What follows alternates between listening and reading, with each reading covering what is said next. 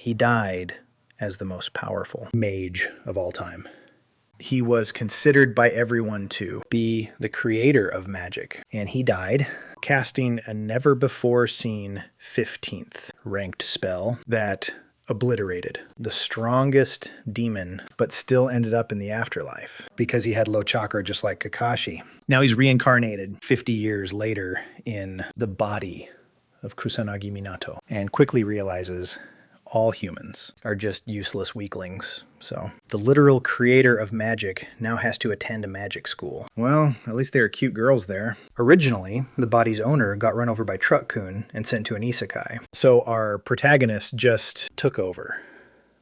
Even. The doctor couldn't explain how he recovered so fast. It's almost like he has holy magic. And of course, that's because he does have holy magic. He died in 1970, and now in 2022, the world is peaceful. TVs are thin. People are watching K-pop and doing trends. Brainrot has already taken over. After being discharged, he returns home to Kusanagi Minato's house. His parents? Yeah, Truck-kun picked him up earlier. So he grew up alone, living off their inheritance. Since reincarnation magic doesn't exist, he suspects it was God, or maybe just coincidence. It was Truck-kun. Trust me. Now he's a student at a magic academy, and he's already interested. Suddenly he gets a call from Tadano-kun, but decides to ignore it.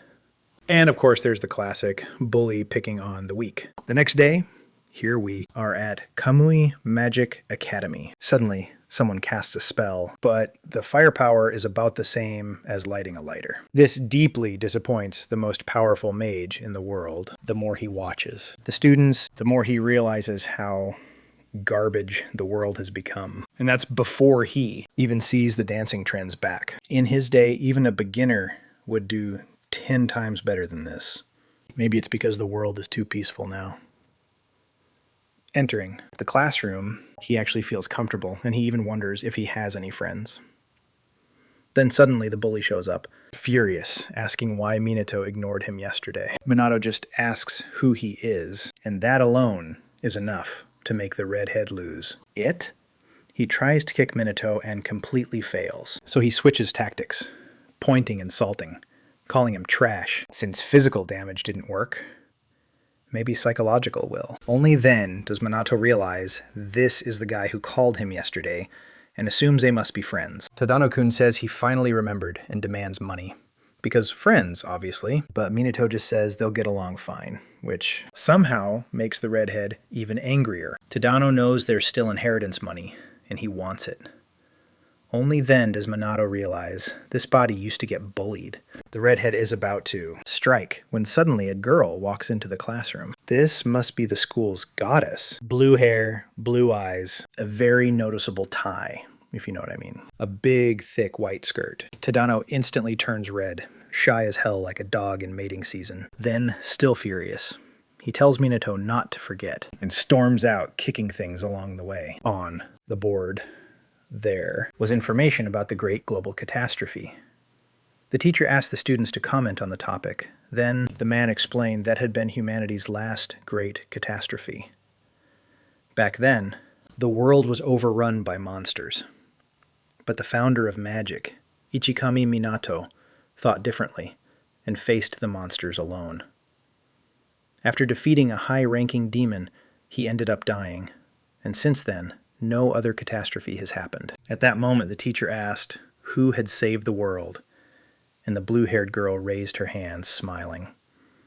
Mizuha answered that he was the only survivor of the disaster and the first mage in history, which is why the Divine Magic Academy was created. His eyes were shining as he spoke, confirming it. The teacher explained that he was the first to awaken to magic, and added that the academy existed to train mages like him. Shaking. On the inside, the protagonist could only think this was already way too embarrassing. Embarrassed. Ichikami thought he wouldn't have come if he'd known he'd have to go through this. Narrowing his eyes, he remembered the doctor's words, and concluded that mages had gotten weaker after peace spread across the world. In silence, the boy watched the birds outside the window, smiling faintly. He felt satisfied that everything had ended up that way. Then, the teacher announced that class was over, and that the next day, there would be a magical power assessment. Sarcastically, Tadano said it would be a pleasure to see his classmates' pathetic powers. Ichikami thought the bully was just bored, and that he wasn't worth wasting time on. Ignoring the redhead, our protagonist headed toward the exit in silence. But the bully and his friends kept mocking the MC, calling him a bastard. Suddenly, Ichikami stopped, looked back, and called the redhead a loser. Annoyed, the bully asked who he thought he was to talk like that. Without waiting for an answer, the bully activated an apparently powerful spell. Frightened, the student's eyes went wide, and a blond boy shouted, asking if he really meant to use magic inside the classroom. Even so, Tadano fired off a wave of fire, wanting to wipe out the MC. While the others ran, Ichikami stayed still. At that very moment, Mizuha ran toward him to protect him, but the protagonist remained motionless as the fire magic closed in. Then an explosion echoed through the entire room. The students shut their eyes, trying to withstand the blinding light. In shock, the girl couldn't believe all of that had started over a simple argument. Seeing tables and chairs knocked over, she said none of it was worth it. Irritated, Tadano claimed it wasn't his fault and that he'd only reacted to being provoked. When the smoke cleared, it was obvious the protagonist was unharmed, leaving all the students who were there in absolute shock. Then Minato just scratched his head, still trying to understand what had just happened. Tadano's expression cracked in disbelief when he realized his magic hadn't done any damage to the MC. The protagonist thought a first-level attack could be blocked easily, and that he wouldn't even need to use magic. Tadano panicked when he heard the MC say he was only being nice because he was still a kid. With a cold look, Ichikima said that bad people like him needed to be set straight, leaving both the redhead and his goons in shock. Soon, an insane aura suddenly rose up from the protagonist. A flash of light filled the room. Noticing bluish particles in the air, the students realized they couldn't move. Confused, Mika tried to figure out what kind of magic that was. At that moment, the redhead couldn't stop trembling as the protagonist with that terrifying aura walked toward him. Realizing the MC was going to attack him, the bully froze. Saving the redhead, the teacher showed up, asking what that noise had been and who had used magic in the classroom. The protagonist just looked at him. Letting out a deep sigh, he smiled and said nothing had happened there, suggesting someone might have used magic outside. Hearing the teacher say no one in the courtyard had done it, the MC commented that maybe outsiders were playing at being mages. Suspicious, the teacher asked about the smoke. Then, Ichikami pointed at the window and said the wind had blown it in from the street. Convinced the student wouldn't lie, the man believed him and soon said he would investigate the case, dismissing the class right after. At that, the protagonist just waved to the teacher, determined not to draw attention. Thinking it over, he concluded he needed to act more carefully from then on. But Mizuha still seemed to be in shock, unable to believe what she'd seen. Meanwhile, Tadano kept cursing the MC thoughtful. Minato concluded the student's level was absurdly low, and wondered if today's mages could handle the remaining monsters. Walking down the hallway, he decided to look over the city and search for signs of those creatures. When night fell, Shibuya showed its ruined state. Under the full moon, our protagonist decided to investigate more deeply by climbing up a building. Looking down, he realized how much the old city had changed. Using a magic circle to gain momentum, he sped through the darkness. Even so, the MC didn't feel any supernatural presence, and wondered why the police were patrolling the area, even with the city in ruins. Soon, the protagonist suddenly sensed a monster approaching. Crouched at the edge of the rooftop, he also felt someone's energy right below. Without hesitating, he used magic to launch himself off the building toward the imminent danger. But he found creatures surrounding a woman who was trembling with fear. Rosnando, the monsters bared their fangs, ready to attack. But, to the creature's surprise, the protagonist showed up at the scene. Without hesitating, the beast lunged at the boy. But then, spikes burst from the ground and pierced the creature's bodies, wiping them all out at once. Minato turned his face back and saw the woman crying. relieved noticing the badge. Pinned to her shirt, the MC realized she was a police officer, so he told the girl to be more careful from now on. Embarrassed, she apologized and thanked him. The confused officer watched the stranger vanish right in front of her eyes, wondering who he was, and decided he must be an unusual mage. What intrigued her most was realizing he hadn't used any visible spell, that the protagonist figured hiding his face had been a great choice, since he still didn't want to draw attention after reincarnating. Keeping calm, he realized the police had gotten so weak they couldn't even handle low-rank monsters.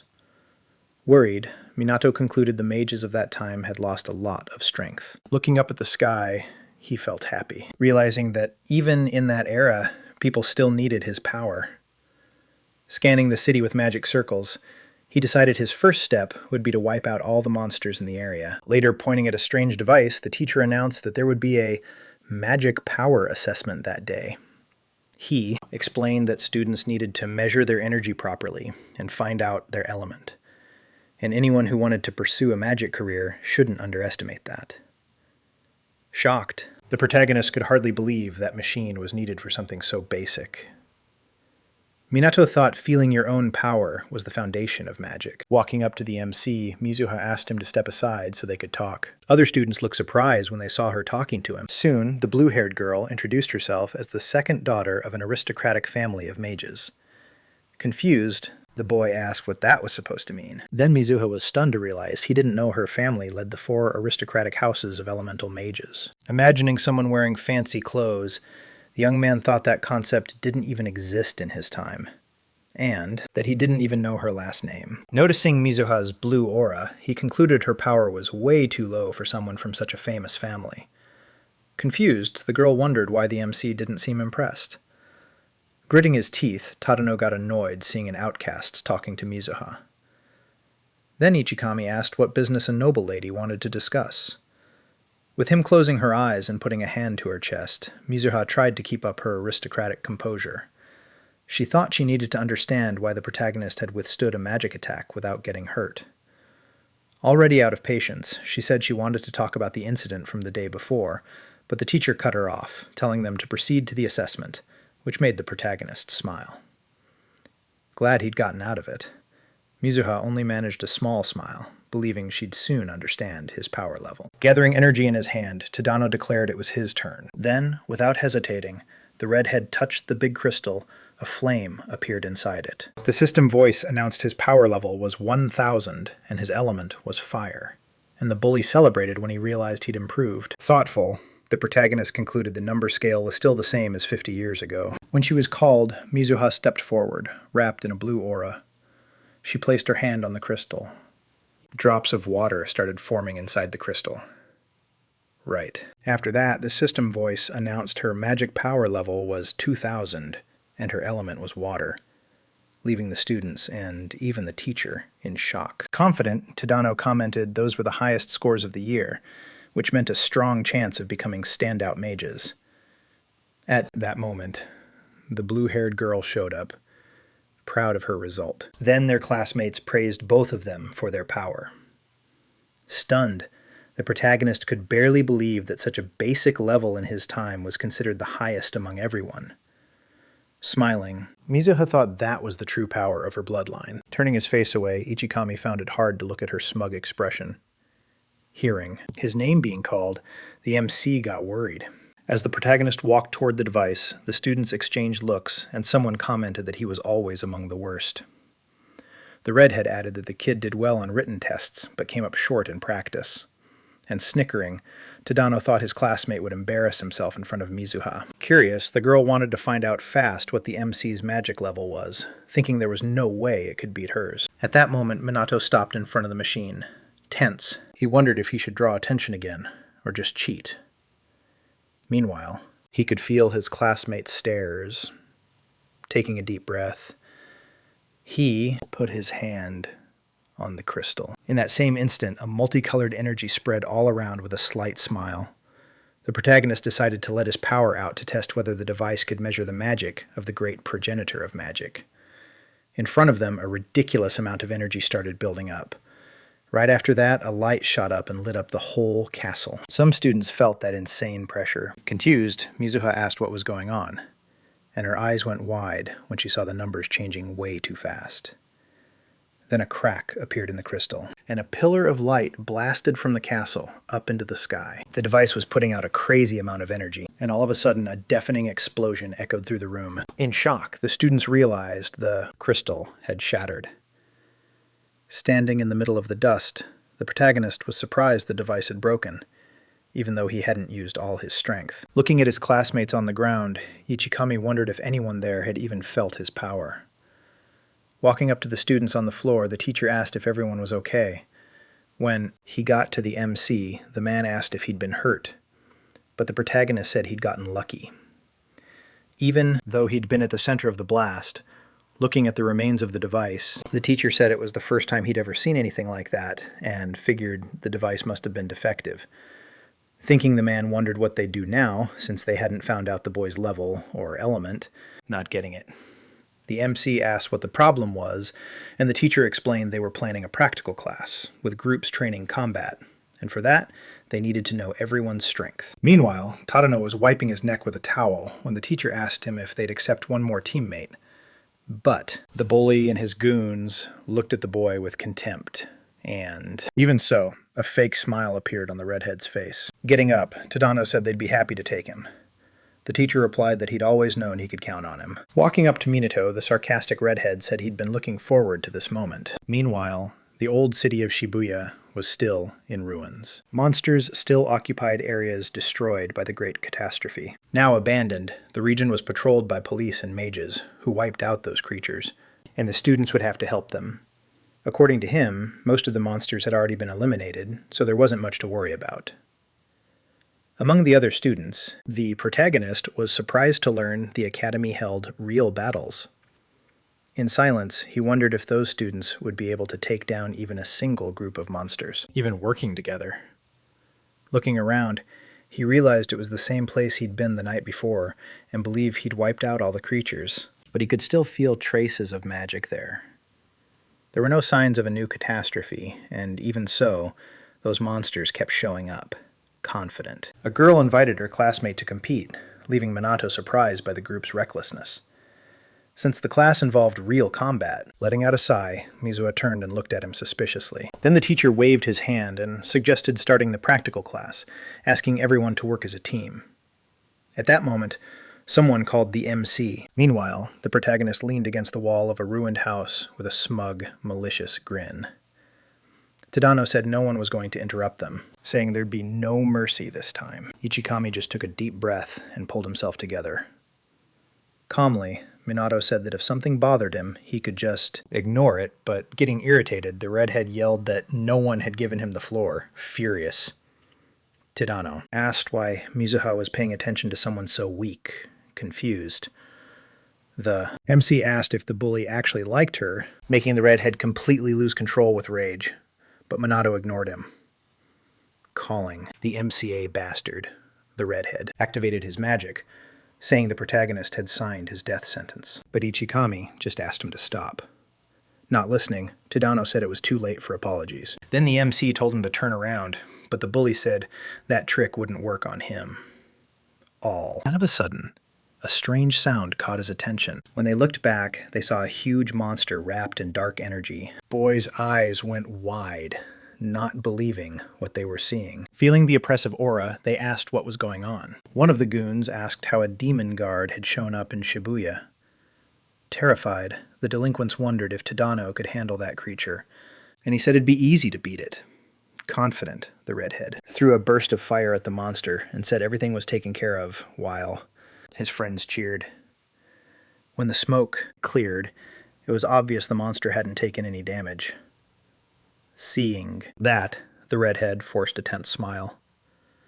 Standing behind him, the protagonist thought no one there stood a chance against a first-class demon guard. The creature took a step forward, and the student started shaking, and Tadano dropped to the ground in disbelief. The monster's shadow covered all of them, leaving. The bully, desperate, thinking they were going to die right there. The guard lunged at them with sharp claws, but suddenly something made him stop. It was Minato, standing right in front of him. The MC's expression stayed calm. The monster remembered that wave of energy ripping through his body and the blood spraying through the air. Soon the creature was thrown backward, rolling away from the delinquents. Then the protagonist said it was obvious even to a demon guard, saying the monster already understood who the strongest one was. The creature looked ahead and saw an intense aura under the MC, making it tremble with fear. Magic circles appeared above the guard's head as he chanted a spell. But then the protagonist activated his magic. Shocked, Tadano said Minato wouldn't win, and that this was the end. Using 2 ranks, the monster unleashed the rock break technique, hurling a huge chunk of stone at the students. But the protagonist just smiled, and a first rank fire arrow flew toward the rock, causing an explosion that wiped out the creature. Terrified, the students covered their faces, while Minato just stared coldly. When they opened their eyes, they were stunned by what they saw. Tadano couldn't believe the MC had taken out the demon guard. Looking at the purple crystal on the ground, Minato concluded that demon guards being there was not normal. After all, those creatures were supposed to have been wiped out 50 years earlier. Worried, the protagonist wondered if that was a sign another disaster was coming sooner than he thought. Those creatures were attacking ordinary people. So the MC decided that even if a new disaster showed up, he'd do everything he could to save as many people as possible. Meanwhile, the bully, pissed off and eaten up with jealousy, couldn't accept that his classmate had killed the demon guard. At that moment, we see Mizuho was hidden away, watching everything that happened without hesitating. She was the first to use magic, summoning water discs that sliced off the magic beast's legs. Seeing that, her companions were speechless, since they expected exactly that from her. Annoyed, the girl wondered how anyone could be surprised by such a basic level of magic. Even so, she crossed her arms arrogantly, only worried about the civilians, and deep down believing she really did have talent. Then we see the group of bullies next to the protagonist Tadano spread his arms, trying to get attention. Curious, Mizuho waved to her friends and said she needed to step away for a moment. Noticing the bullies moving around the corner, she realized they were messing with her classmate. Determined, she decided she couldn't allow that. When she peeked again, her eyes went wide, faced with the demon guard. She immediately hid in that moment. The girl felt her heart start racing.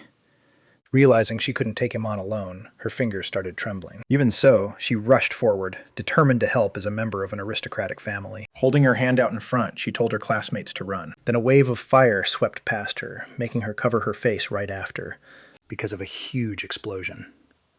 But all she could see was fire. That's when she realized the one who cast that magic was the protagonist. Confused, Mizuho tried to understand what had just happened.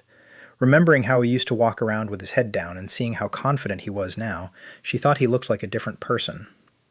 Noticing his serious expression, she realized he hadn't even chanted a spell and still beat a first-class demon guard. A monster's level is defined by how many crystals it has, which also determines its rank in the hierarchy. Demons are organized in a clearly defined hierarchy. At the bottom are the magic beasts, which have a single crystal on their forehead. Above them are the magic guardians, identified by an extra crystal in their chest. Next come the demons that carry 1 crystal in their chest and 2 on their shoulders. Right after that come the supreme demons, who have 4 crystals across their bodies. On the next level are those who have 5 stones. And at the absolute top of the hierarchy is the demon god, who had 6 crystals. Each creature has a fixed number of active levels, and that should be basic knowledge for any modern mage. Watching. From the corner, Mizuho thought that to defeat a demon guard, you'd need at least the 3rd level. But then she sees Minato walking toward the beast, and the guy says she's got a weird hobby, peeking out with her hand braced on the wall. Mizuho asked how he'd figured it out. Then, the MC said it'd be weird if a mage didn't notice. For a moment, the two of them just stared at each other in silence. Closing his eyes, Minato asked if she couldn't feel the magical power leaving. The girl in shock. Chasing after him, Mizuho told him to stop and demanded an explanation. Next, we see Minato on top of a building, relieved. He managed to ditch the girl. Looking around, he decided to check if there were any monsters nearby. Soon, 5 sources of dark energy popped up in his senses.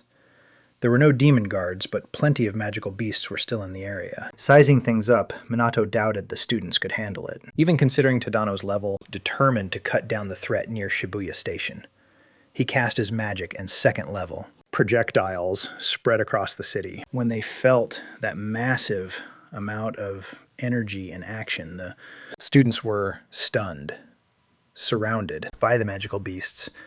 They quickly realized they couldn't take on that many enemies at once.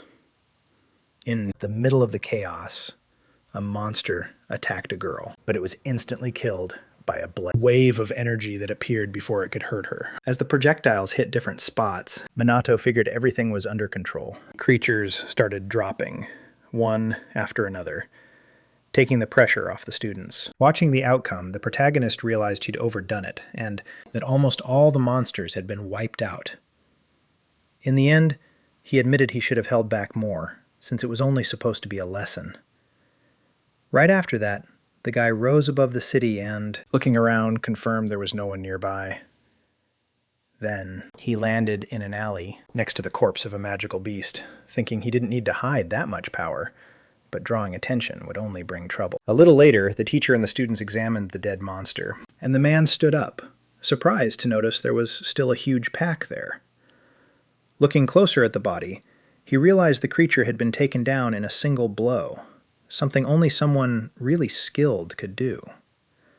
On top of that, peering deeper into the alley, he noticed he'd never seen a spell create that many projectiles without using elements, so he concluded that without that intervention, they would have been in serious danger, since the students couldn't handle that many enemies.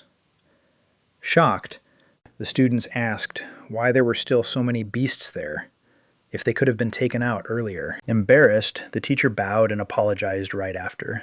He said the police should have handled it, and that the academy had seriously dropped the ball, and he deeply regretted that the kids had been put at risk. Hearing that, the students looked at each other, clearly unhappy, emotional. The girl asked who had saved them. Thinking, the teacher said he didn't know, while she commented that she'd like to thank the mysterious savior. Then the man thought it was unlikely it was someone from the police or the official mages, so he figured it must have been an outlaw mage, and with a smile, decided that person deserved gratitude either way, which made our protagonist happy to hear. Meanwhile, in the middle of the wrecked city, the students excitedly talked about the magic they'd just seen. Looking ahead, Minato realized no one had gotten hurt. Tadano, though, was seething with rage, even. So the MC felt relieved seeing that even the bully and his goons hadn't been hurt. Meanwhile, a suspicious Mizuha remembered that her classmate had beaten a first-class demon guard, remembering her own shocked expression. She wondered if that absurd amount of magic had come from him too. Then, recalling the moment she stared up at the sky in disbelief, she concluded no one could use fire magic and non-elemental magic at the same time. After all, no student could have both types, so Mizuha decided that couldn't be true. In her mind, the non-elemental magic could only have come from someone else. Even so, watching her classmate, the girl kept wondering who he was to defeat a demon guard. At that moment, the blonde boy suggested those laser-like beams had been the protagonist's doing too. Tadano shot back, saying that was impossible, and the student protested, reminding him that the class outcast had just beaten a demon guard. Annoyed, the bully told his classmate to shut up, and said he'd finish him if he didn't. Listen. Sure, something was off. The redhead insisted that no one that quiet could be that strong, and accused the MC of hiding something. Meanwhile, the goons were weirded out by the bully's explosive reaction. Consumed by rage, Tadano declared the protagonist was cheating, and promised to expose him. After class, Ichikami was walking through the city when he was surrounded by academy students. Then the redhead showed up, blocking every way out, and started taunting him. Keeping calm, the protagonist suggested they should be training magic instead of wasting time there. That answer only made the bully even more irritated, and he went back to accusing him of lying.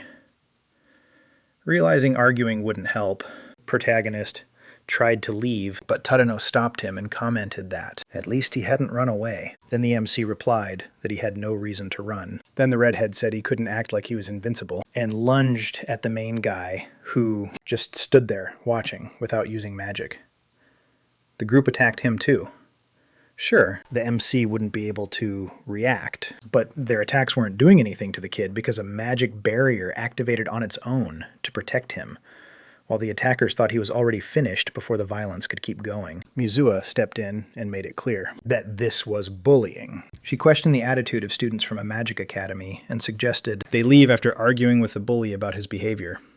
She grabbed the MC's hand and led him away, leaving Tadano stunned when he saw the two of them walking off together.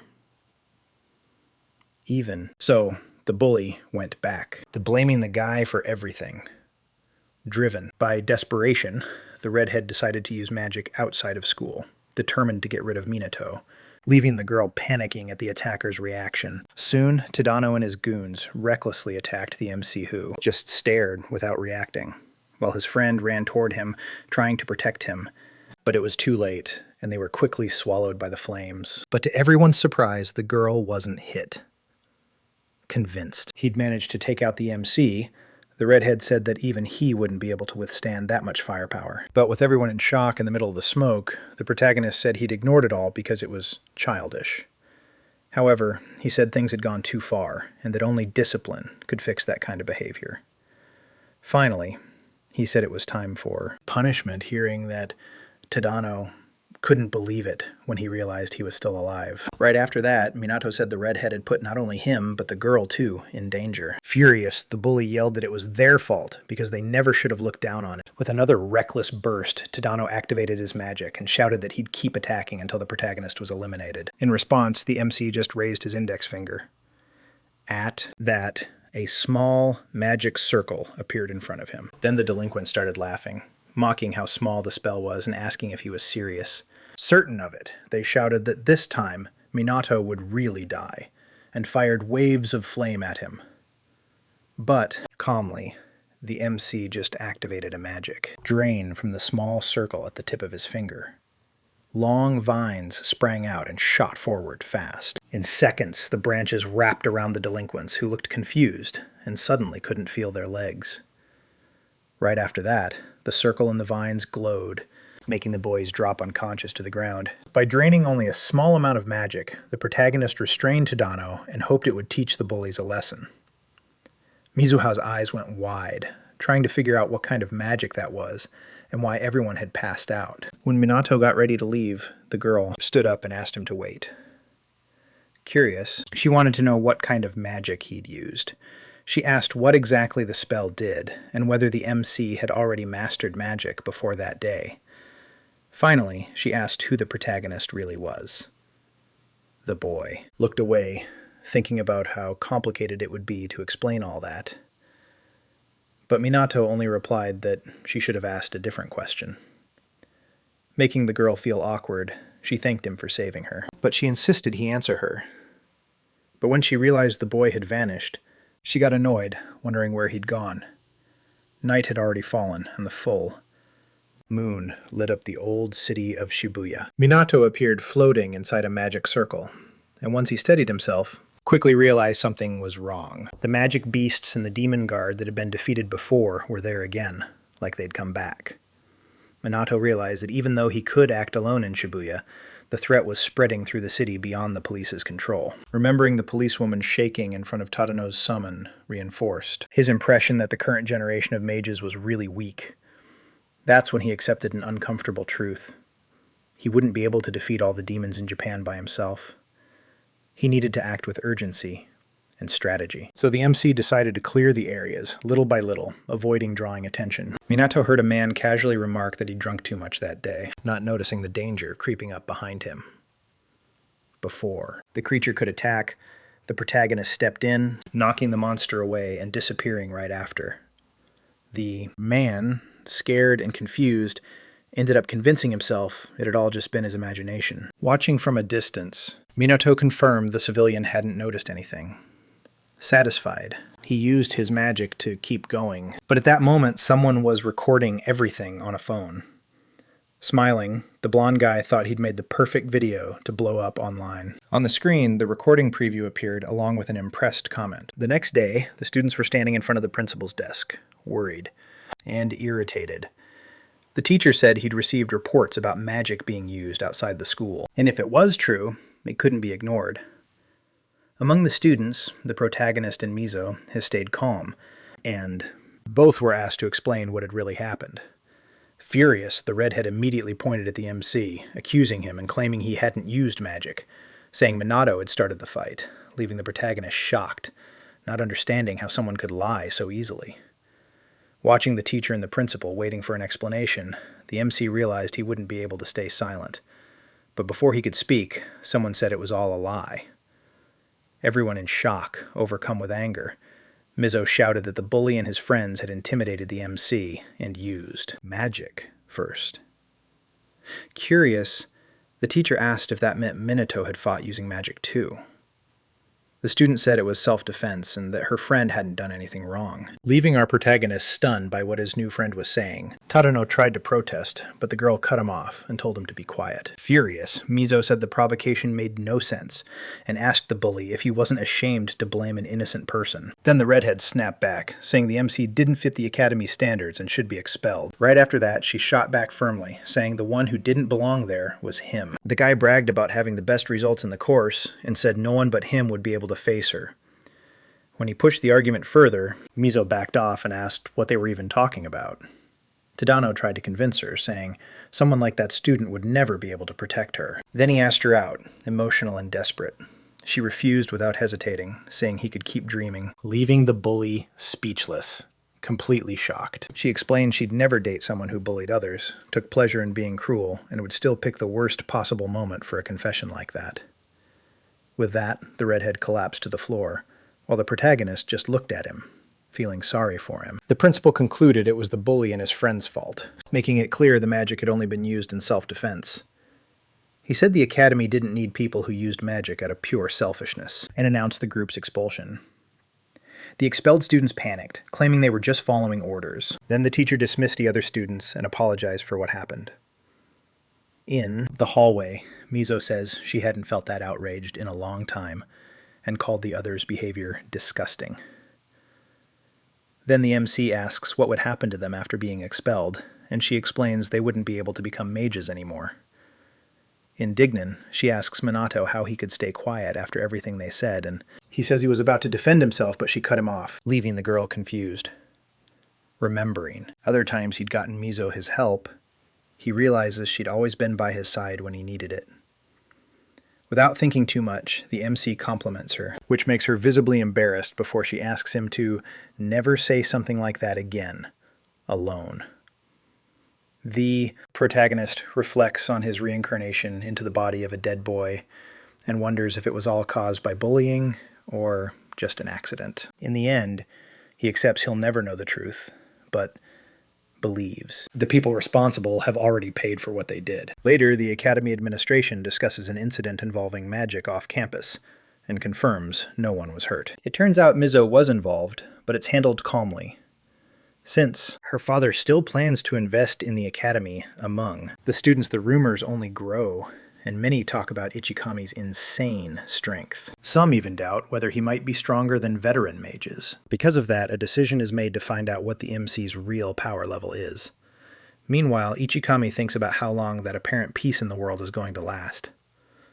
The students watch a weird video of a hooded mage, but he doesn't pay it much attention. Minato is called by the teacher, sparking everyone else's curiosity. Soon after, the teacher announces a new magic evaluation for those who had failed before. Curious, Mizo believes that this time she'll find out what the MC is capable of. Soon, all the students are shocked when they see something.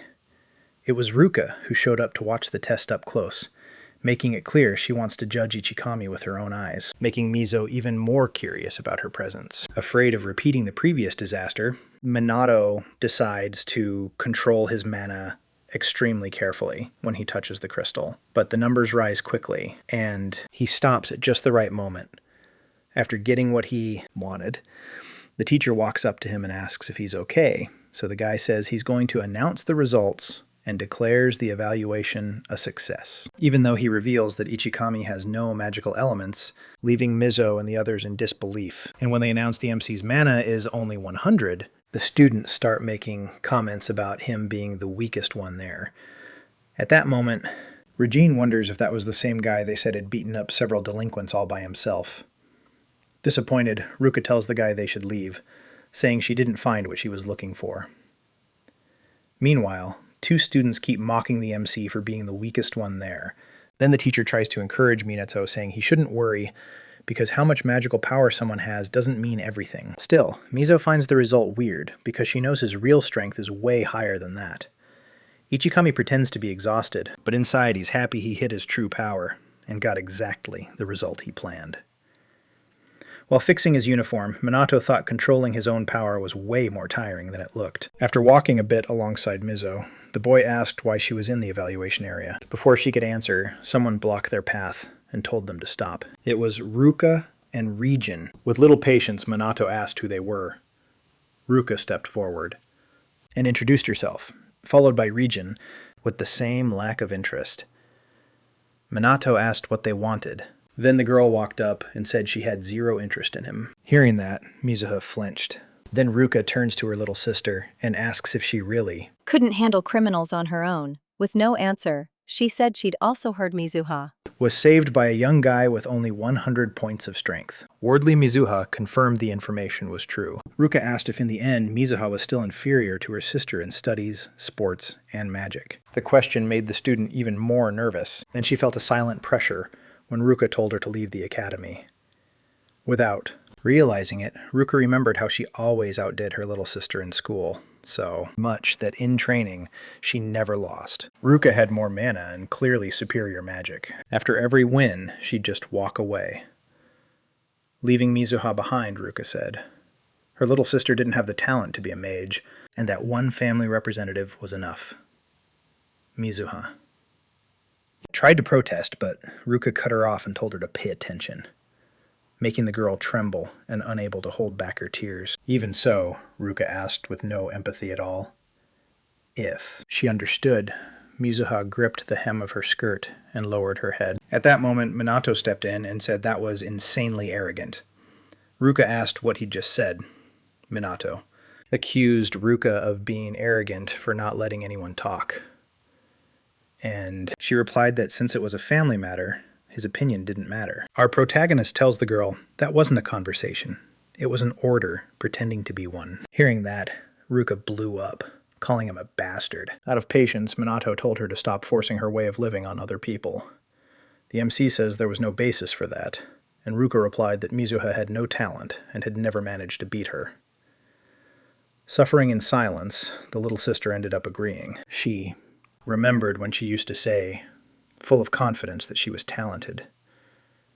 Back.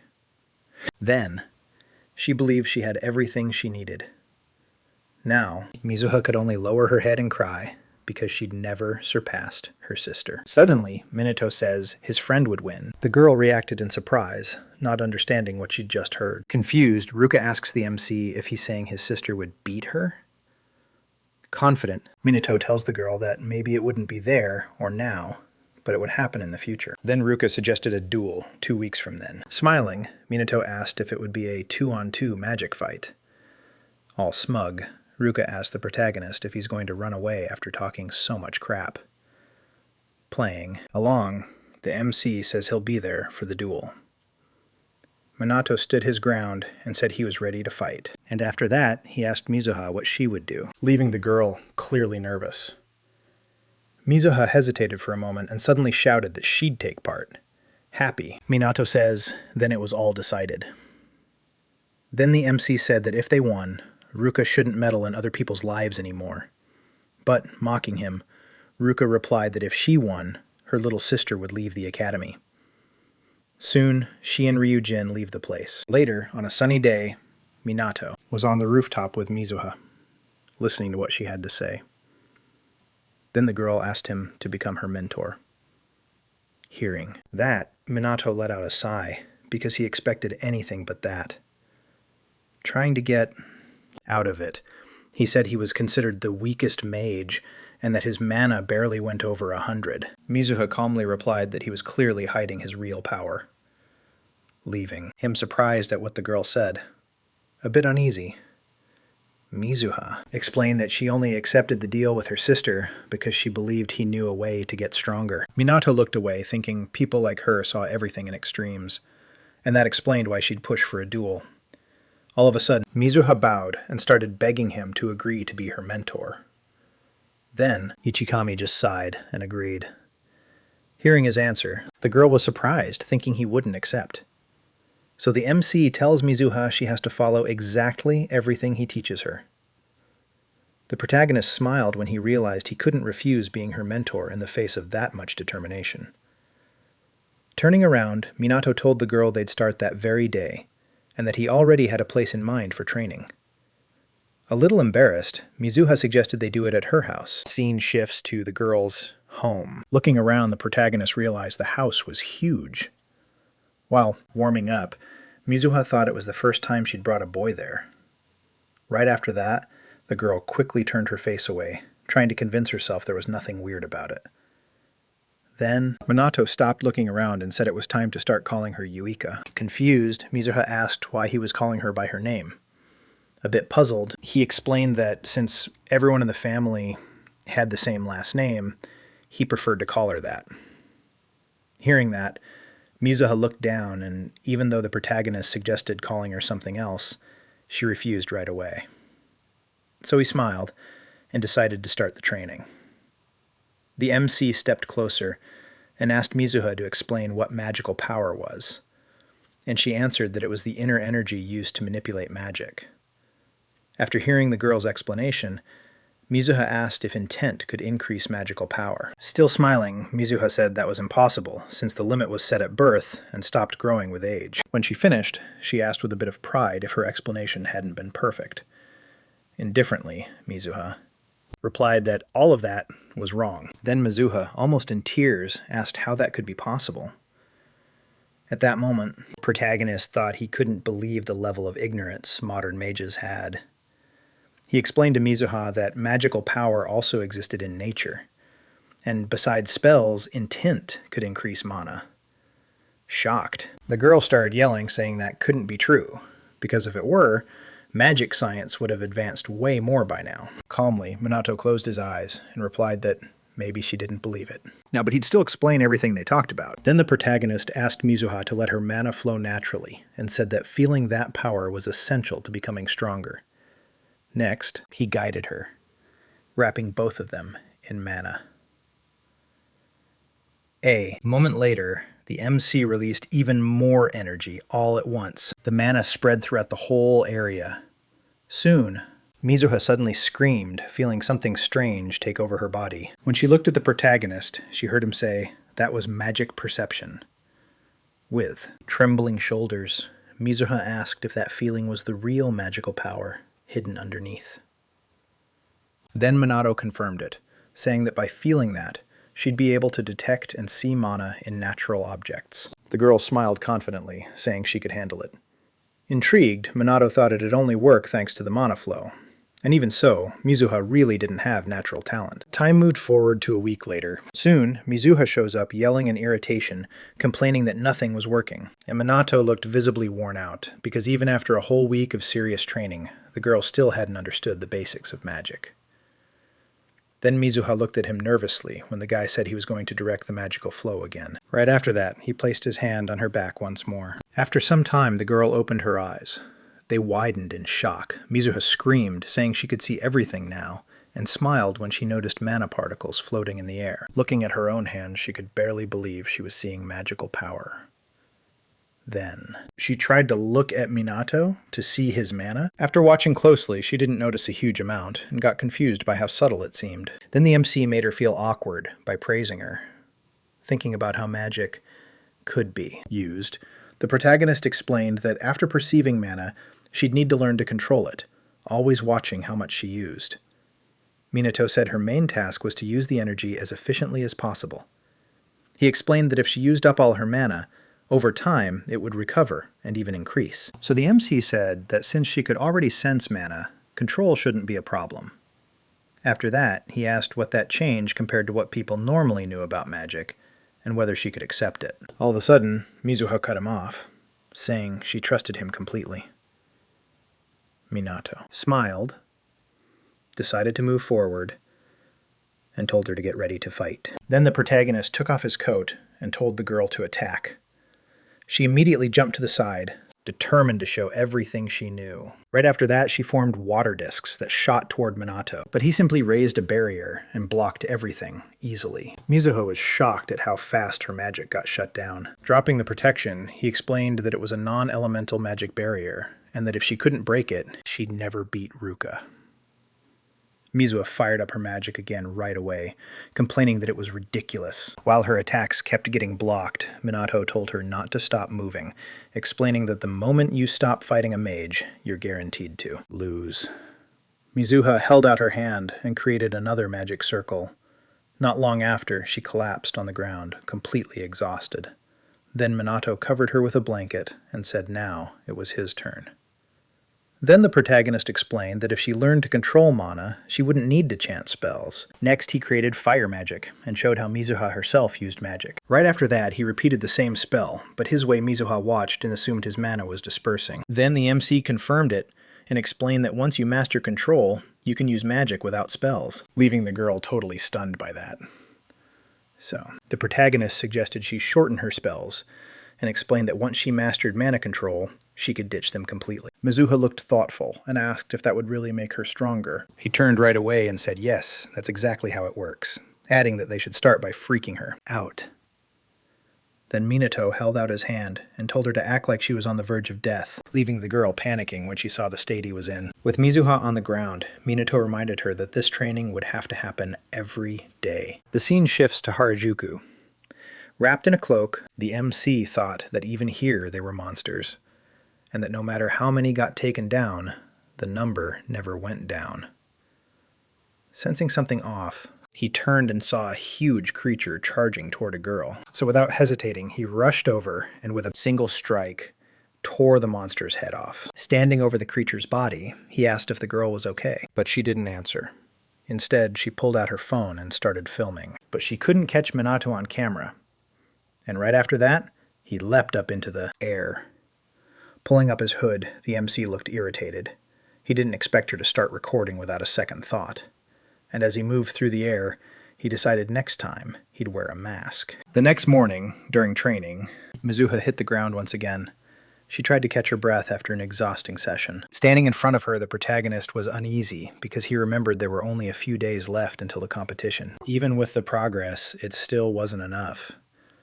And watching her, he realized she was pushing past her own limits. When he said she could quit, Mizuha pressed her lips together with effort. She got up and said she'd always been compared to her sister, and because she couldn't surpass her, she'd already given up on a lot of things. But shouting with everything she had, she declared she'd never abandon magic because of her Minato. Calm replied that at that rate, she wouldn't be able to win. Even exhausted, Mizuha asked him to be even harsher. Hearing that, he smiled and said then he wouldn't hold back. Then. The girl smiled back and took a fighting stance. The protagonist quickly explained the spell process, and right after that, Mizuha went back to attacking him. When night came, he had to carry her because she was so worn out. The next day, Minato smiled as he praised a successful attempt by a student. Mizuha threw herself on the ground, celebrating her own progress. Then the protagonist praised her again, and she just smiled when she heard it. Then the big day of the magic competition arrived. Soon, the protagonist looked around and was a little surprised to run into something unusual. A crowd was packed in front of them. Reporters came up, asking for a few words about the duel that was about to happen. Walking beside Mizuha, he wondered why there was so much attention. She said, family showdowns got people curious. And Minato suspected it also had to do with the influence of the magic aristocracy. The scene shifts to the arena. The protagonist thought it was all over the top. And Mizuha explained that magic duels were rare, so they turned into big events. Hearing that, he just shot her an indignant look. When their names were called, Mizuha jumped up and then started trembling with nerves. The protagonist just smiled and told her to do her best. Surprised by his words, the girl stared at him and then smiled. Then Mizuha walked confidently to the arena. As she moved forward, she thought Minato was amazing. Soon she was face to face with her sister Ruka. slightly. Irritated, looked surprised to see the younger one hadn't run away. Mizuha frowned as she faced her opponent. Keeping calm, Ruka asked if she really thought she could win. After that, she crossed her arms, waiting for an answer. Then Mizuha got annoyed and said with conviction that she was sure she'd win. But Ruka answered with nothing but a sarcastic smile. Sensing her sister's strength, Mizuha tensed up.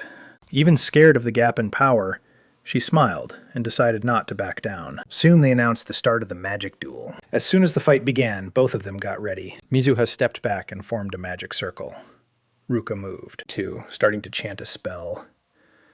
Watching the fight, Minato thought Ruka had even the simplest tactics down, while Mizuha had gotten carried away and forgotten them. Then, the two of them pointed their magic circles at each other. Mizuha quickly fired a water disc, and Ruka answered with the same spell. The attacks collided, kicking off the clash Mizuha defended against the attack, and was surprised to realize she'd managed to match the magical power, something she hadn't expected to pull off right then. Ruka, visibly irritated, told her sister that compared to what had happened before, this could be considered a success. Unexpectedly, Mizuha got fired up by that and couldn't hide her happiness. Noticing her reaction, Ruka arrogantly asked what she was so pleased about. Then she said it wasn't a compliment, just a comparison, as she went back to shaping magic.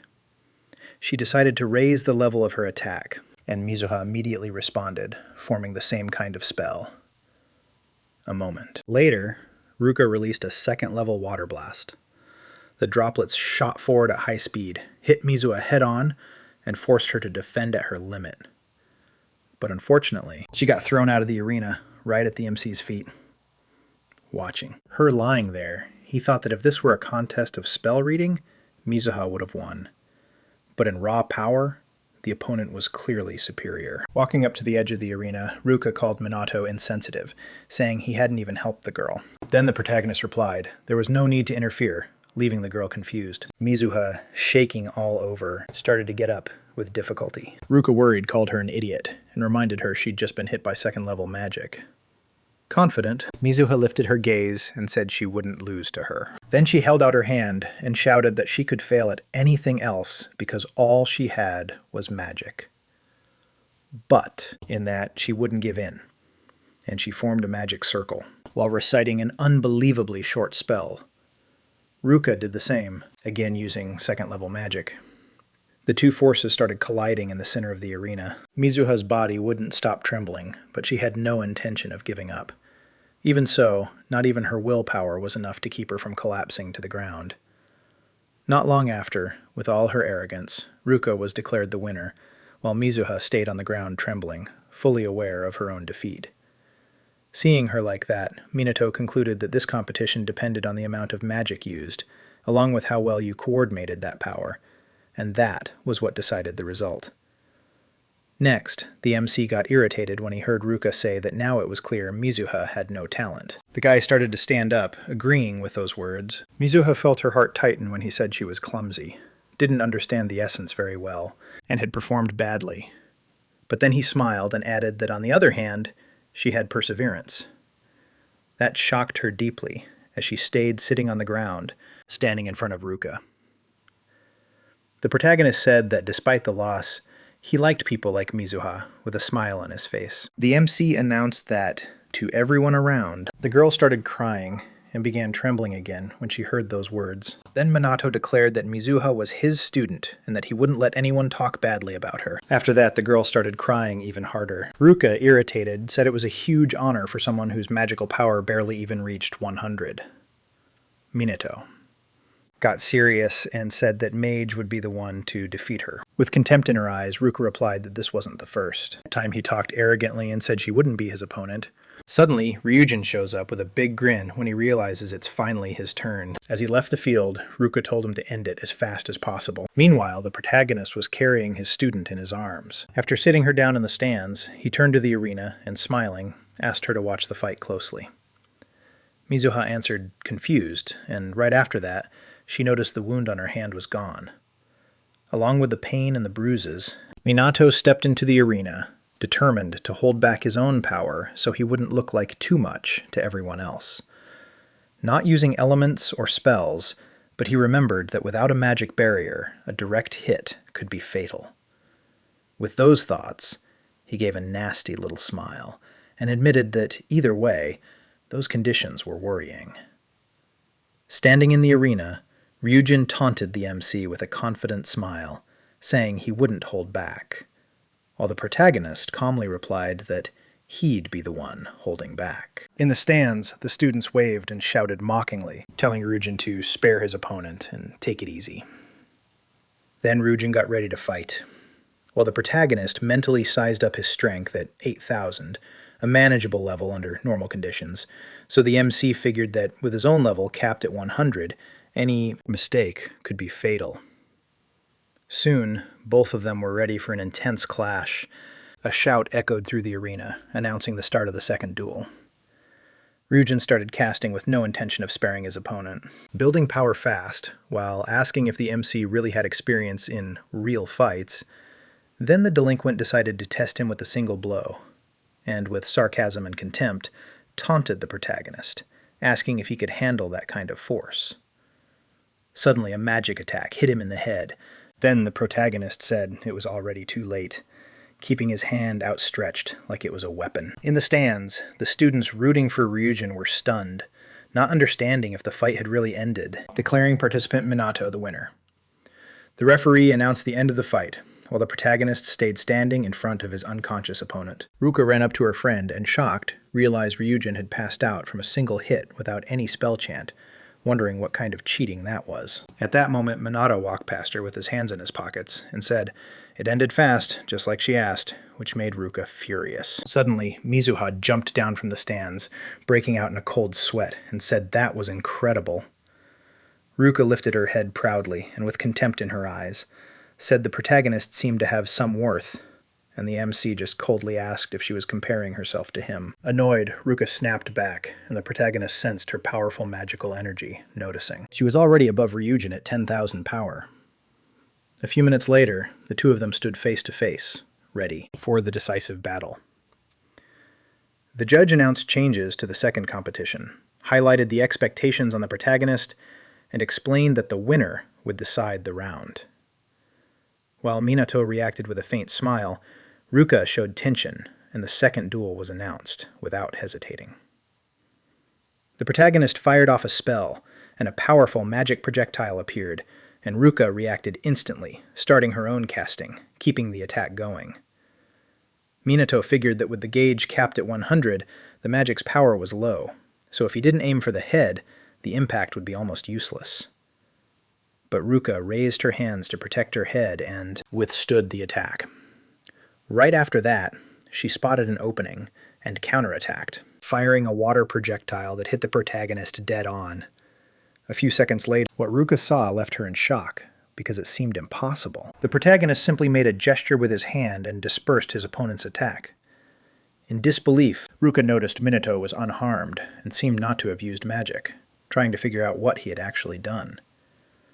In the stands, the students were surprised to see that even after that clean hit, Ichikami didn't have a single scratch. Mizuha, shocked by what she'd just seen, wondered what kind of ability her teacher had used, determined to find out the MC's secret. Ruka threw another spell at the boy, who didn't seem to care, and without using magic, the protagonist dodged every attack in silence, keeping a steady rhythm. Stunned, Ruka couldn't understand what was happening, and wondered if it was possible there was no magic at all. Since Minato was just dodging, watching from afar, Mizuha concluded, anxious that magic could only be fought with magic, and that, despite the power difference, the MC was lowering his to avoid putting himself in danger. Really nervous. Ruka was sure that at that level, dodging was impossible, and started wondering if her opponent even felt fear. She stared at him, and realized that calm, he was analyzing every detail, something only someone who could sense magical power and had unusual courage could do. After that, all of a sudden, she started chanting another spell. Then she decided to use a third-level technique, Asura Splash, activating the seal in front of her, and an insanely powerful stream of water burst out, leaving the spectators stunned by how strong the attack was. And a lot of people shouted that Minato wouldn't survive a direct hit. Then, a boom echoed soon. Ruka dropped to her knees, exhausted, wiped the sweat, and said that this time there was no way to dodge. But suddenly, an attack from the protagonist hit her in the head. When she looked up, Ruka saw Minato standing there, unharmed, pointing his hand like a gun. And in desperation, she yelled, wanting to know how he'd escaped. So the protagonist answered bluntly that he used a technique that could absorb magic, and passed right through her attack. Hearing that, the girl realized her own technique had left deep marks along the way. She froze at the realization. All of a sudden, she started laughing uncontrollably, repeating to herself how that could have happened. A few minutes later, she calmly admitted that it had been a total defeat. Right after that, the judge announced a victory of contestant Kusanagi Minato. At that moment, the protagonist turned around and saw his student running toward him. With a genuine smile, the MC said they'd won, and Mizuha just answered with a soft smile. Moved, Ruka stood up, promised she wouldn't interfere anymore, and made it clear the protagonist was free to do what he wanted, surprising Mizuha with her attitude. Minato didn't answer right away, and just sighed. He casually said Mizuha's injuries were minor, saying Ruka had held back, which made her deny it angrily, clearly annoyed. Minato said his student had gotten stronger in just 2 weeks, and asked if it wasn't time for her to stop being so overprotective. Hearing that, Mizuha clenched her fist and said she'd get even stronger, strong enough that her sister wouldn't have to worry anymore. Given everything, Ruka said she believed in her little sister. Happy with the results, the protagonist just watched as the two of them made up all of a sudden. The MC felt a terrible, overwhelmingly powerful presence. A strange magic manifested, making everyone realize something was wrong. Then, a cold drop of sweat ran down Minato's face at that feeling.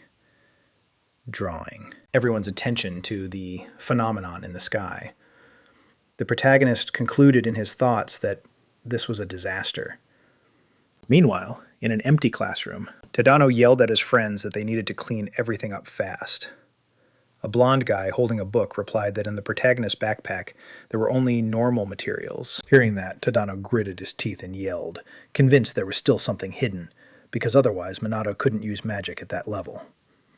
All of a sudden, the blonde stepped back in shock and asked what was going on, leaving Tadano confused. In that same instant, horror and fear took over his face. The three delinquents looked out the big window and saw the sky covered in a threatening red tint, which made the blue-haired boy take a few steps back, yelling that it couldn't be real. In the arena, the protagonist looked up and felt a sinister, magical force spreading. He immediately recognized that powerful magic, while everyone stared at the sky, sure it was a disaster. The academy students panicked, yelling without understanding what was happening. While in the middle of the chaos, many wondered if it really was a disaster. The protagonist watched the sky filled with dread and wondered why it had started, questioning whether the place had something to do with it.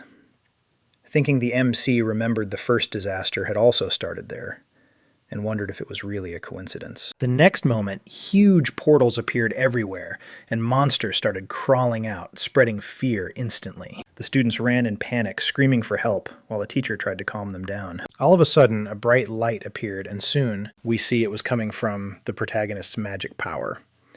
And he managed to protect some of the students. A green magic seal appeared in front of his mouth, and the MC shouted for everyone to calm down. The students were in shock watching Minato. Calmly, he explained that at the start of the disaster, only small monsters would appear, and that everything would be fine if everyone acted carefully. The MC ordered an evacuation to the gym, warning that splitting up or being alone was dangerous, and pointed at the sisters, saying they should take shelter too, and Mizuha asked what her mentor would do. Minato replied that he was going to rescue anyone still in the building, and the shocked teacher asked if he was really going alone, calling it reckless. Ryujin jumped into the conversation and said he'd helped too, saying that if it was like the protagonist had explained, there wouldn't be any problems while the teacher stayed worked up. After hesitating, the man let Ryujin go, and the boy teased Minato by asking if he planned to die, but the protagonist just gestured that he didn't care. Then he walked up to his student and, smiling, said he'd be back soon while Mizuha stared at him and told him to be careful. Suddenly, Ryujin shot forward, yelling that he'd go first. Confident, he thought. Running 100 meters in 10 seconds would be easy, and wondered if the protagonist could keep up with him. But when he looked to the side, he was shocked to see Minato running right next to him, with magic seals activated on his feet. Then the protagonist looked at him and said he'd go first. Next, Ryujin remarked that his classmate's speed was impressive. At that moment, he sped up and shouted that nothing was decided, saying he wanted to see the protagonist's real strength while they saved everyone. Minato looked at the school building and sensed dozens of magical power signatures, figuring there might be people without magic in there. Right. After that, he jumped up to rooftop level and, noticing an open window, saw magical beasts pinning students down in the hallway and in the classroom. Without hesitating, Minato flew in through the opening. Once inside, Minato unleashed magic and kept fighting the monsters without stopping. The students panicked. The protagonist decided to push deeper into the building, and soon a monster tried to attack him from behind. But Minato coldly just raised his hand, activated a magic seal on his back, and erased the creature without hesitation. A few minutes later, Ryujin ran up to the place shouting and asking how things were going. When he entered the room, he saw the protagonist standing in the middle, hands on his hips, surrounded by the bodies of the defeated monsters. Minato walked past Ryujin without showing any emotion, and said he was leaving the evacuation of the rescued people to him. The boy spun around in a hurry, breaking out in a cold sweat, and tried to warn him that it was dangerous to act alone. When he turned back, Ryujin realized the protagonist was already gone, and complained that he was way too fast. Confused, the boy said it felt like he'd become dead weight, and even admitted he didn't really have any way to argue with that. Seeing the bodies of the magical beasts, Ryujin realized the protagonist had wiped out dozens of monsters in seconds, and started wondering who he really was. Minato searched the rooms at high speed and concluded that, in enclosed spaces, the only option was to take out the monsters with low-level magic and precise control to protect the students. Then the MC runs into a creature and attacks it. Right after, he ran to another room where students were about to be attacked and saved them in time. After destroying another monster and seeing the saved students cry with relief, the protagonist realized escorting them would be way too slow and got an idea.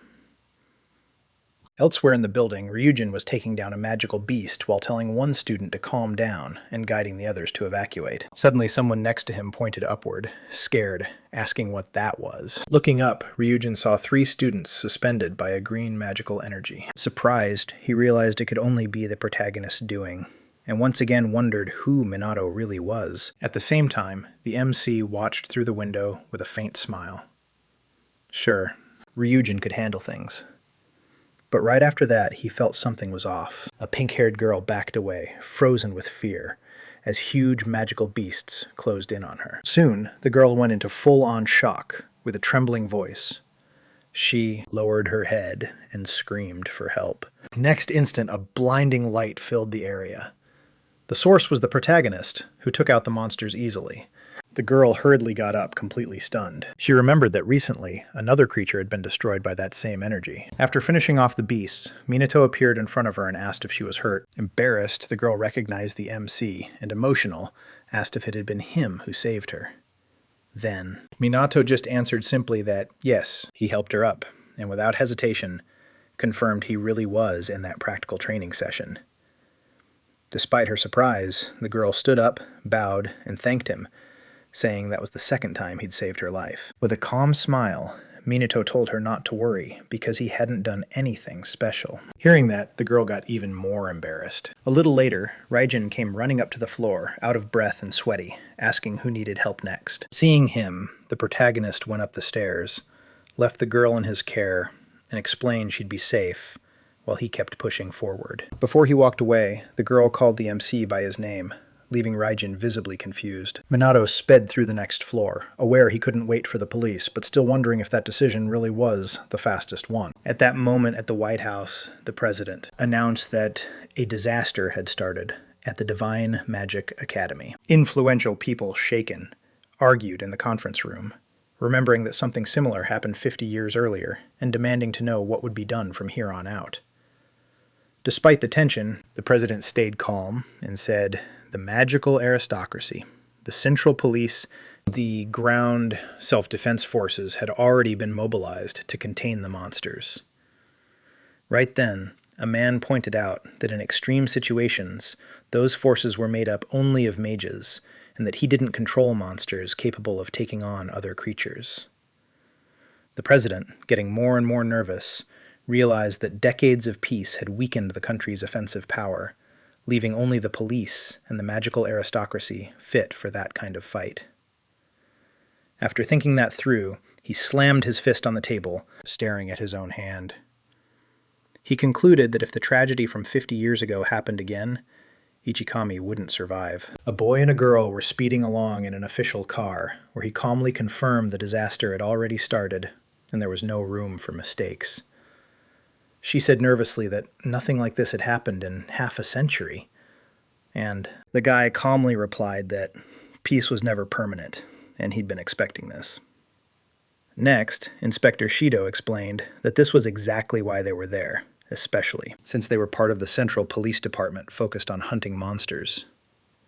Then Karen says they do everything they could, keeping her eyes on the road. The vehicle raced at high speed toward the academy, followed by several patrol cars. At the same time, an aerial broadcast reported that a disaster was underway at the Divine Magic Academy. Reports said creatures had taken over the place and kept appearing non-stop.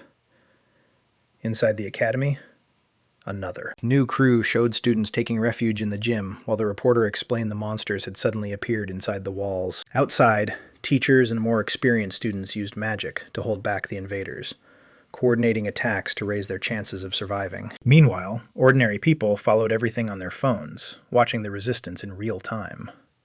But the number of monsters made it impossible to leave the academy. A young man watching the broadcast told a friend the school was close by. Before anyone could answer, the other one panicked when he realized creatures had also appeared in the city streets.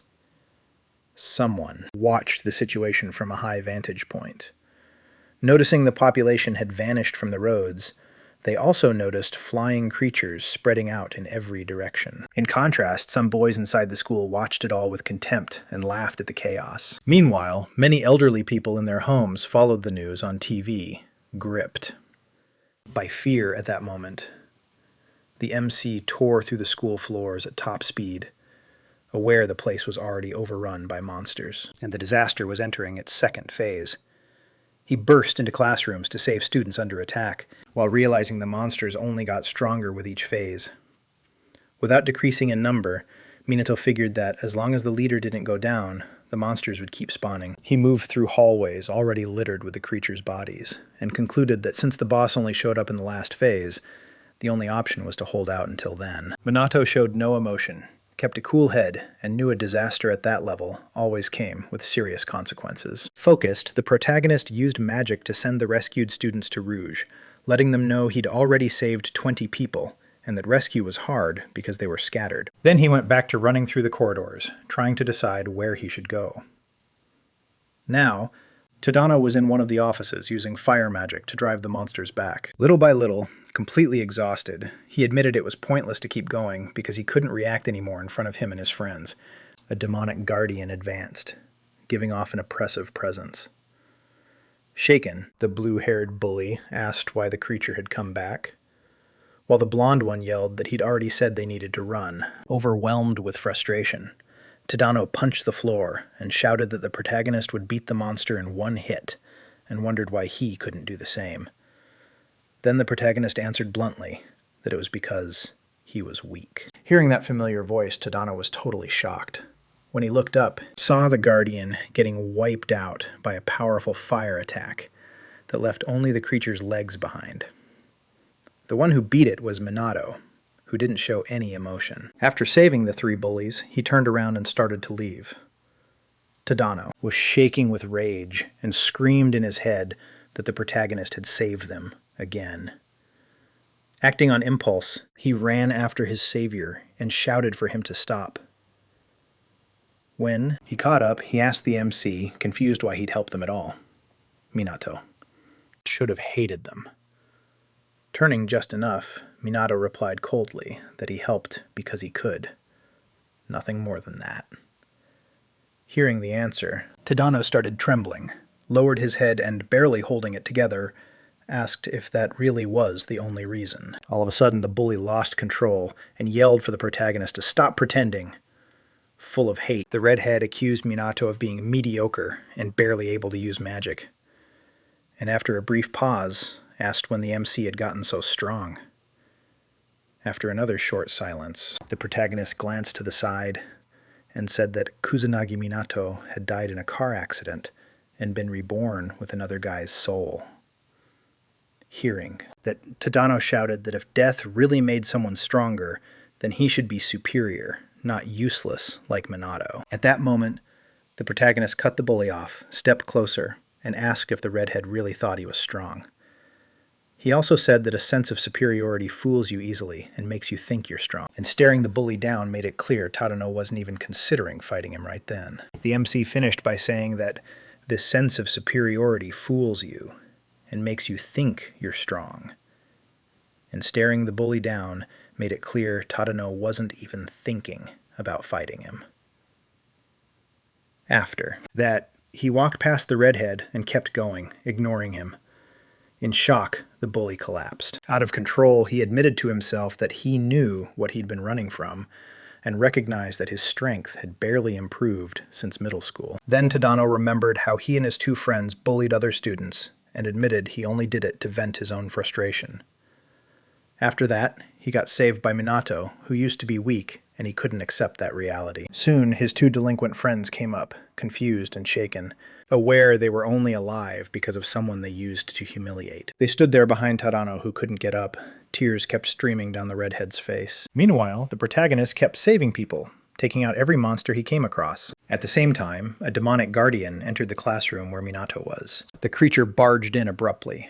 Then the protagonist reacted immediately and held out his hand, readying a magic attack like it was a weapon.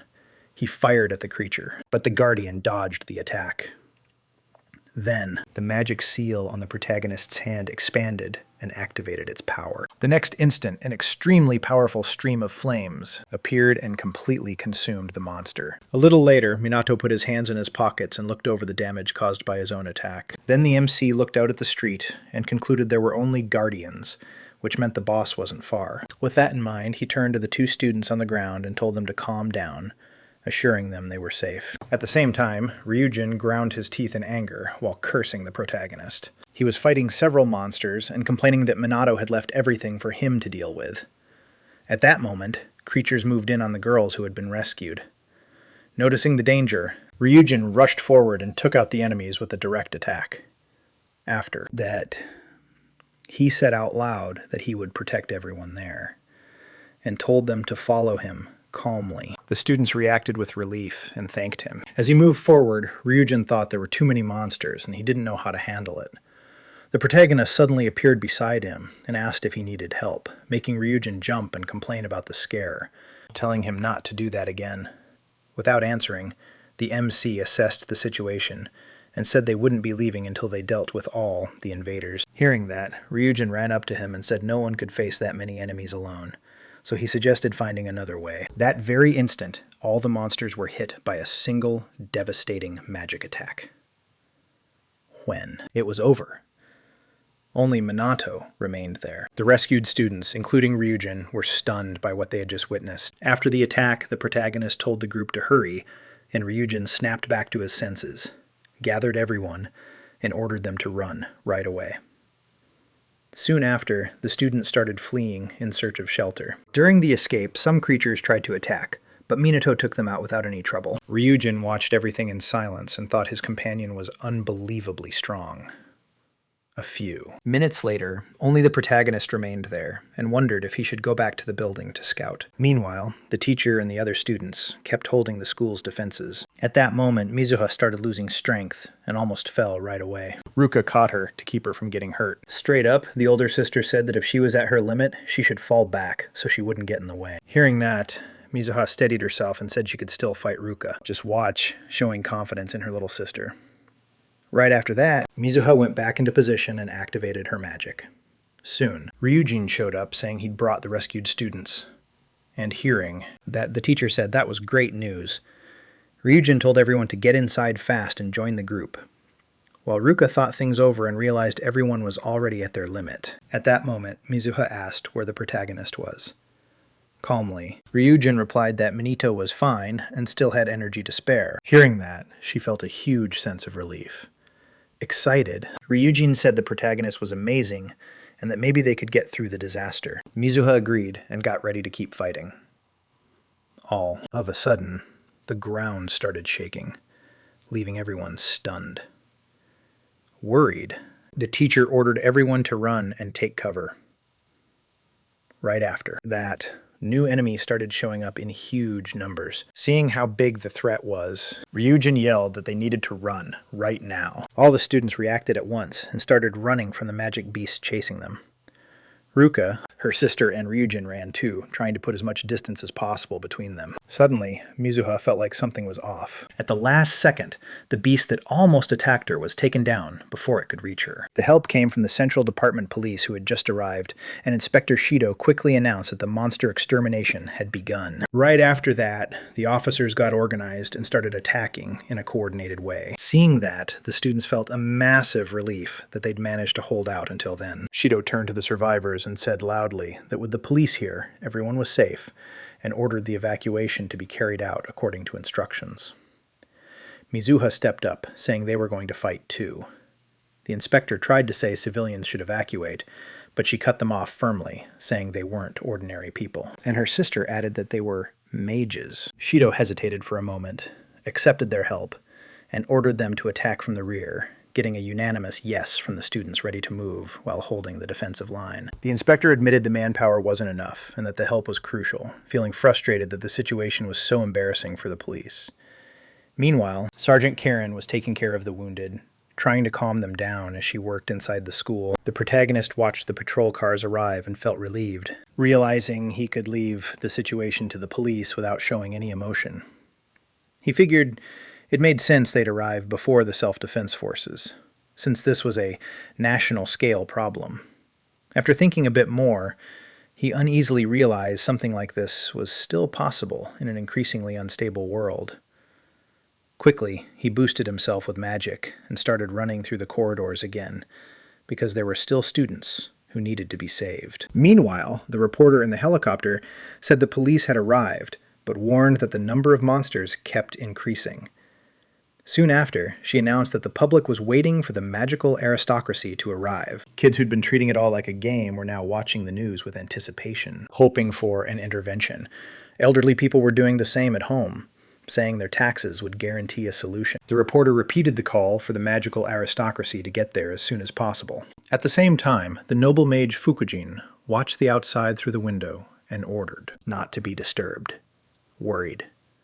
The servant asked if he was sure, and he replied coldly that the police could handle a small disaster with no need to involve the magical aristocracy. Then the man got up and left, and the butler, noticing, asked where his master was going to sleep, but Jin just ignored him as he walked out. Even so, the butler bowed and wished him a good night. Back in the fight, Shilu was at his limit, but didn't abandon his position, and in his thoughts he realized the situation was getting worse, fast. He turned to a colleague and asked if they could clear the monster's entry area. The answer came right away, saying it was impossible because of how many there were. Hearing that, Shilu, deep in thought, understood the spawn rate was outpacing any evacuation plan. The inspector remembered that the self-defense forces were only logistical support, leaving the magical aristocracy as the only hope, even though there was no sign of them. Overcome. With frustration, Shilu shouted his outrage that there was no help at that moment. Even so, the academy students kept fighting and taking down the monsters that came closer, surrounded by enemies. He realized theory wasn't enough and started wondering if everyone would hold out when the boss finally showed up. The hordes pushed forward with the clear intent to destroy everything, when a beam of magical energy struck the ground from the sky. Right after that, an overwhelming presence spread out, announcing the arrival of the demon boss. The impact was immediate, and Shilu felt fear take over, as sweat poured down uncontrollably. In his thoughts, the inspector wondered if that creature really was the boss. Ruka could feel how heavy things had gotten too, and she knew this was a rare kind of enemy, something only the magical aristocracy could really handle. Mizuhi, on the other hand, was shaking when she realized they'd need high-level spells, something nobody there could pull off. Then the leader charged in without hesitating and fired off several spells at once, all aimed straight at the group. Mizuhi realized the danger way too late and froze. At the last second, Ruka stepped in front of her sister and tried to block the attack with water magic. It's often part of the impact, but it wasn't enough. Without thinking twice, she shielded her little sister with her own body. The blast hit Ruka, and she screamed in pain as she went down. When Mizuhi managed to look again, she saw her sister was badly hurt and panicked, even weak. Ruka forced herself to speak and told her sister to run. Unable to do it, Mizuhi dropped to her knees as the monsters closed in, while the other students freaked out and started running. The girl held her older sister in her arms and begged for help, screaming nonstop. Even injured, the officers kept trying to hold out Ryujin, despite his own wounds, kept fighting, with no intention of backing down. Then the creature's leader raised his hand and activated a 5th-level technique. In that moment, everyone understood death was unavoidable. With tears in her eyes, Mizuhi hugged her sister and called out for the protagonist. With every second, the leader's technique grew stronger, making the air feel suffocating, with no other option. The girl started screaming her mentor's name, Merciless. The leader stayed at the center of the attack, laughing at the suffering around him. Suddenly, a familiar voice echoed through the area, catching the leader off guard and stopping him mid-action. The creature's technique was held back by an even stronger spell. Then the protagonist appeared in front of the student and apologized for being late. Calmly, the MC stared the leader down and said he'd kept him waiting. Mizuhi's tears only grew as she lowered her head beside her injured sister. Minato knelt down next to them, checked Ruka, and said she'd only passed out. So, the girl's condition was still worrying. Around them, many students were hurt from the earlier attacks. Seeing how many victims there were, the protagonist's anger rose. He stood up sharply and turned his attention to the leader, and Mizuhi called out to him, surprised by his attitude. Then he answered firmly that he would win that fight. Hearing that, hope returned to the girl's eyes. Right. Then, a healing technique activated over the injured Mizuhi realized her sister's wounds were disappearing. Noticing she was healed too, she took a moment to understand what had happened. Little by little, the students who'd been hit started getting up. Stunned, Karen watched everything from a distance, recognized the advanced level of the magic being used, and wondered who could cast something like that. She looked around, saw Shido on the ground, and ran to him. Exhausted, he said, with a tired smile, that his mana was gone. But for some reason, he was still holding on. Before he could finish, Karen screamed in despair. The inspector struggled to his feet, rubbed his face, and admitted he didn't understand the situation either. Even so, looking at her, he gathered what little strength he had left and said they needed to protect the citizens. Then Karen grabbed the inspector's arm and shouted that it was reckless, but Shido shouted back that they had to fight because giving up meant everyone would die. At that moment, the sergeant started trembling, and the tears came uncontrollably, and with her voice breaking, she said it was all pointless now. According to her, the police had been defeated, and right behind the officers' bodies proved she was right. Fear took hold of Shido, while Carrie made it clear there would be no reinforcements, and that they were surrounded by the demon leader's army. At the same time, the reporter, overwhelmed by panic, announced that the entire police force had been defeated, and declared that this was the end. The 3 boys who had been mocking earlier watched in silence, terrified, as the reporter said the magical nobility was useless, and screamed that everyone was going to die there. Soon, the retirees following the news were gripped by fear too, because the reporter said there was nobody left who could fight the demons, but the only one still standing was Minato. At that moment, the surviving officers noticed him, and Karen shouted in shock when she saw the student moving toward the monsters, while Shido Tensei yelled at him to get out of there. Even so, Minato ignored the warnings and kept walking without hesitation toward his opponent. Out of patience, the MC said the demon leader had gone too far. The monster reacted by releasing an oppressive energy and started repeating faster and faster that he was going to kill. Hearing that disturbing voice, the students were frozen in fear. The remaining cops lowered their eyes too, unable to react. Suddenly, a powerful explosion hit the boss. Attack came from the protagonist who ordered him to shut up. When the energy faded, the monster roared and unleashed even more power. magic. Seals appeared around the remaining beasts, and then streams of dark energy spread in every direction. Faced with that, the protagonist stayed calm and decided not to show any tension so he wouldn't scare the others. The next moment, a wave of energy surged toward him. Even Inspector Shido thought he'd been hit. However, magical barriers appeared around the students and absorbed the attack. Those protections were created by the protagonist himself, who spread his arms and used a huge part of his strength to defend everyone. At the same time, non-stop attacks slammed into the demonic boss, making the monster scream in pain as it got hit again and again. Seeing that, Shido was completely stunned and couldn't react. He could only wonder who that student really was. Meanwhile, the reporter was broadcasting the fight, shocked, suggesting they move closer right then. A water magic attack destroyed the camera. The strike came from Mizushi, who in her thoughts realized her mentor had always been hiding his true power. Minato didn't slow down and kept attacking the enemy without stopping. Seeing that, the three students started shouting, confident they'd be saved. Suddenly, 3 magical beasts appeared in front of them, spreading panic. Before they could react, the creatures were taken out by precise magic attacks. Ones responsible were Inspector Shido and Sergeant Katarin, who, with a lot of effort, said they were ready to help the MC. Noticing that, the protagonist gave a faint smile and thought modern police were doing their job well. Then, he went back to focusing all his attention on the constant attacks against the demonic boss. Suddenly, the monster lifted its head and let out a furious scream, making its energy grow in a terrifying way.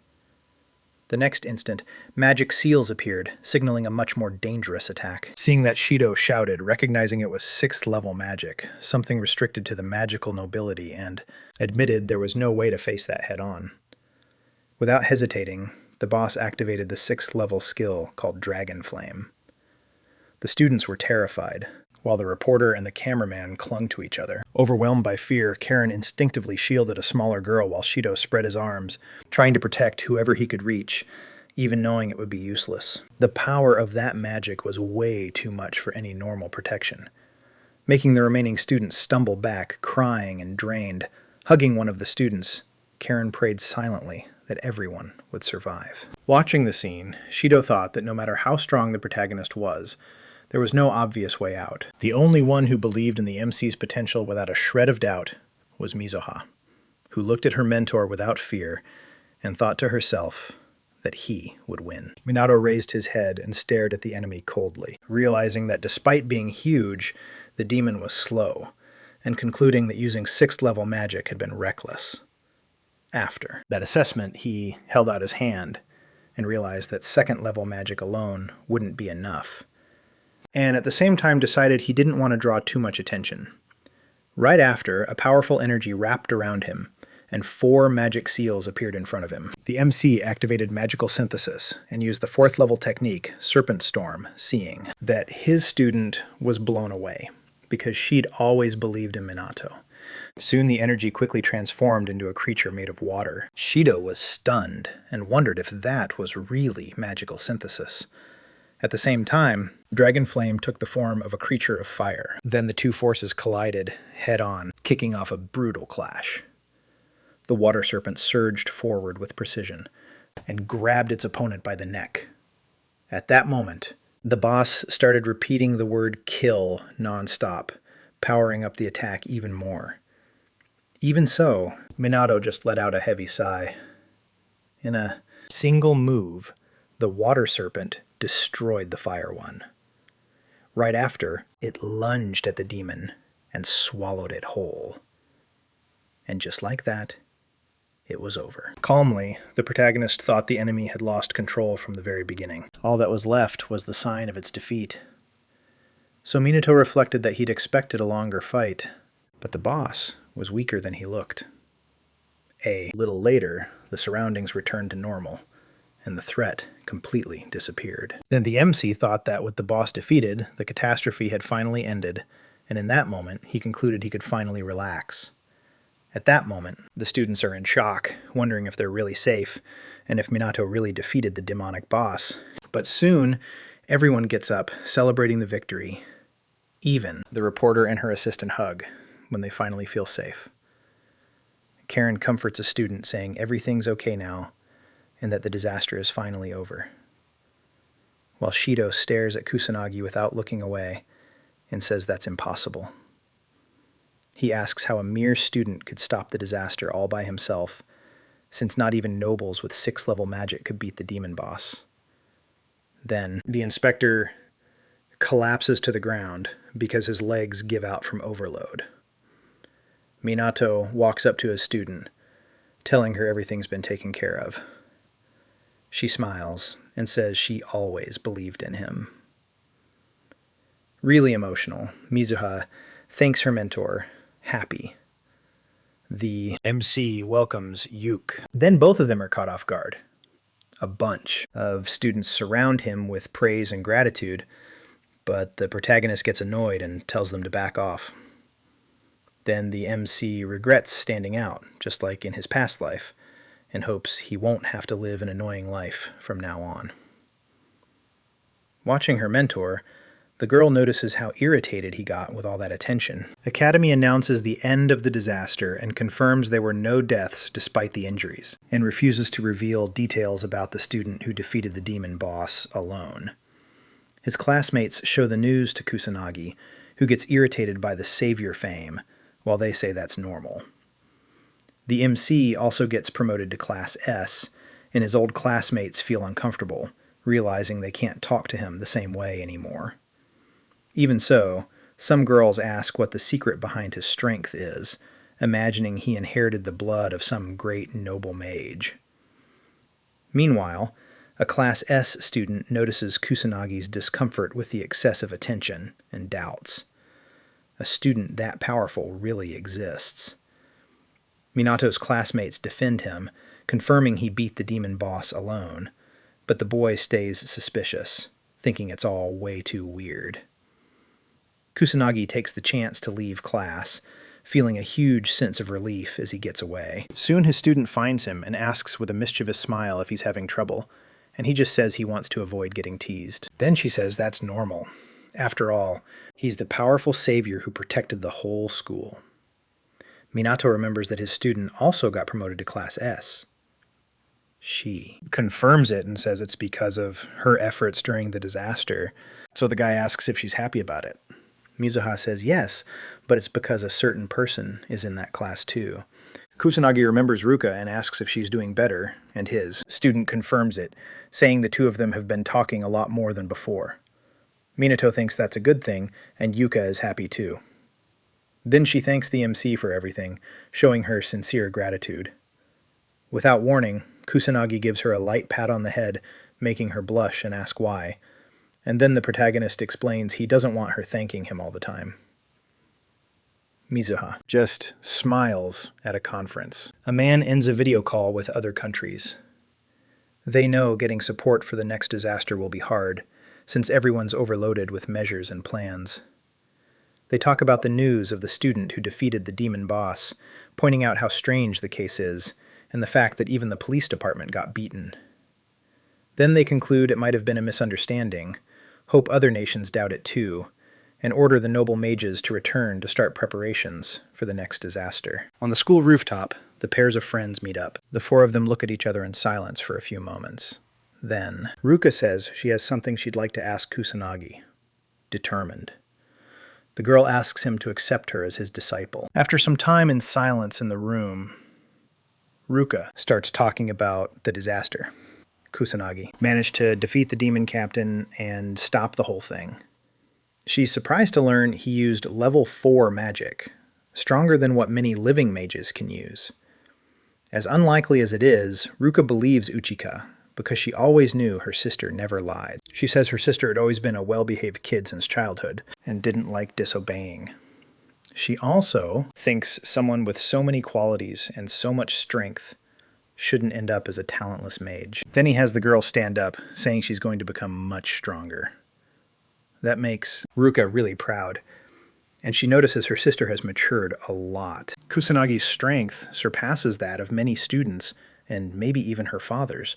With that idea in mind, she asks her friend to help her with something. If things keep going like this, she'll become a high-class mage, and needs help to become even stronger. Right? Now, she's apologizing for insulting her friend, and seriously underestimating him. You know your request sounds really selfish, but you've got to swallow your pride to do it. Luckily, the boy is easygoing and agrees to take her on as his disciple from now on. That leaves the girl surprised, because she didn't think it would work out, since she did a lot of horrible things to Kusanagi. But he's already forgiven the girl, accepted her apology, and there's nothing more to say.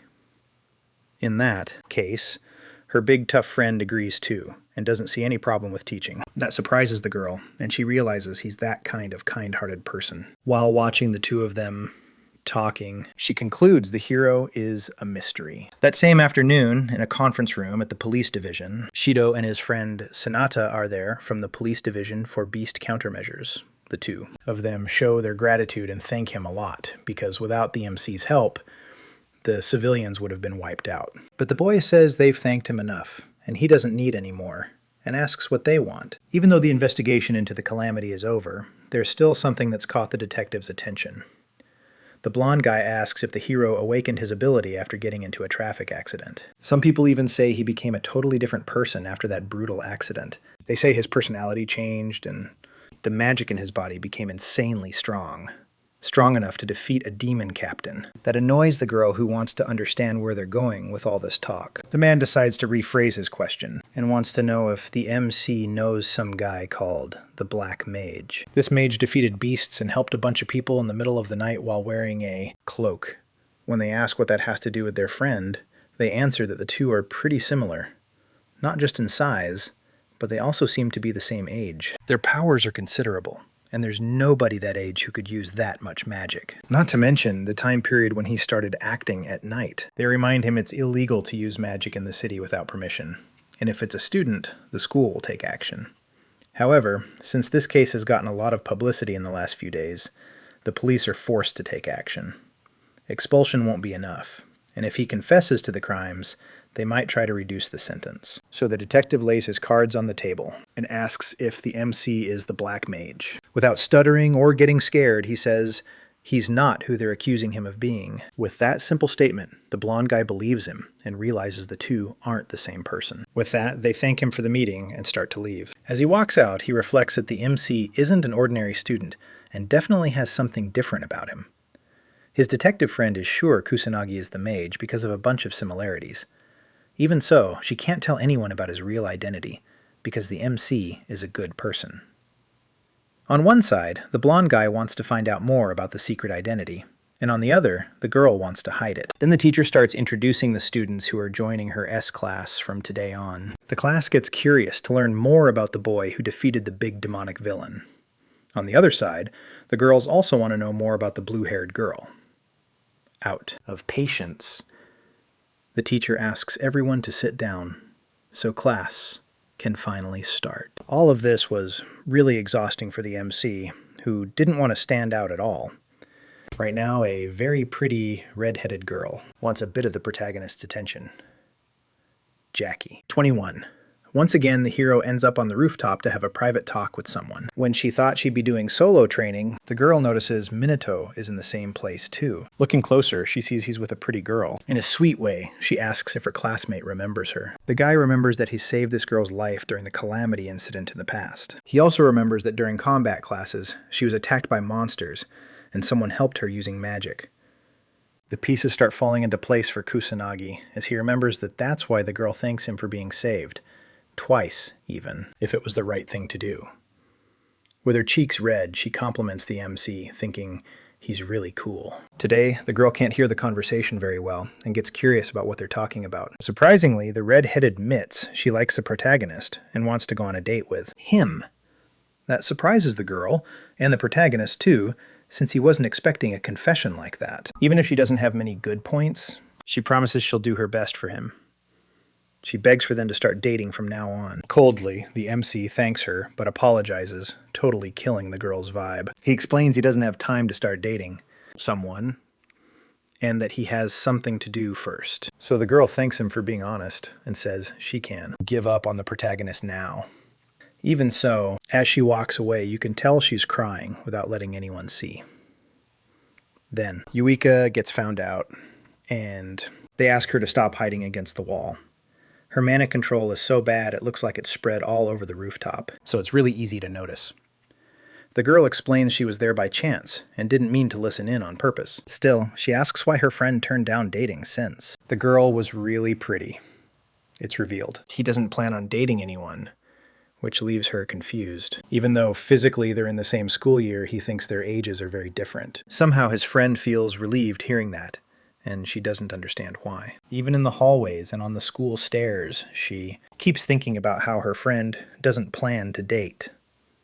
The MC tells her to focus a bit more on mana control training and practice more. Her plan is to give it her all and get strong enough that the protagonist notices her. At night, the number of monsters still hasn't gone down, even though the calamity is over. A girl is running from an evil sorcerer while screaming for help. Right then, the masked guy shows up in the middle of the chaos to save the day again. With a quick move, he yanks the man by the arm and punches him in the stomach. Then he activates the yellow ritual, which sends him flying really far away. The thug was nothing but an amateur, and his fighting skills were terrible. The girl thanks him and seems to already know the reputation of the great black mage. With zero patience, the MC vanishes like magic, leaving everyone behind. While escaping, the MC wonders why his alter ego is getting so famous among people and students. At school, they say this so-called amateur mage acts at night, and it seems like people love gossiping about him. That happens because this guy has become a popular topic on the internet recently. The digital illiterate doesn't even know what internet means and thinks it's a fishing net. It's really weird for someone that age not to understand technology and not know how to use phones. The girl explains you can find anything on the internet and that information spreads like lightning. Then their classmates start explaining to the MC how to use a smartphone. Super excited. He finally announces that he managed to open the app. Now he can use the network and thinks this is really easy. Ruka remembers the promise to train and wants to know when they're going to start lessons. So, the boy says they can start after class, in exchange for having learned how to use the phone. Even so, his friend has a really bad feeling about all of this. Sometime passes, and the big guy is already down on the ground after only a short time training. They didn't even start warming up, and they already have to act like their lives depend on this training. Even so, the guy is stubborn and still manages to keep fighting. That's the spirit the protagonist wants, and he orders them to come in for the fight. With that, the three of them charge in, using their magic together. Now, the story moves to near Tokyo Tower. Some men in suits are using binoculars to watch something from far away. One of them is shaking and asks what's going on. From a distance, they can see a bunch of monsters and beasts coming out and moving closer. Trimmy 22. After the training, the trio looks pretty tired and like they've given up. Even. So it was a surprise move and they hit back with all their strength. That strategy is useless since the hero is really strong and can counter all of them. Taking advantage of that opening, the girl shows up from behind, trying to attack him from the back. With his high speed, the protagonist manages to dodge the strike, surprising her. On top of that, he shoots magic at her forehead to end the fight. Again. With everyone defeated, it's time for a break to rest. The look on the protagonist's face shows he thinks he fooled everyone about his identity. But the girl thinks there's a reason he doesn't reveal things, and figures it's better not to dig any deeper. Also, he thinks the three of them are really easy to fool and way too dumb. Heading back home, the friends say the training was really good and that the big guy is pretty tough. But it leaves him really hungry and he needs to go back home to cook something. This surprises the MC since he didn't think a big guy like that would know how to cook well. Back at his place, the boy gets surrounded by kids who come to play next to him. The cook walks up with plates in his hands and apologizes for the little brats. But that's not a problem for the protagonist, who shoos everyone away using his levitation magic. Because of that, he gets complaints from his friend, who doesn't like using magic inside the house. It's really unexpected that the big guy is so good at taking care of kids, despite how he looks. Remembering the city ruins full of crying kids with sadness in his eyes. The protagonist says kids are just too precious. Then the hero starts reading stories to the babies, who keep playing and listening. Before they eat the feast, everyone thanks for the meal, It's revealed the man doesn't have a father and that his mom works late, so he does all the housework while she's not around. The protagonist realizes his friend is pretty busy with chores at home and also with work, but he says that no matter how hard it is, he doesn't hate doing those things. He says the harder things are, the stronger people get. That same night, everyone sleeps together and shared beds, even if it's uncomfortable. Kusanagi doesn't think it's that bad to sleep like this once in a while. Chark 23. All of a sudden, the blonde guy wants Kusanagi to work together with them, and if he's okay with it, he can definitely lend his power to the police. Even though he really doesn't want to stand out there, the situation won't let him. Besides, he'll be properly compensated, and they'll let the academy know themselves. His friends are also down to help and provide support whenever they can. Unfortunately, it'd be impossible for this bunch of kids to help for now. Even if they're the strongest level at the academy, that's nothing compared to a real battle. The only way to join the team is if their powers are close to the MC's level. Leaving with the protagonist, he tells his friends to go back to the academy like it's no big deal. The hero tells them they should catch up to him.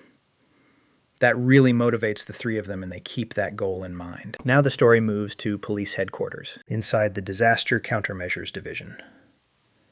There are hundreds of beasts closing in on Tokyo Tower, and they need to deal with it before civilians get hurt. He explains they ask for help from the student who helped a few days ago. When he stands up, Kusanagi causes some murmurs from the seats behind. The blonde guy draws attention by explaining. It was Minato who stopped the calamity at the academy.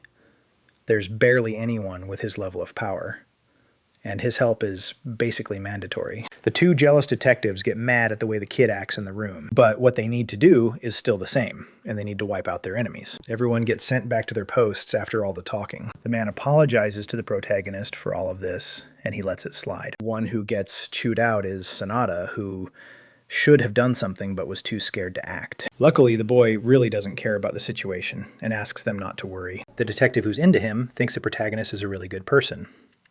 The rough combat power level is around 80 mages, and most of them are mid-rank. Mid-ranks can use level 2 magic, while high ranks can use up to level 3. As pathetic as it sounds, Hero can use level 4 magic and is one of the strongest in the police.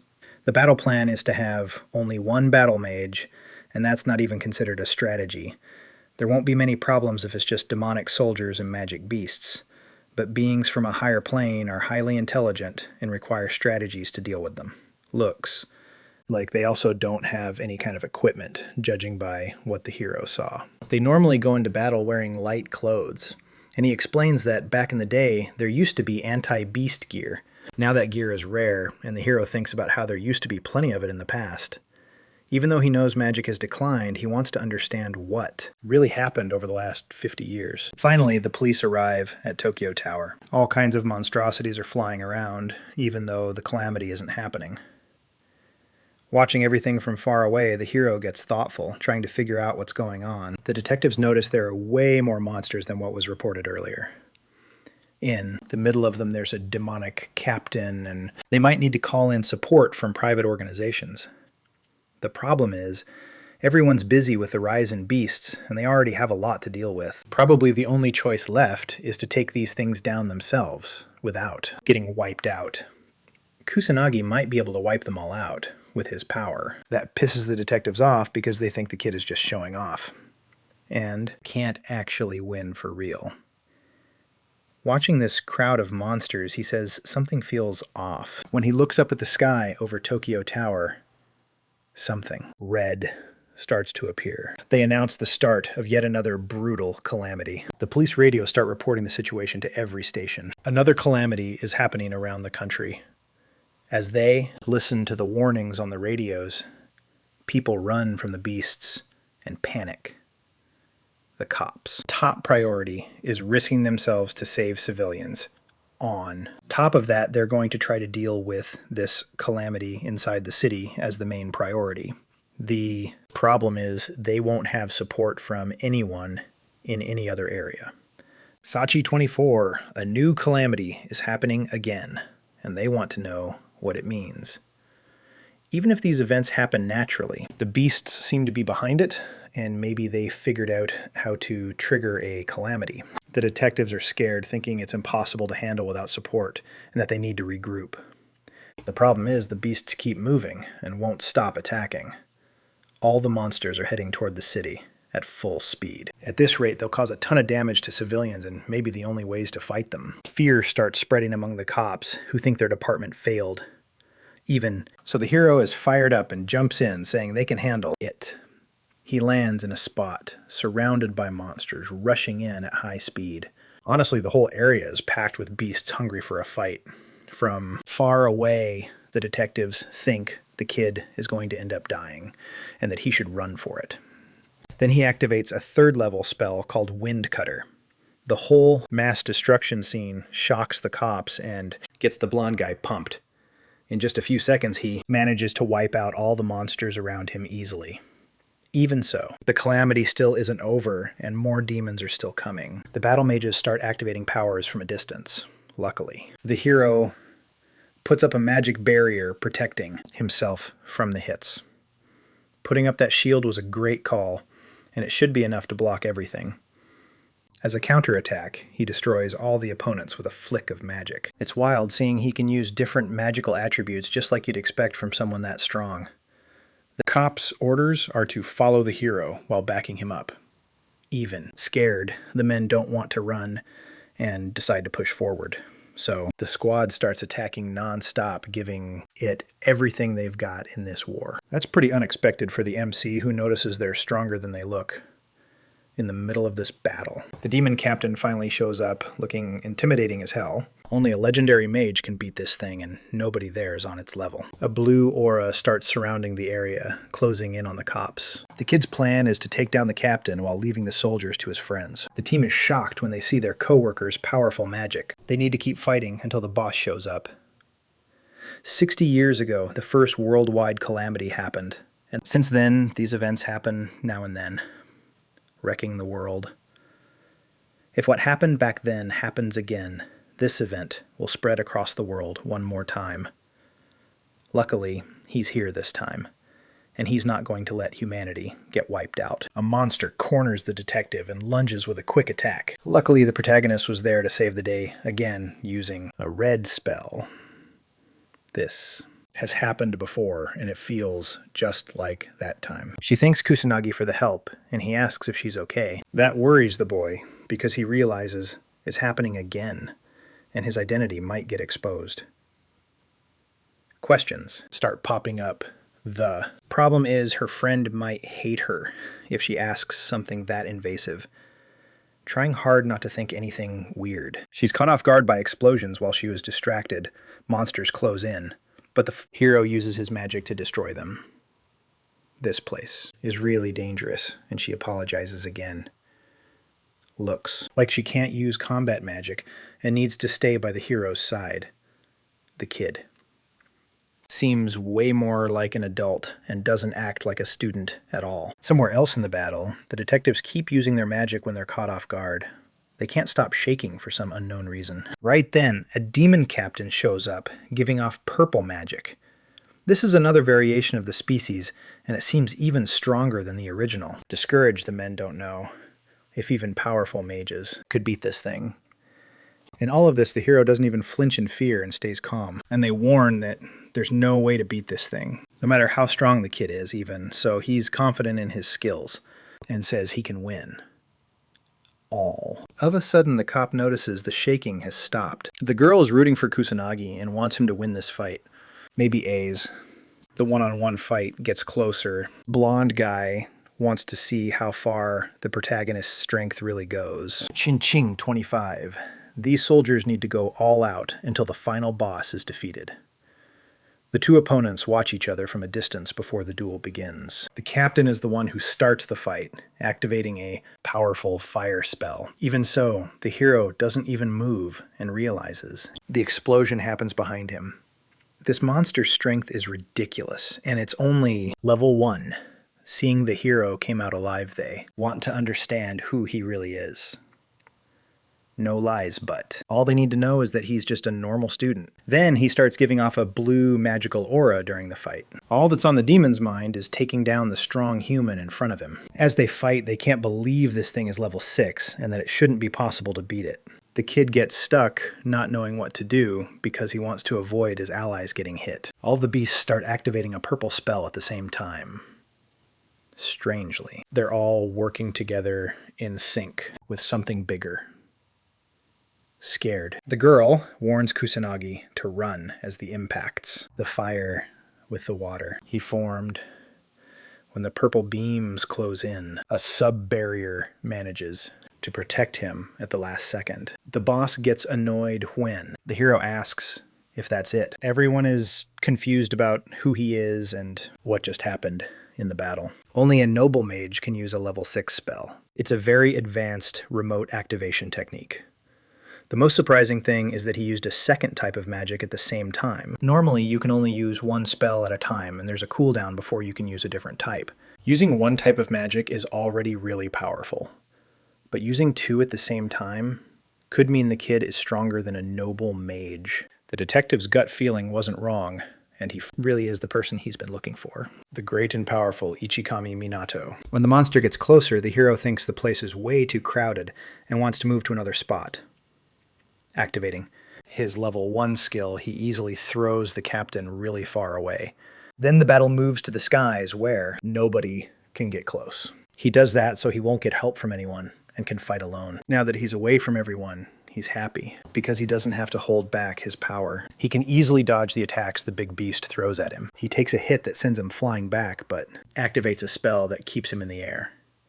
Once again, the monster tries to throw its fire magic at the protagonist, who watches it all without fear. A huge fireball forms, and the boss hurls it at the protagonist with a purple aura. This time he lands the hit and watches the opponent fall to the ground while he floats in the sky.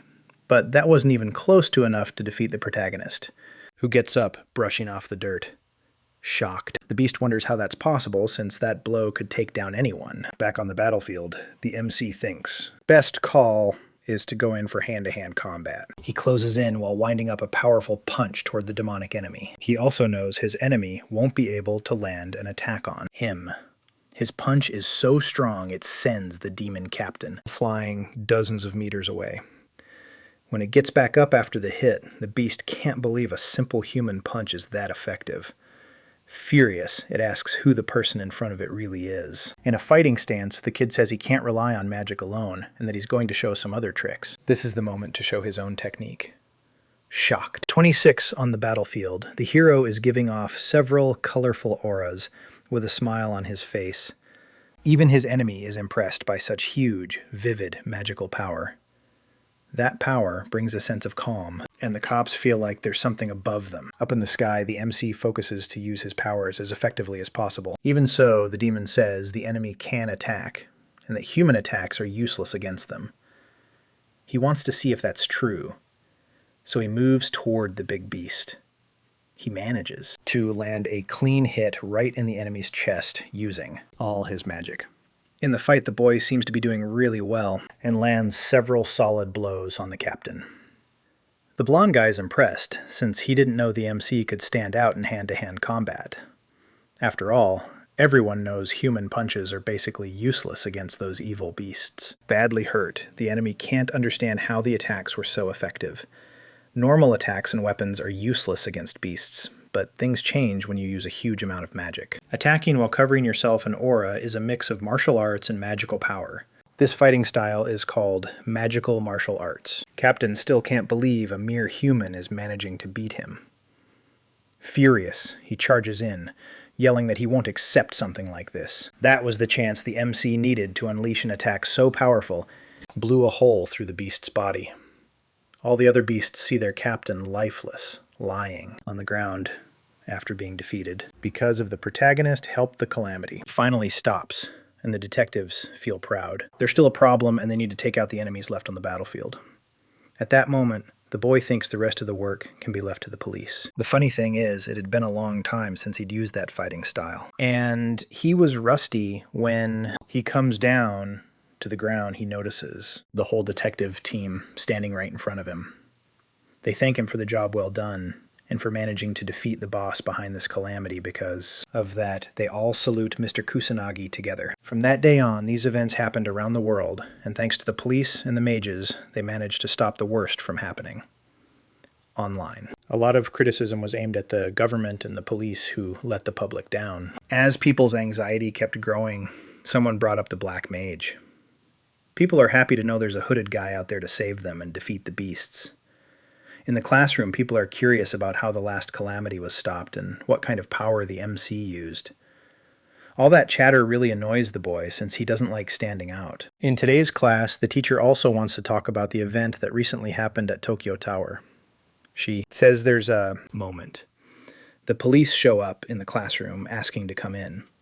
The detective says she got permission from the principal to do what she needs to do. Once again, they need to borrow the protagonist's power to solve problems. That annoys the boy, because he knows this kind of thing can make the police look unreliable. On top of that, it's uncomfortable noticing all the students staring right at him. With no choice, he has to understand what he's getting dragged into, and they explain he'll be rewarded for it. Besides calamities and beasts popping up around the world, the legal mages and organizations are getting more active every day. The police don't have as many people anymore and need the protagonist's help since he's the strongest. Next time, the boy wants to be contacted by phone to avoid all this mess in the classroom. The woman explains they want the protagonist to defeat the beasts that are showing up in a nearby area. They were going to go together by car, but it's already too late, and there won't be enough time. So the hero uses his magic to go ahead first at high speed. You can see the city is completely destroyed and in ruins. Two kids are alone in the middle of the wreckage, and the older brother swears to protect the younger one. Chalk 27. A monstrous, four-legged beast appears in front of the boys, roaring in anger at that moment the boys' plan is to run, so they won't get attacked. But unfortunately, they fall to the ground, tripping over some rocks. The beast takes the chance to attack and bite down on its next meal. Luckily, the hero shows up at just the right moment to save the kids with his powers. As he comes up to the boys, he praises them both and says they did really well. Then he hands back the boy's doll that had fallen earlier. Running off to the next fight, he says that Toy will protect them. Seeing the man leave with his powers, younger kid feels really fired up. You can tell the battle in this city is way more of a mess than the one that happened at the academy before. Unlike Shibuya, this place has lots of obstacles and people to save. With so many civilians running around, it'll be hard to use magic bullets without hitting someone. It's possible to tell beast magic apart from human magic, but you can't detect humans with no magic. The only way to save everyone is to patrol the area carefully. Right now, the detective's focus is taking down all the beasts while the firefighters rescue the public. Then the man notices Kusanagi's presence. He was with them during the last calamity. The protagonist is there as police backup and asks how things are going. They still need to save half the civilians, but they can't reach the other side. Hearing that the kid's plan is to check that other side of the city, which is impossible to access. The worrying part is there are reports of illegal mages in that area. There's no reason to worry about the protagonist since they know his true power. Another officer doesn't get who this young guy is and managed to wipe out all the beasts in an instant. Maybe he showed up in the fight to save everyone during this chaotic time. Level 6 powers are being used in the city to destroy the evil creatures. Demonic captains showing up outside a calamity was something that would have been impossible even 50 years ago. The beasts are increasing in number and gradually getting more and more powerful. They're getting so strong that maybe even the protagonist won't be able to handle it. If they don't start taking precautions now, things could spiral out of control. He's got a lot of plans in mind, but is not sure which one to go with right now. Patrolling through the city, he saves a bunch of people as his detective friend approaches. The detectives thank Kusanagi again for the help, since he helped minimize the damage.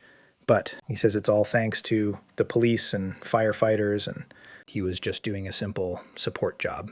That makes the officer like the boy even more and believe he's amazing. They apologize for what happened in the last calamity and admit they were acting out of anger toward the MC. Calming things down, he explains it's normal for a student to act proud and that they don't need to waste any more time on it. That maturity from the hero impresses the officers, who thank him once again. The detective also thanks him and apologizes for relying so much on the protagonist who's just a student. They need to come up with a plan to counterattack the beast from this calamity, since they're getting strong. At that moment, the two brothers show up and draw attention.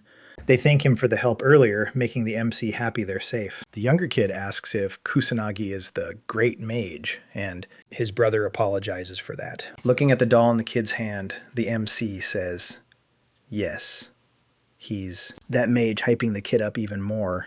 He says he already knew it in the past. The MC is confused by the idea of them making dolls of him, saying nobody would want to buy that. His friend says those items matter to kids who need support in their hearts.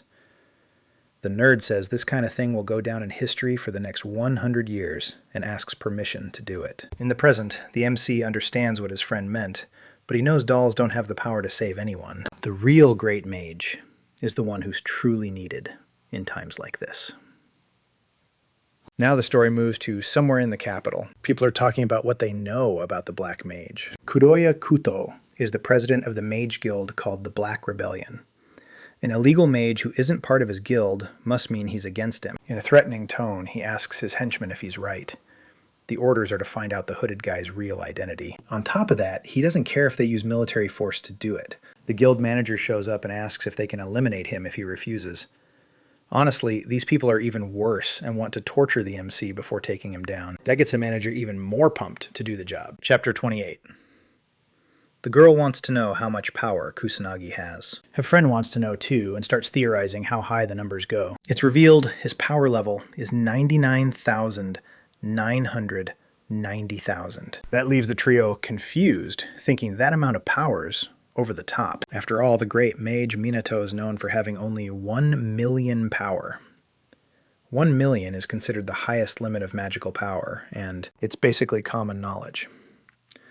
That makes the hero curious about how far his magical powers go, so he looks it up online. After messing with his phone for a while, he forgets how to use it, and gives up because it's too complicated. Suddenly, he gets a call from someone. The person apologizes for the sudden call, but asks if the MC has any free time.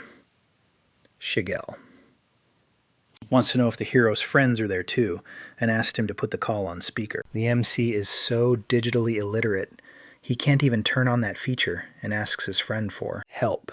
Because of the rise in monsters, the police decided to set up a specialized anti-monster unit. It'll be called the Special Magic Team, and they want Kusanagi to be the captain of that specialized unit. That kind of title is something a lot of mages want, and even Minato wouldn't turn it down. But surprisingly, and totally against expectations, the protagonist refuses the position before, dropping the subject. Shido wants to explain what he's thinking. He says there are too many problems and the police can't handle them all, and in the current situation, they can't defeat the monsters on their own. The hero figures that's happening because mages' overall level is low right now.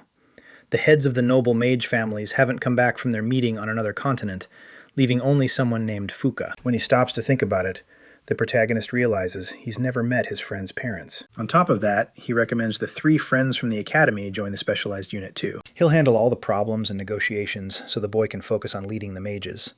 He begs him to take the position because he's the only person they can truly rely on. After hearing all that, the MC ends up agreeing to become the captain. That really fires up the blonde guy, who didn't expect his proposal to actually be accepted. His friends agree too, and they've got no reason to turn down something this good. He has a few worries about the position, but he thinks it'll be fine if he can train a few mages. The newspaper reports that criticism toward the noble mage families has been growing besides. Abandoning their duties because of the disaster at the school, they're also slow at taking out the monsters. In a very luxurious room, the butler comes in saying he received documents from the Metropolitan Police. The man reads about this so-called special magic unit and thinks they're just useless people. The butler to call his idiot son to his room. The story now moves to the meeting to form this special team. They explain there were candidates, but applications weren't submitted, and if they get good results, more will definitely come. You could already tell that would be the case, since a team led by a student could cause problems. Then the detective hands something directly to the protagonist. It's a temporary mage badge to put on their clothes. It's for showing when needed, and it's temporary, because none of them are qualified mages yet. With that, the student treatment is over, and everything will be left to the captain. The boy thinks about how it's been a long time since he led people. In front of them, he introduces himself, says he'll be the captain of this unit, and says he wants to promise something. His promise is that he'll make all of them strong. Stronger even than the noble mages that shocks everyone in the room, since noble mages are insanely powerful, seeing that nobody believed him. The MC decides to prove it. So he asks if there's any power measuring device at the station. In that power measurement before there. Magic power was 10,000 and 8,000 respectively, but now it must have gone up. The girl is stunned when she sees the numbers on the screen hit 30,000. The same happens with the big guy who hits 28,000, an increase of 20,000 power that amazes the police, who realize those levels are high-rank mage territory. But the MC says it's way too early to be surprised, and asks his friend to measure her power too. Chapter 29, the girl gets nervous thinking about what'll happen if the power gap between her and her sister, even though she's worked really hard, she's still just an ordinary person, and she's scared of the results. But she decides she won't run away anymore, no matter what happens in the end, letting all her power out. She refuses to fool herself one more time in her life. The D. Detectives are impressed and curious to see the result. Numbers shown is an incredible 26,000. And according to the stats, she should be around 2,000. According to the protagonist, it's possible to raise magic power like that. But she shoots back. That actually you need talent. The only thing you really need is to work hard and never give up. Pats his friend on the head, saying he's really proud and that she did a good job. Her sister is happy seeing that, and the pair get praised too. That's what you'd expect from Ruka, since that kind of thing is normal in the Mizuha family. Even so, the protagonist insists on praising her for the good work she did. He says he always knew his buddy was something else, and that he doesn't know fear because he's brave. His friend gets kind of annoyed and says she's not a kid. That scares everyone for a second, but they're relieved she wasn't actually mad. It's the first time this girl's ever gotten a pat on the head. And not even her dad used to do that. Someone shows up saying they've been looking for them for a while and wants to welcome them then. Detective didn't know he was coming today, but suddenly changed his mind. This is Mr. Shopla, a noble mage from the Fuka family. They had no choice but to ask a noble for approval. And they were forced to enlist everyone in this family. Ignored the requests when the mode, and would rather keep quiet. Chubby doesn't get why Japan's magical leadership team is made up of just students. So, the cop explains it was this student who stopped the calamity, and his achievements got him made captain of the unit. The mage can't how a regular person who isn't a noble stopped disaster stepping. On the MC's foot, he asks how some kid dares to be in a position above him. His friends get pissed about it and start cussing him out. The noble says, "Commoners get emotional easily," and looks at the two. He says he'll be the unit captain even though it's already been decided otherwise. He suggests that whoever defeats the calamity boss earns the right to be captain, not caring what anyone thinks he says. It's decided, and walks off even. So the hero stays calm and knows there's no stopping a loudmouth like that. The trio says they won't let Chubby become the team captain. The MC wonders why the three of them are way more pissed about this than he is. Now they're at the police training area. Once again, the MC is stuck and wants to understand power, or mana, is the energy needed to produce magic, but it has other uses too. Then he asks the big guy to attack with his full strength. Charging in with a punch, he says, "Don't complain later." The hit lands on the protagonist's face, but it's blocked by a magic barrier. If you have a lot of mana, you can use it naturally, and if your storage is insane, you can do it all the time, while his friend throws a bunch of punches. He explains this is called automatic magic increasing. Your power capacity is the most important thing for mages, and everyone needs to keep that in mind. Besides training, they'll need equipment and some kind of anti-monster gear from Shadow's Look. It must be hard to get that. And he asks them to wait a little longer. He thinks those items don't exist anymore these days and decides to try making something himself. Looking through the drawers, he grabs a cheap ring to use, but that won't be enough, and the boy realizes he needs to go shopping. Right. Then Ruka calls his phone. After a moment of silence, the girl says, "Only he can be captain," and encourages him. Laughing at her attitude, he decides to ask while he's still on. He asks her to go shopping together, since he doesn't know where to find accessories. He explains he wants to go with just the girl, and there's no need to go in big groups. That makes the girl a little shy excited about the shopping day. The boy wants to know what she thinks about it. She's 30. After a while, the girl says she doesn't mind going shopping with the MC. It could save his life. And they decide to meet at the station the next day. With that he should be able to buy rings for all the members, and he wonders if he should start making gear using his magic on the cheap jewelry. He thinks it might work somehow just. Then dinner is ready, and the girl goes to call her sister, but she doesn't answer when. She goes into the room, she realizes the girl is picking out clothes at this hour, seeing the room totally messy with clothes everywhere. She tells her the food's ready. It's the first time she's seen her sister excited about something, and she wonders if she's going on a date. The next day, the protagonist is already at the agreed station waiting for his classmate. The girl needs to hide her magic so Minato won't notice it, and she can't get too close. Blames herself for spying on her friend and her sister at a time like this. All of a sudden, Ruka shows up looking really pretty, drawing everyone's attention on the street. When he gets there, he asks if he made his friend wait too long. He explains he just got there. The guys on the street get jealous of the MC, thinking he's the girl's that. Also annoys Wika, who doesn't believe the two of them are on a date. It's explained that the protagonist came there to buy some rings. He needs them as kind of a gift. If they need to buy in bulk, cheap. Rings are better, and she knows the right place. So they go to a few shops to look for those items while being watched from afar. It's really hard to find the exact ring the protagonist wants in that market even. When they find a cool ring, something feels off. The girl gets uncomfortable when she notices their faces are way too close. The salesman says she can give a nice discount if the ring is a gift for his girlfriend. That embarrasses the MC, and he gets cut off by Ruka, who says she's not his girlfriend.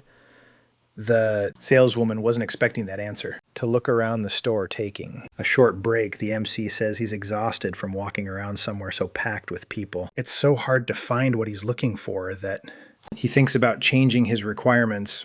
All of a sudden, the witch says she's not good at showing affection. She says her friend knows what she's like and how her personality works. She says she can't even interact well with her own sister and that she's caused a lot of suffering. She says her friend would be better off shopping with her sister, that he should go with her, and that now she wants to go home. But the boy cuts in and says he knows that's not true. He explains that the girl looked up where the shops were beforehand and worked really hard to choose which ones they'd visit. And he wants her to know she really is a huge help. That moves Ruka, and she gets shy, not knowing what to say. From far away, the spy realizes she's never seen her sister like that. Taking off her disguise, she wonders what she's even doing there. And decides to go home finally after a long time searching. They find some decent rings to buy. The protagonist buys 5 of each needed for the team members, who've really chosen gift these items are needed as equipment and will definitely make the squad happy, finally. Ruka understands why the whole shopping thing was such a big deal, so the protagonist thanks his friend for the help, saying she was really useful. Like an honorable man, he decides to repay her somehow then. He shows a pretty ring as a gift in a romantic way. He takes his friend's hand and puts the ring on her finger. It's the first special ring he made, and he asks her to take good care of the equipment when she gets the gift. The girl gets embarrassed and decides to leave. It was time to explain how the anti-monster equipment worked, but he decides to leave it for another time, walking through the streets. The girl looks at the ring on her finger, holding it close to her heart. She gets embarrassed and shy, chalk 31 now. It's time to put the equipment into each team member's hands. The detectives are impressed by the magical reaction and realize it's a kind of anti-monster equipment. If they're infused with magic, they can be used. This item, when infused with magical power, lets you use level 1 wind magic. That impresses the blonde guy who doesn't understand how the protagonist did it all, of making items like that are basically non-existent in today's world. He says, the boy never stops impressing him with what he does. Yukiya also gets curious about her older sister's ring.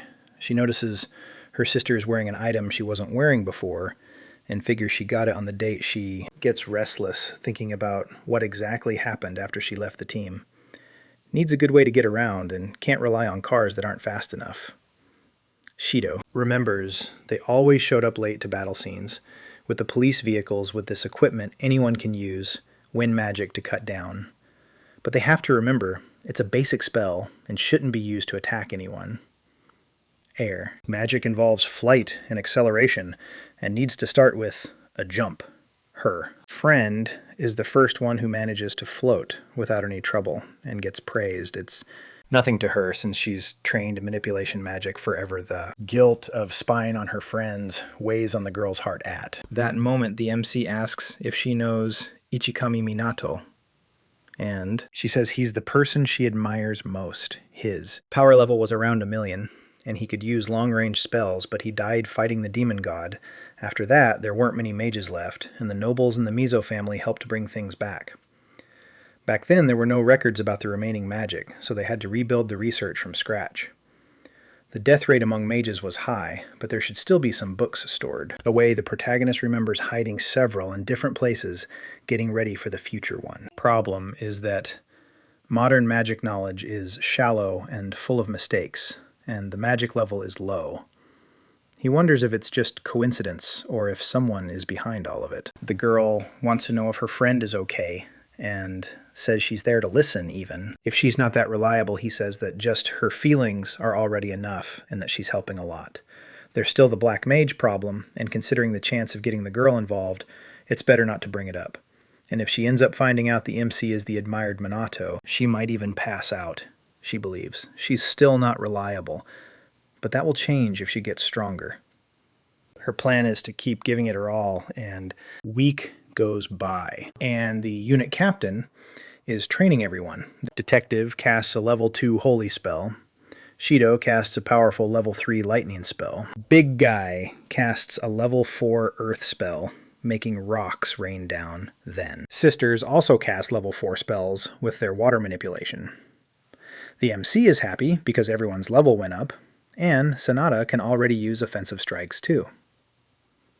Besides that, what intrigues the boy most is the sisters' compatibility, which is impressive. Their powers are strong enough to open huge holes in the ground, which gets the blue-haired girl excited. Everyone's doing a good job, but they shouldn't get cocky just because their level went up. So he asks his friend to use a level 4 spell against him. The girl gets ready to throw a powerful attack using her blue aura. As a counter, the protagonist casts a level 1 wood spell with his huge power. The level 1 spell easily cancels out his friend's level 4. It's explained that level raises the limit of magic you can use, but it doesn't mean it'll be stronger attributes. Matter a lot, and water is way weaker than earth. They shouldn't get stuck on the idea of level and need to understand magical power to become stronger also. They're teammates, and if they combine their powers, they can become stronger. That fires up the group, and they feel motivated to train right. Then the chubby guy shows up, complaining that it's way too complicated for a commoner. Since the calamity still hasn't come, he's bored not training and not fighting monsters. He thinks all of this is way too complicated and would rather let the police handle these problems. Nobody on the team likes the noble, and everyone gets annoyed when he shows up feeling powerful. He wants the calamity to hurry up and come already his. Wish is heard and the sky turns red, and the calamity appears in front of the team. The team that defeats the final boss first will earn the right to lead the squad trucks. 32.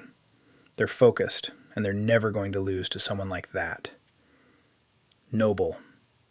Taking. Off at full speed, the proud man says goodbye, waving. At the failures leading the team, the protagonist tells everyone to put on their headphones. This is the first real fight since the squad was formed, and they can't let their guard down. While floating through the city, The chubby guy doesn't care about messing up traffic. He jokes that everyone's so slow it makes him sleepy even, with the extra weight the chubby guy's team is really. And the MCS friends will have a hard time catching up. The hero knows he could beat him alone, but that would go against the whole point of having a squad floating around. He keeps laughing at opponents who can't even get close. Annoyed. Yuka can't hear what they're saying, but she's sure it's just nonsense. Finally, the slick-haired guy's team reaches the calamity site and decides to wipe out the monsters. They throw as much green power as they can toward the enemies to destroy everything as civilians run away. He tells them to keep crushing the demons, luckily. Before the couple gets hit, the hero shows up, summoning his magic barrier. Seriously. He asks what his teammates think they're doing at. That moment, his purple aura starts pouring out, and the chubby guy realizes he can't move. The rest of the police squad and his friends arrive to check if people are okay. Yuka gets really pissed and tells him not to drag regular people into this mess. The noble can't figure out why he can't move and thinks the brat has something to do with it. He says it's because people are getting... It's easy to take Fuka out, but it might look like they're running from the fight, maybe? This is the perfect chance the MC was waiting for. Decides to protect the civilians while his friends focus on wiping out the monsters. But even a powerful mage can struggle to protect everything alone, confidently. He says he's the captain of the special anti-monster squad. The blonde guy agrees it was stupid to have asked that. They can't rely on Minito forever and need to take out the monsters on their own, though. Orders are to push forward and win. For the team's sake, everyone in the squad uses their abilities to push through the battlefield, now fired up. They fire off their powers with precision toward the enemies closing in. Little girl throws her level 3 water power at the demons that get close. Before she was scared and couldn't do anything, but now she can take down demon soldiers. She feels proud of how much stronger she's gotten. There's a lot of magical energy in the area, and from the looks of it, a lot of civilians couldn't escape. The protagonist knows the rescue won't be easy this time. If it were anyone else, they couldn't handle it, but he's the great mage. On the other side of the battle, the goons and the noble. The protagonist trio of friends forms up, taking down enemies together suddenly. They feel a magical energy and realize there's a demon in front of them. It's the chance the noble wanted to show his true level 4 magic against the boss his. Soldiers say the demon can't be beaten with just a simple level 4 spell, but the fat guy is proud and thinks he can do it. Since only a few humans have beaten demons, being a noble mage, he thinks it's only natural to win these battles, and activates his magic as a counter. The demon also unleashes powerful fire abilities across the battlefield in seconds. The man's magic is overwhelmed by the beasts. Terrified of losing, they decide to retreat and run. Unfortunately, the civilians are left behind by the man who doesn't care about their lives. Right then, the hero shows up and saves the day, yet again, casts powerful spells to withstand the impact of the enemy strike. His friends help him, raising their hands to support him with spells lying. On the ground, the chubby guy feels relieved. He escaped defeat. Annoyed, Yueka asks why he dragged the citizens into this, but the noble says it's their fault for not running and being slower than his noble magic furious. The girl delivers a hard slap across the fatso's face. Chuck. 33. The slap is so strong it sends the man flying, and right after that, she curses out the fat guy as a noble with no honor at all. Lying on the ground, the noble can't believe they actually dared to hit him for real. The friends decide to leave the fat guy behind while they focus on taking out the rest of the enemies from far away. MC sees the whole thing and is happy they managed to bounce back fast, but there are still people who need saving. And the boss is still on the loose out there. The huge beast walks through the city, radiating its evil aura, hiding the two. Goons want to run because they think they can't beat the enemy fatso. Admits the enemies are pretty strong even for someone like him, but he has an idea to use the rival team to wear the beast down, giving him a chance to land the final blow. His friends think that's brilliant and get motivated to put the plan into action. Finally, the monster is getting close to the trio of hero mages even. If the enemy magic is powerful, they have to win no matter what. the big guy. They all go in the same direction and create a mist on impact even. So they weren't able to defeat the monster, which stays standing and keeps fighting. They need level 4 spells or a huge amount of magical power to beat it. Now it's the beast turn to counterattack, and it starts activating its evil powers, managing to float. The friends barely dodge the deadly hits. This power is stronger than before and twice as powerful as the girl's magic. The gap between them is massive, and there's no way they can win like this through. The headset, the hero realizes his friends are having trouble and decides to give advice. His tip is that they need to work together and truly combine their powers. He says the key is between the two sisters. No time to explain. He says they need to figure it out on their own. Right then, shots are fired toward the girl, and she manages to dodge. They realize they need to understand Kusanagi's words because they meant something. Like her sister said, Minato always led the team, and that means something. The girl's strategy is to take out the smaller enemies first, while dodging the demon's magic. Their friends can attack from one side, while they attack from the other, and she'll give the signal when the magic is coming. In front of them, the big beast starts prepping several spells at the same time, working. Together, the girl starts counting the seconds to kick off the plan. She warns them at the exact moment everyone needs to dodge the impact. MC realizes his friend is the one in charge and notices she's got a talent for reading people even. So she doubts herself because her power levels still don't seem high enough. Scared, she tries to remember what her friend said a little while ago. She's not sure this weird method is going to work, but common sense has already been thrown out the window. In a risky move, she asks everyone to lend her their power. The noble sees this and doesn't understand what they're trying to do. United. As one team, everyone focuses on pulling off the idea. They don't have any other options, so they choose to believe in the girl. They'll have to push themselves for this, and if it doesn't work, they'll need a plan. The monster fires off 5 powerful spells trying to chain attacks. Together, it shoots a massive blast of fire straight at the enemies, though. Impact is so strong, the nobles think everyone's been taken out.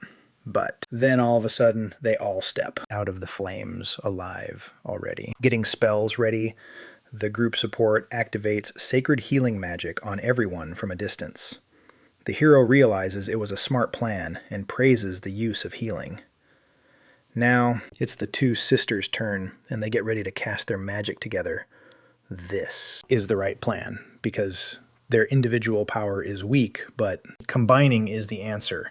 Together, they manage to form a level 6 spell called By the Force of It. That shocks the detectives, who didn't believe they could pull off level 6 magic even. So the monster is still alive, and the battle isn't over. This is the chance the chubby guy wanted to land the finishing blow. But suddenly, his body's strength starts to run out. Hero arrives at just the right moment and casts a powerful spell that team realizes the beast has stopped moving and is one step from the end. Sky finally clears and the enemy is defeated, stopping the calamity out. Of energy, the girls collapse to the ground, all of a sudden even, so they're happy they managed to save the day together. Check. 34. Everyone gets congratulated by the protagonist, who praises the good work stopping the incident. This was the team's first official mission, and they did really well. Just from watching, he can tell everyone's getting stronger, especially Yuka, whose growth is incredible. Her instructions were on point, and combining the spells was a good call.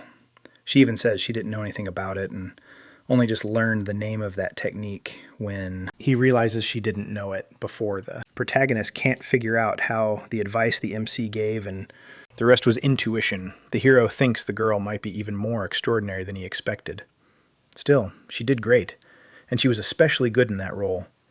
The harmony between the two sisters played a big part in the mission.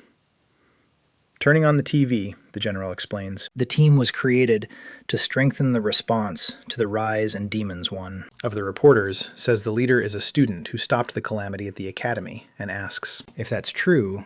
The one who answers is she, do, who introduces himself on TV. He confirms the squad leader really shocks the press, who can't believe a minor can hold that position. But it's explained that he has enough power to surpass even the nobles' magic during the calamity at the academy.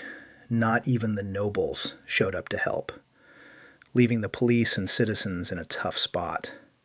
But the hero appeared right then and saved everyone's lives. That's why Shidu is convinced he's a savior and that he'll help in this new era. From a distance, the MC didn't want them making such a big deal out of it. That kind of claim is risky and could even cost him his position. But the general says that noble families are important and that creating the team doesn't take away their role, right? Then the chubby guy shows up and orders everyone to kneel. He says he'll be the new squad leader because a noble deserves that role. He says rejecting him and holding a conference without him is rude, annoyed. The detective asks why he's there since he lost the challenge pretending. He forgot, he says. He doesn't remember making any promise like that. He says that as a noble, his words are absolute, and commoners have to obey him. Right then, a journalist asked to ask a question to the supposed new leader, Shi. Says they got information that they didn't help citizens during the calamity, and even dragged them into fights that puts him in a tough spot. But he lies and says it didn't happen. Other journalists say they got the same information and have videos and images. The uproar starts because those families are supposed to protect citizens, not put them in danger. Irritated, the noble tells everyone to shut up and says it's people's fault for standing in front of his magic. The detective asks everyone to realize he's corrupt. He says what they need are heroes who actually want to protect the people without acting selfishly. He says they don't need nobles who don't protect their citizens defeated. The three of them run off, saying the detectives will pay and regret it, watching everything on TV. The protagonist feels proud of the friend who stood up for him. On the tablet, the girls notice there are videos all over the internet about the calamity. The noble mages are getting the most criticism, especially the chubby guy. The internet is a scary place for the MC who realizes how fast everything spreads. Right then, the girl freaks out when she sees their faces were caught on camera. It's almost impossible to hide the protagonist's identity now. And everything could get more complicated. A week later in the meeting room, he asks what the point of all this is. He gets freaked out by so many people sitting in the room's chairs, probably. Because of the press conference, the number of volunteers went up because he acted out of control on TV. He says he'll reward the MC for it. He really wanted to train young mages, but he didn't want to stand out at all.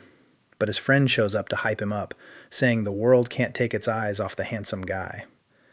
Now, unfortunately, that really bothers him since he doesn't want to draw attention at. Tonight, someone is tied to a chair and a creepy place. The person who captured him wants to know everything this poor guy knows. The psycho wants all the information about the Black Mage. He says it's a young guy who can cast insane spells, and that's all he knows, angry.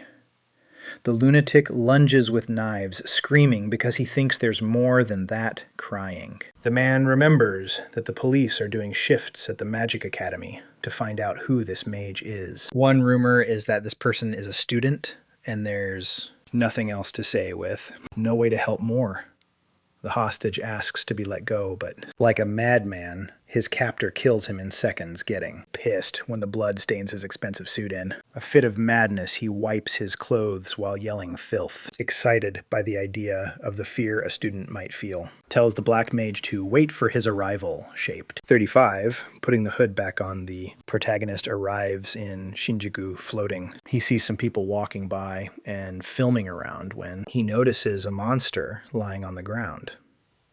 He sees signs that the Black Mage was there. The MC thought the hype around him had already died down, but even so, they're still looking for him. Patrols have increased and seem to deal with monsters and disasters more efficiently now, maybe. They don't need the Black Mage's help as much anymore, suddenly. He sees some thugs collecting a debt of 10 million yen. Man in the suit says he only borrowed 200,000 while trying to shield himself from the beating they say that's what the interest is for, and that the rate is high right. Then the protagonist jumps in to save the man who was almost killed, creating a magic barrier that holds up against the hits, annoyed. The thieves think the kid in front of them is trying to play hero in. The blink of an eye, they're completely beaten up and too weak to react with. So many problems the police don't have time to deal with. Illegal mages. Rumors say crime syndicates are after the Black Mage. That sparks the protagonist's curiosity, and he wants to know more about this organization. The thugs say they don't know much. Is an organization of mages that stays out of the public eye involved. In all kinds of crimes, they're gangs kind of like the Yakuza or the Mafia with connections in the media and politics. There's a branch in Kabukicho, and the two of them hope they'll get a chance to get into it. After saying that, they end up getting beaten up by the protagonist one more time. Even so, he thinks about how Sonata had already mentioned the rise in illegal mage activity. Dealing with monsters and disasters can be left to Minato Kusanagi Academy, while the Black Mage handles the underworld. Now he decides it's time to wipe out the Kabukicho branch. That branch is located in an area packed with nightclubs and drunk people. As he walks around, people offer him fancy rooms and red lighthouses at a discount. Modern entertainment districts are really lively and even kind of overwhelm the protagonist. Everywhere you can feel magic, and it's impossible to tell who belongs to the organization. Maybe he should start by arresting a few people and asking questions. Maybe he should start by detaining people who are doing shady stuff around there. In a dark alley, men sell weird things and get annoyed by the protagonist's presence once. Again, he takes the men down without even breaking a sweat. Then one of the thugs tells him where the organization's members are gathering in exchange for being let go, knocking the man down. He hopes what he heard is true. With the info, he arrives at a bar called Western inside. Some rough-looking guys are waiting for their buddies. The bartender asks what the customer wants. Handing over money, the girl asks for some hush-hush information. She wants to know the Black Rebellion's hideout, but they say that's the wrong question and that she should be asking something else. The right question is, what's going to happen to her next? And a few men step closer. They already knew someone was snooping around their business, but they didn't expect it to be such a pretty woman. Looks like the girl got fed bad info and walked right into this mess. Using their powers, they're ordered to capture her but keep her alive. Skillfully, she manages to hold out and dodge the magical attacks. Her plan is to find a way to escape the fight, but unfortunately, she gets hit by a fire spell and slammed to the ground. The thugs say they don't care about tough girls, imagining doing messed up things too. Her about to be defeated, she apologizes to some people for not managing to solve anything then. Moment a man comes over to do something sketchy. MC walks in, ignoring the commotion. He walks up to the counter. He asks the bartender if the members of that underworld organization are there. A thug comes up behind him and asks if he knows the mess he's in there. The guy tries to attack while talking trash, tries to stand, then blacks out. The other thugs and the girl just stare. The purple-haired woman is stunned. No normal person hits that hard, and she has no idea how he did. She wonders if it was magic, but she never saw him cast anything. Kusanagi is at least glad the intel led him to some low-level mage thugs in this Western club. He found plenty of weak mage punks here. Kusanagi calls them pathetic for jumping one woman. The thugs get scared, but they still think their numbers give them a shot. One thug tells everyone to rush him at once. Since he's alone, they fire off several flame attacks, and our boy tries to just dodge the purple-haired woman. Doubts he can win against so many enemies, especially indoors. She figures he can't use big spells here, and yells for him to run right. Before they hit him, he finally loses patience. He slips past every attack and closes the gap fast. Then he gets in close and starts throwing punches in. Seconds, our boy beats them down one by one and knocks them all out. The woman is speechless. He moved so fast, she couldn't even follow what happened. She wonders again if that was some kind of magic one. Thug breaks down crying and demands to know who he is. Kusanagi says he's the Black Mage, the man who'll wipe out Black Rebellion. He knocks out the last thug and walks over to the girl. She's still shocked by how easily he crushed everyone, and wonders if he's some elite or legendary mage. When Kusanagi gets closer, she realizes he looks like a high school student. She says his eyes stand out. He gets a little worried and asks if he's hurt. She says she's fine and not injured. He then walks over to the bartender, hiding behind the counter. Kusanagi demands, but the bartender refuses. He's scared they'll kill him for talking, so our boy smashes the table with one punch to scare him. He asks again and says, "This is the bartender's last chance." Terrified, the man decides to talk. He says, "Black Rebellion's main base is in Tokyo, with branches all over, even outside Kabukicho. He's heard the Kabukicho branch boss is someone no one should cross. The leader is a mage with huge underworld influence. Some even say he pulls Japan's strings from the shadows." Kusanagi asks about the branch location, but the bartender swears he doesn't know. Small fry like him only get trash jobs and no real info. Kusanagi is disappointed and back to square one. So he decides to hunt down more illegal mages for clues. As he turns to leave, the woman stops him and thanks him for saving her. She says she can't. What would have happened if he hadn't shown up? He tells her not to worry since he was just passing by, but also says this happened because she put herself in danger. She calls him harsh, and he says she's right. He's only harsh with adults. She guesses he's going. He says he'll destroy them. She sees he means it, but still doubts he can wipe out the whole gang alone, no matter how strong he is. Since she can't do it alone either, she makes him an offer. She asks him to join her. She says she's a detective with good connections and access to useful info, even if she lacks his strength. She's also shocked the Black Mage is way stronger than the rumors said and thinks teaming up with him could help her reach her goal. Kusanagi gets it and asks if she wants his power in exchange for her intel. She says exactly and calls it she. Holds out her hand and asks for his help. He knows he needs information, but he still wonders if he can trust her. Then he figures it's fine. If things go bad, he can just ditch her. He accepts and shakes her hand. She introduces herself as Leona, while our boy simply says he's a black mage. She says that name's kind of hard and asks why he doesn't use something shorter. He tells her to call him whatever she wants. So she picks Chrono, and he goes with it. He asks why the thugs were after her, and she says she was trying to find Black Rebellion's hideout.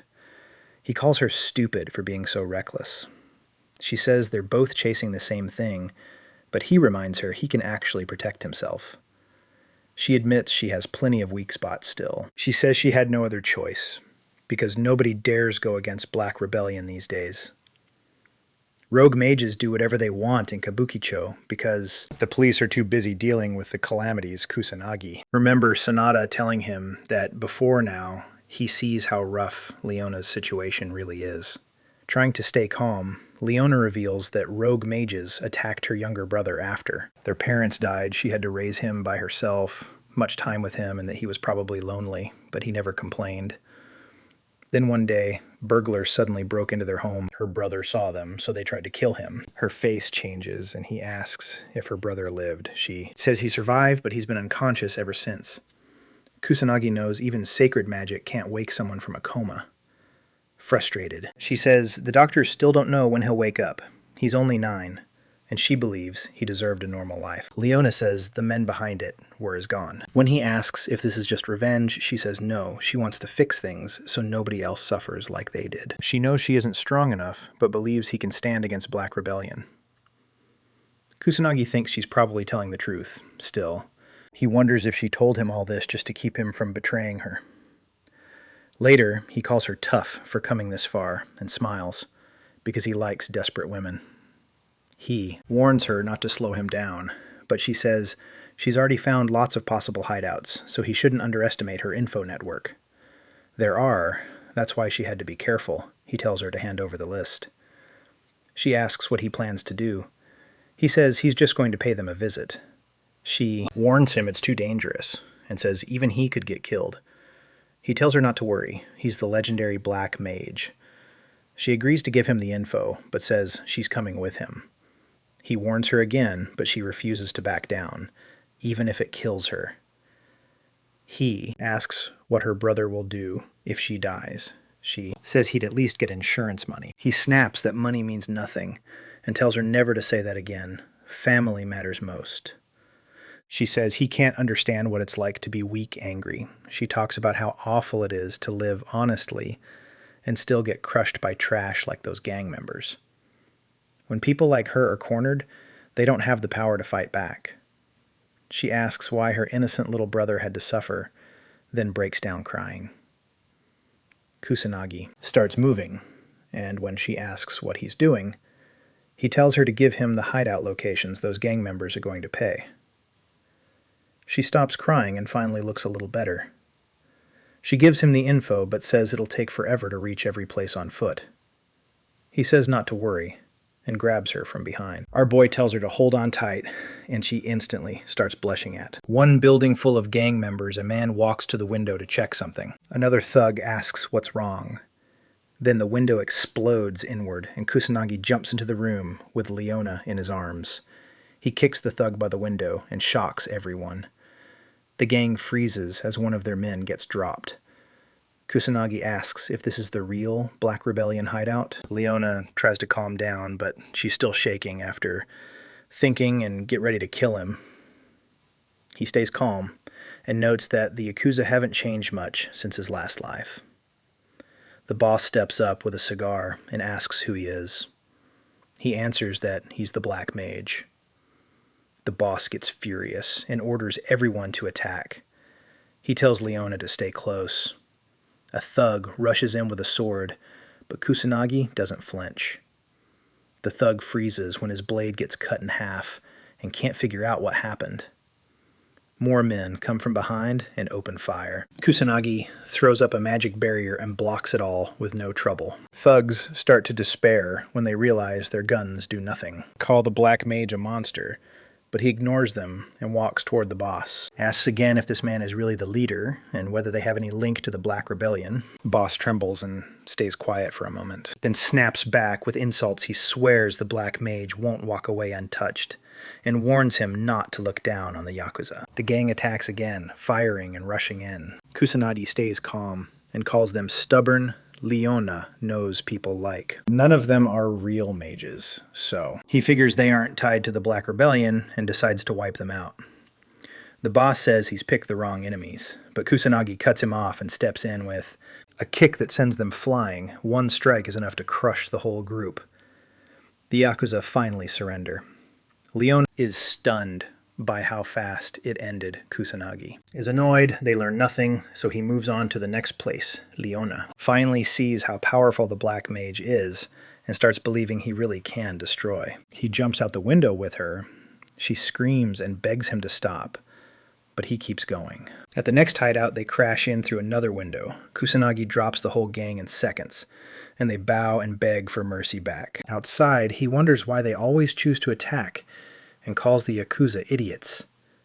Leona agrees, but says gang members were never going to listen anyway. Begs him to stop entering through windows every time. Sneaking up on the Yakuza is one thing, but she's sick of all the flying he. Says rules don't matter with Yakuza. She calls that nonsense. So he agrees to do it properly this time. At the next place, they knock on the door, and a bald man asks who they are. Kusanagi says he's here to ask about the Black Rebellion. The bald man shuts the door and tells him to get lost. Annoyed, Kusanagi blasts the door open with the cloak. Kick the gang inside panics, wondering if one guy is really raiding them. They demand to know what clan he's from, but Kusanagi repeats that he only wants information on the Black Rebellion. The bald man loses patience and swings first Kusanagi. Had hoped they could settle this peacefully for once, but with no other choice, he strikes back and easily drops the bald man. The others are left stunned, ignoring the small fry. Kusanagi looks for the boss. A man named Ushiro steps forward and says he's the leader. Asks why Kusanagi barged in, and Kusanagi immediately asks if they have ties to the Black Rebellion. Ushiro understands, but his men see it as disrespect and pull out their weapons against our boy. Ushiro orders them to stand down when they protest. He tells them they can't. He says honor matters to his clan. Kusanagi asks where the Black Rebellion hideout is, and Ushiro asks if he'll leave after getting the answer. Kusanagi says he will Leona, and Kusanagi sit across from Ushiro while his men surround them. She's nervous about being dragged into this. Ushido introduces himself. Kusanagi gives the name Chrono, and Leona does the same. Ushido points at a map and says, "The Black Rebellion hideout should be around that area." He adds that that's all he knows. Kusanagi checks the spot and sees it matches Leona's lead. He realizes they would have found it eventually if they kept searching for it, and admits she's more reliable than he expected. He asks Ushido if he's sure about giving up that kind of information to an outsider from the same world. Ushido says, "They're not allies. They're enemies." He says his clan isn't low enough to prey on decent people. Kusanagi wonders why they attacked him at first, but Ushido says he didn't exactly look respectable while storming Yakuza offices. Ushido adds that his clan has rules, so they shouldn't be compared to trash like the Black Rebellion. Kusanagi is surprised to meet a Yakuza like him in this era. Since he got what he came for, Kusanagi leaves as promised before. He goes. Ushiro asks if he's really planning to face the Black Rebellion, and warns that powerful people in the country back them. Kusanagi lifts Leona and tells him he's faced people like that before, then flies off with her in his arms. Ushiro watches him go and praises his nerve. He thinks the kid might really bring down the Black. The red-haired man tells his crew to hand over the money, and the men in black suits take it. One of them shakes hands with the red-haired buyer to seal the deal. The suited man says Japan is amazing for treating criminals so kindly, and the other agrees. It's the best country. While they're laughing, Kusanagi crashes in through the window with Leona in his arms. Everyone is stunned, but they instantly draw magic circles and guns. Kusanagi realizes he's finally found the group he was after. Using magic perception, he sees all the Black Rebellion members are mages. And even the Mafia side has a few mages too. Leona ducks behind a container and starts recording with her phone. The red-haired man asks who Kusanagi is tired of hearing that question. He says he's the Black Mage, and he's here to destroy the Black Rebellion. That only confuses them more. Then they burst out laughing. Sure, a kid can't wipe them out alone, Kusanagi ignores them and hurls a huge fire spell. Several men are blown away. Makes it clear he's serious about crushing the whole gang. Enraged, they fire back with wave after wave of magic. Kusanagi blocks everything with his barrier. He knows they won't use anything above level 2, or they'd wreck the warehouse. He considers attack spells, but with this many enemies, that won't be enough. The lackeys are shocked. Their magic did nothing, and even the bullets are useless. They can't understand how he's still untouched. None of them has seen magic like this before. Kusanagi is disappointed. They're panicking, even though he hasn't gotten serious yet. Then, one man in a suit remembers the special weapon they just bought. Their whole attitude changes, and they warn Kusanagi not to get too confident. He notices right away as they put on masks and pull out the special weapon. Kusanagi recognizes it at once and orders Leona to run outside. She obeys and gets out. A thug throws a gas bomb, but Kusanagi stops it in midair with magic. It still bursts, and poisonous gas spreads out. The men are sure even he can't survive that, and they relax, thinking the Black Mage is dead. They walk forward to get a look at his corpse. When the smoke clears, they're shocked to see him standing there, unharmed.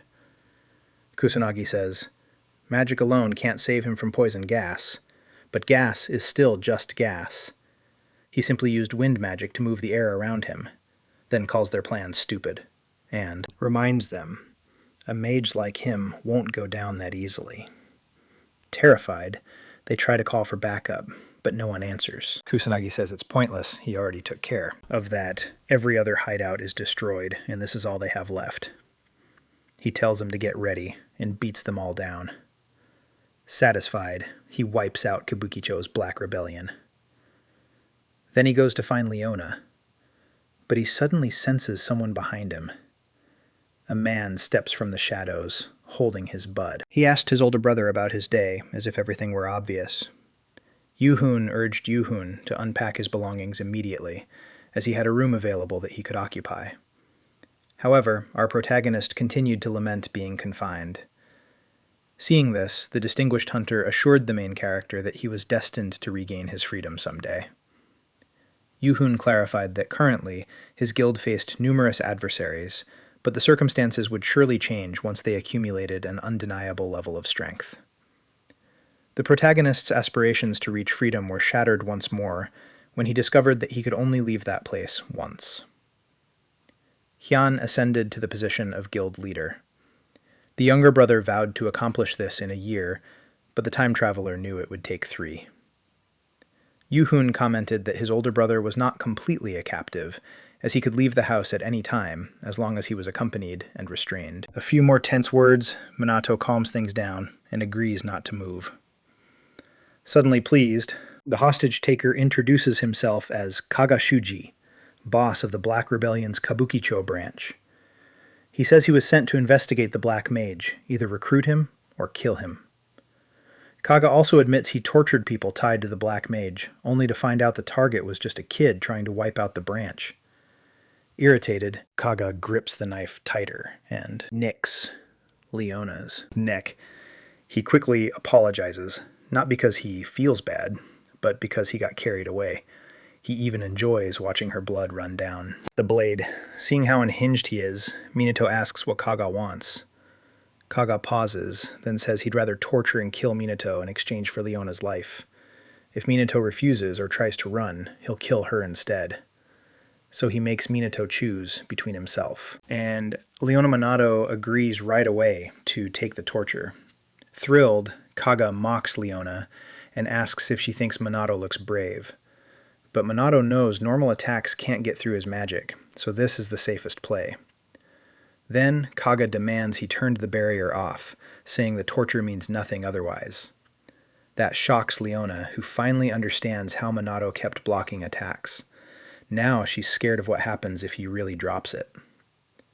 Minato is also surprised Kaga knows about the barrier and realizes he showed too much earlier. So he shuts it off and asks if that is enough. Kaga instantly fires a first-level lightning spell at Minato's vital spots. Leona begs him to stop, but Kaga is too deep in his sadistic fun. After the non-stop hits, Minato pretends to pass out, while Leona blames herself for being too weak to help. Seeing his chance, Kaga gets ready to strike again and taunts her. Leona tries to interrupt his spell to protect Minato, but Kaga reads her move right away. After knocking her down, he mocks her as a weak nobody, he says. Minato fell because of her and moves to kill her. Eager to watch her die and despair, at the last second, Minato jumps up and smashes Kaga with a brutal surprise, wrecking his face. Stunned, Leona asks how he lived after dropping his barrier. Minato says he secretly kept a tiny hidden barrier up right before the attack landed, so it only looked like his defense was gone. Leona lets out a nervous laugh and says, only Minato would pull something like that.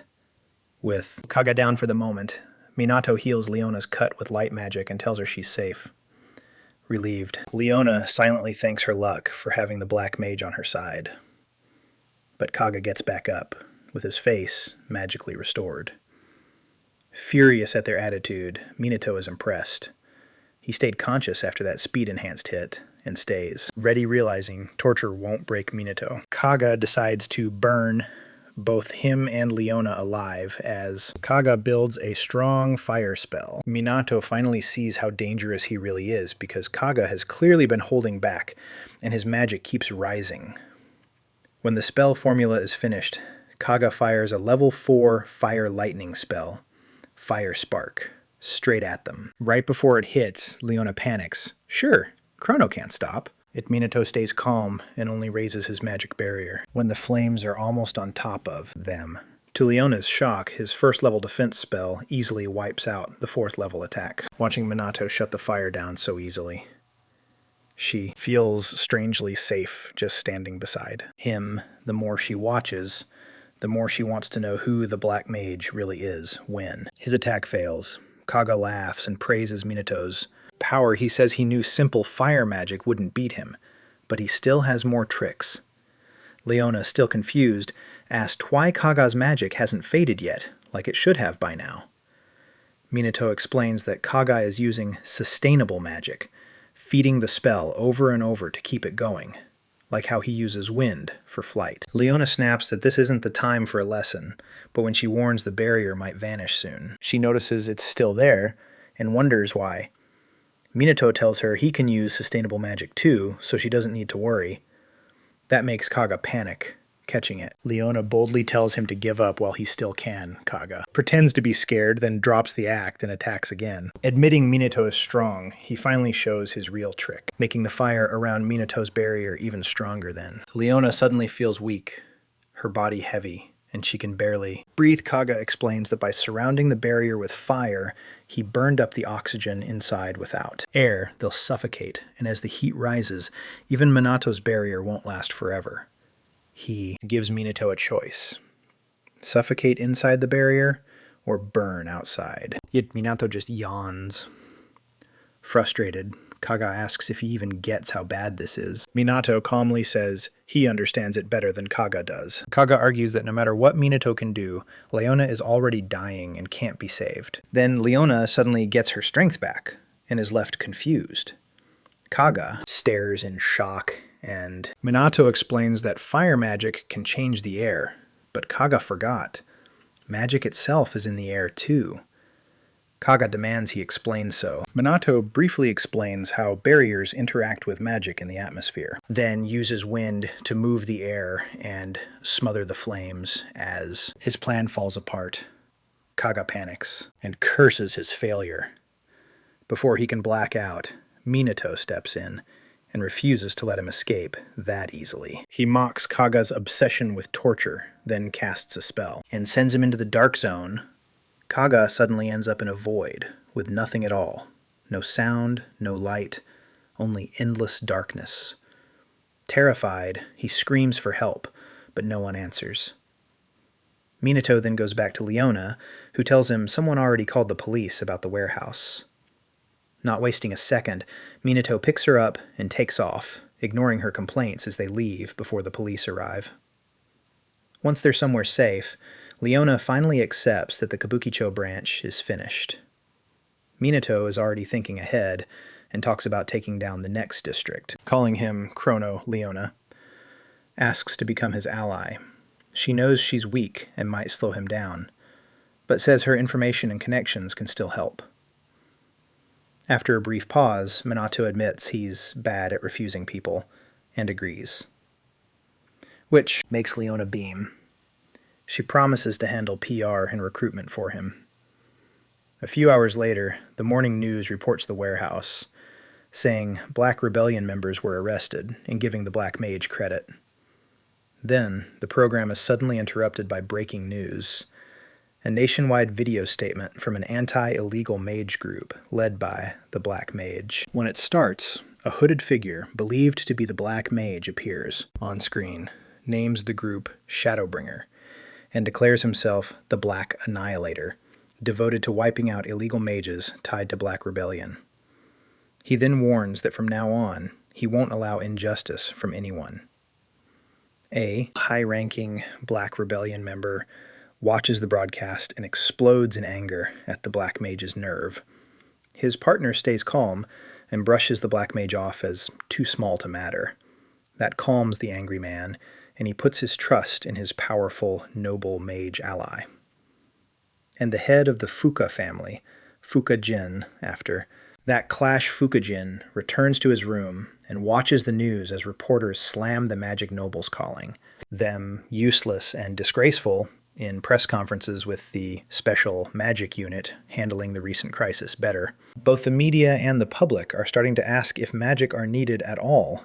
Furious at the disrespect, Jin hurls his teacup at the TV and tells his butler to summon Sho as the butler rushes away. Jin swears those lowly commoners will pay for mocking the so-called useless magic nobility. Meanwhile, across the world, New York City falls into chaos when monsters suddenly appear and attack civilians, sending people running for their lives first. Responders arrive within minutes and report back as they try to contain the attack.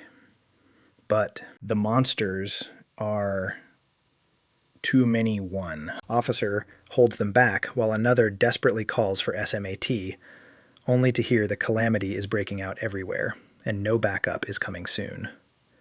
Explosions tear through the city, killing hundreds and injuring thousands. Then a monster leader appears and gets ready to cast a level 5 blazing column fire spell that could swallow the whole city just. Before it fires, a skilled noble mage arrives and blocks it with a level 5 titanic bubble water spell. Mage is Mizuha Toshiru, father of, and he effortlessly shuts down the monster leader's attack before landing on the battlefield. Stunned responders are ordered to support Toshiru and help contain the area. Ignoring everyone's praise, Toshiru focuses on the fight and casts an even stronger water spell to bring down the monster leader. The force of it drowns the creature before it can fight back, and ends the battle in Toshiru's favor. Once it's over, the responders crowd around him and thank him. As usual, he stays calm and says he only did his duty.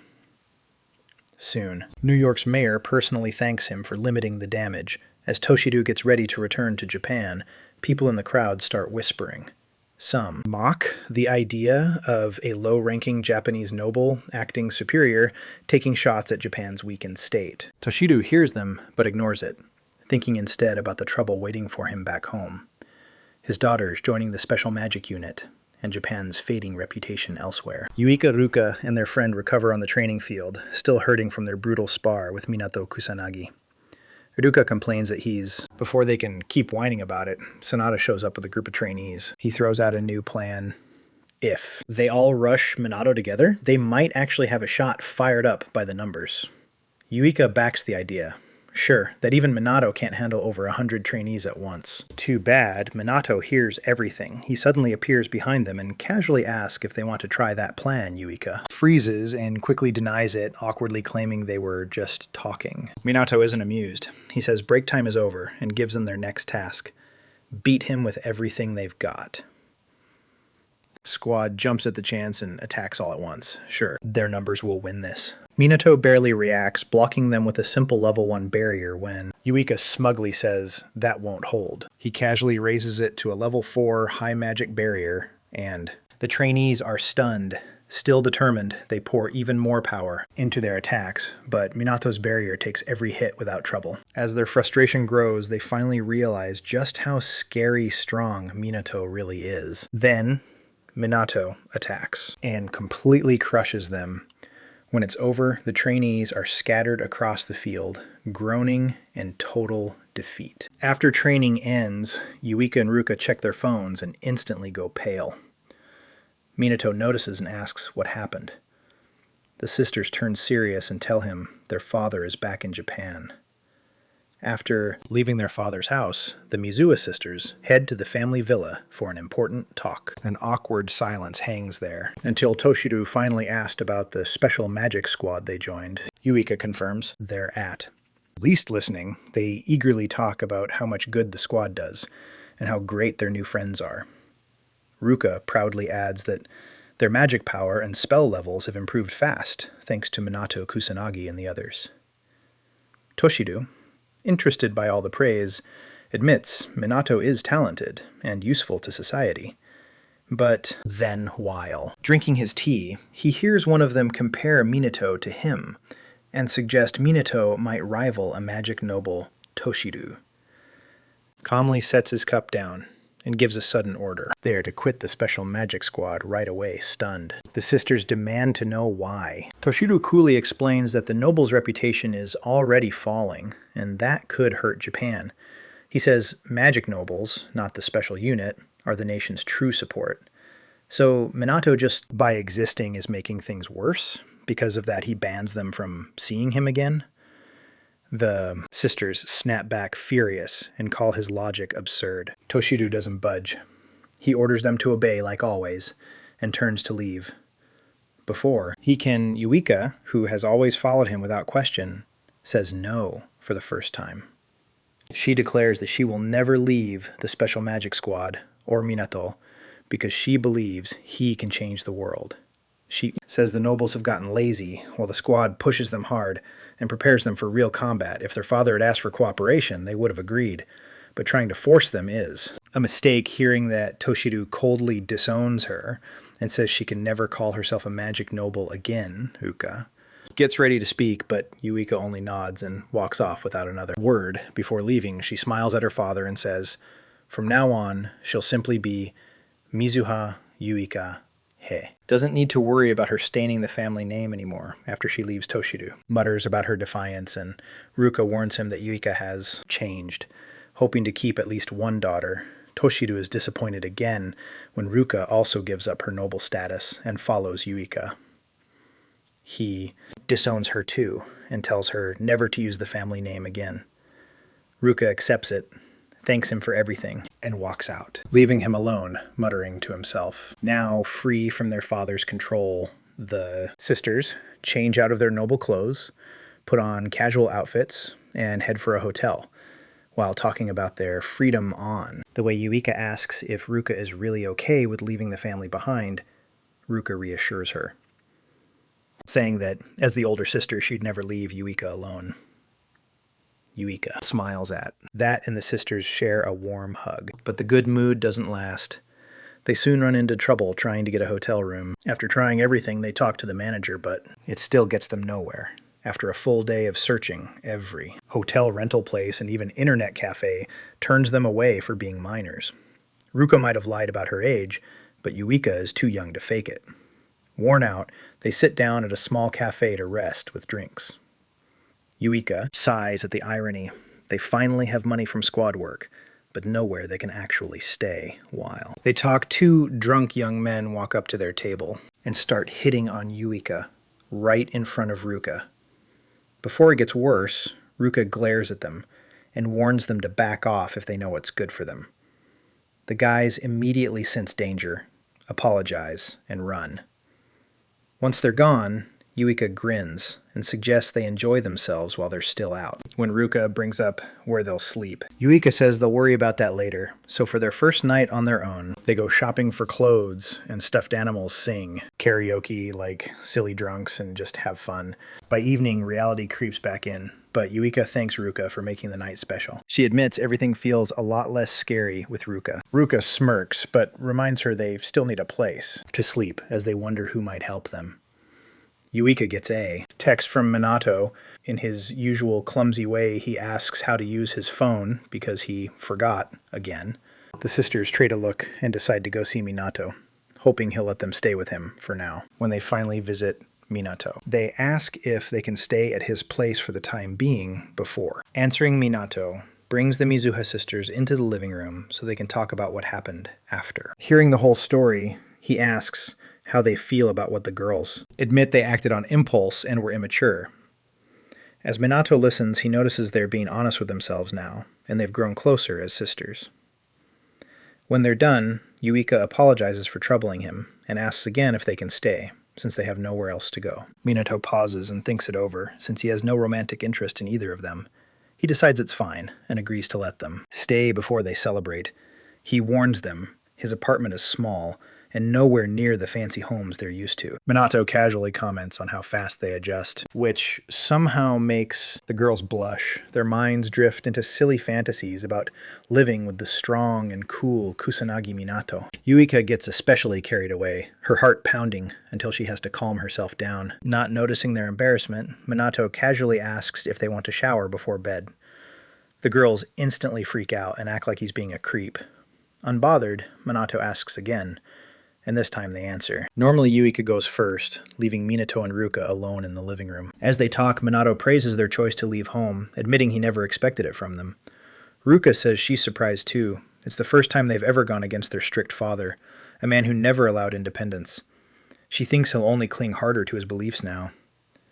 Minato reminds her that Toshiru already has a terrible view of their squad, so no one knows what he might do. In the future, before Ruka can answer, Yuika comes out in her nightwear and tells Ruka to go next.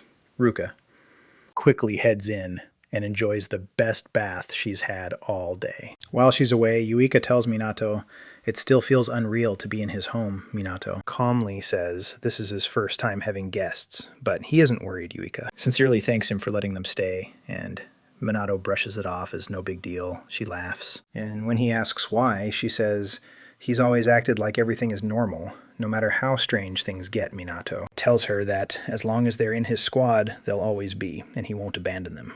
Makes Yuika's heart race, but before she can think too much about it, Ruka walks out of the shower, looking graceful in her nightwear.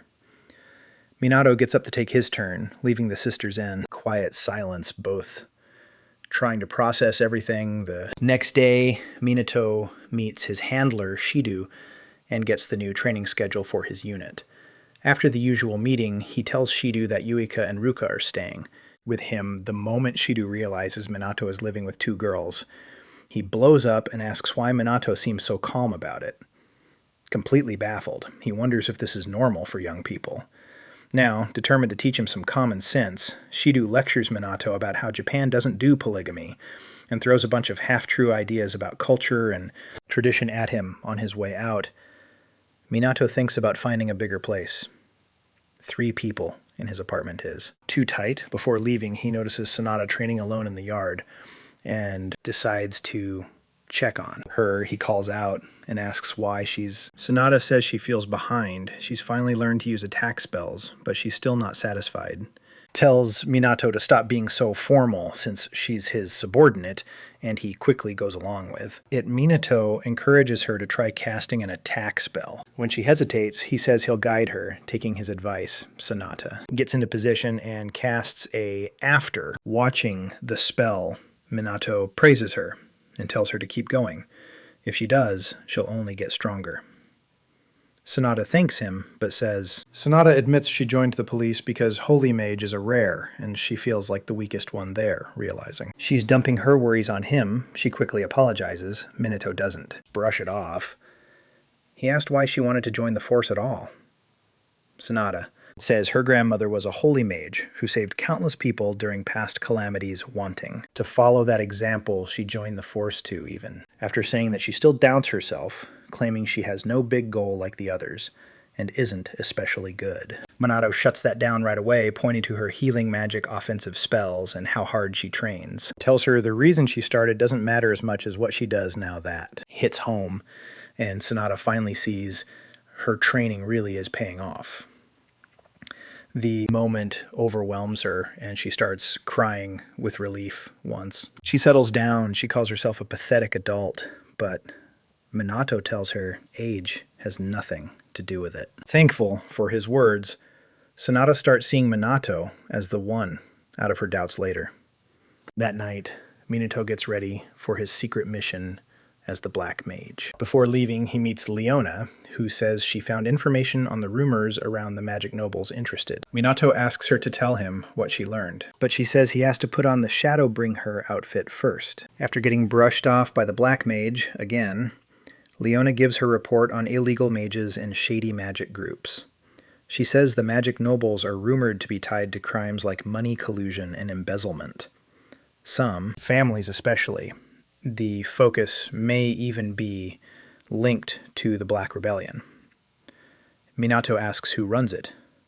Leona says the rumors point to Kuroi Akudo, a former magic noble who is kicked out and disgraced, that makes the nobles linked to the Black Rebellion seem even worse to Minato. But Leona reminds him there's still no hard proof against the focus, or any noble family. Nobody talks, and good information is hard to get. She thinks anyone who might speak up is being silenced, so she warns Minato to be careful if he looks deeper. When they're done, Minato asks her to send everything to his phone. Ask what he's doing next. He just says he's off to serve justice then. He jumps off the rooftop, thinking about how to punish the villains. A few hours later, the Black Mage comes home and goes back to being Minato Kusanagi, relaxing with his new roommates, Yuka and Ruka. The 3 quietly focus on their own things with time to spare. Minato starts looking Minato and the calamities from 50 years ago now. That he knows how to use a smartphone, he digs through what he can find. Most of Ichikami's history is still the same, but modern mages are described as far weaker, which feels strange. He also finds only vague records on the magic nobles and their bloodlines, with barely anything about their past power or training. Remembering his life as Ichikami Minato, thinks that if his magic tomes still existed, mages would never have fallen this far. Yuka points out that books and data on high level. Minato guesses the current Mizu ahead might know something. But with so little info on the calamities, setting up a meeting won't be easy. For now, he keeps trying to figure out what calamities really are and when they first appeared on Earth, but gets nowhere. Yuka notices his frustration and goes back to her work. The next day, while the Special Magic Unit is training, Minato and the others get an urgent report about a calamity and are sent out right away. But when they arrive, they find Shufuka and his lackey already standing over a dead calamity monster. Though confused, Minato stays calm, as smugly mocks them for showing up late. He brags that his group took care of it before they arrived, then tells Minato to relax since no civilians got hurt. Shu keeps boasting that things would have gone badly without him, then smugly tells them to be more alert next time before leaving. After he's gone, Yuka asks what Shu's problem is, but Minato doesn't know. Over the next few days, more calamities appear, and every time Shu's group reaches them first and steals the credit, he keeps mocking the Special Magic Unit for being too slow, and insists the world still needs the Magic Nobles. Yuka snaps when he calls their team useless after. He leaves. She points out this is the 5th time he's done it, making it obvious something shady is going on. Around then, Shidu tells them they may be getting sabotaged because their reports keep arriving late. Since Minato can't sense calamities from far away, he can't think of a fix. Yuka angrily notes that Shu always avoids fights when a demon-level boss shows up. Stuck. For answers, Sonata checks her phone and finds the Fukas getting tons of online support, which is strange since people were trashing them not long ago. She also sees that Jin Fuka is about to hold a press conference. Minato and the others gather to watch what he says. Jin thanks the reporters and claims the conference is about the recent failures of the Magic Nobles, especially Shu. Then, in a shocking move, he bows and publicly apologizes for his son's behavior. The reporters are stunned. None of them expected a Magic Noble to apologize. Jin goes on saying he failed as a father and will make things right at the same time the media starts talking about Shu dealing with several calamities before the Special Magic Unit could arrive, seeing his plan work. Jin straightens up and starts talking about the lack of capable Magic Nobles. Still, he says they're already taking steps to fix. The problem, as the conference blows up online, about half the comments support the Fukas, which makes Yuka furious. She vents to the team wondering if all their minds, everyone, that their mission hasn't changed, no matter what the public thinks, and tells them to trust him. A few days after the conference, Shidu is called to a high-level meeting. His boss tells him the Special Magic Squad is in danger because complaints keep rising as their clash with the Magic Nobles gets worse. When Shidu tries to explain how suspicious Shu has been acting, his superior shuts him down and accuses him of picking a fight with the nobles. He says Shidu pushed for the squad to be created and made enemies of the nobles, so this mess is his responsibility, Shidu. Then asks if they know why their work keeps getting blocked.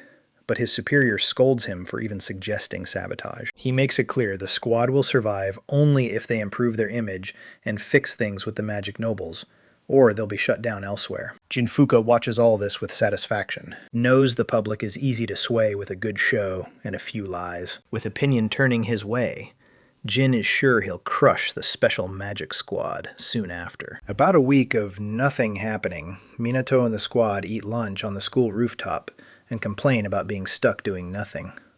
Ruka mentions the Fukas are the ones handling recent calamities, but Ryuji points out someone inside the police must be sabotaging the Special Magic team. Minato agrees, explaining that some officers are tied to the Magic Nobles and see the SMT as a threat. Clueless Yuika asks how that's possible, and Minato says the squad's actions have hurt the nobles' image.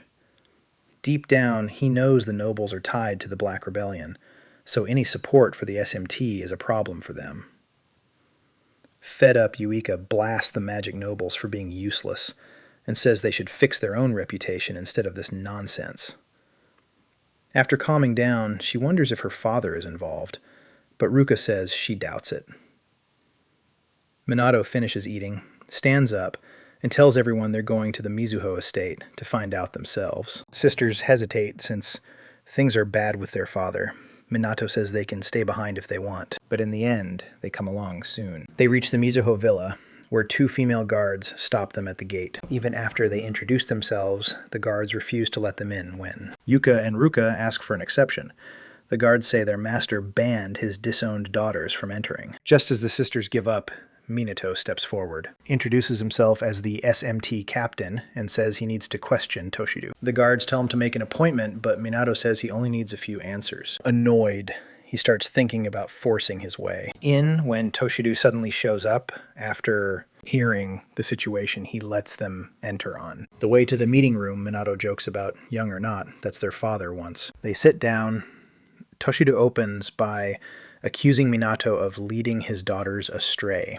Minato fires back that blaming someone else for your kids becoming independent is bad parenting. He then asks why Toshido can't be proud that his daughters are growing up. Toshido quietly studies him, realizing Minato didn't come here to joke around, so. Minato drops the small talk and asked if Toshido has been pressuring the special magic team. Toshido denies it, saying magic nobles rarely work together and that is acting on his own. After commenting on Minato's determination, Toshido admits he's heard about him as a student, with noble-level power and as a hero who stopped several calamities still. Doubtful, he challenges Minato to test that strength. Toshido releases a huge wave of mana to show his power, and to his surprise, Minato matches it without any effort. The rest of the team, including the sisters, can barely move under the crushing mana. When the pressure fades, Toshido praises Minato for matching him, but Minato shrugs it off as simple magic control. He adds that Toshido was still holding back a lot. Toshido is impressed that Minato noticed.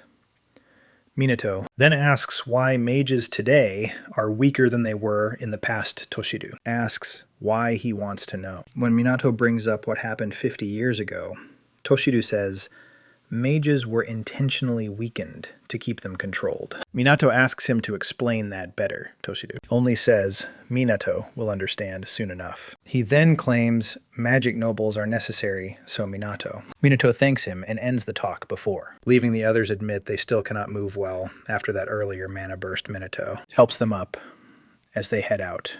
On the way, he tells Toshido he is glad he did not find corruption in his family. Otherwise, he would have handled this very differently. Adds that Toshido's daughters are important friends to him when Toshido asks what he means.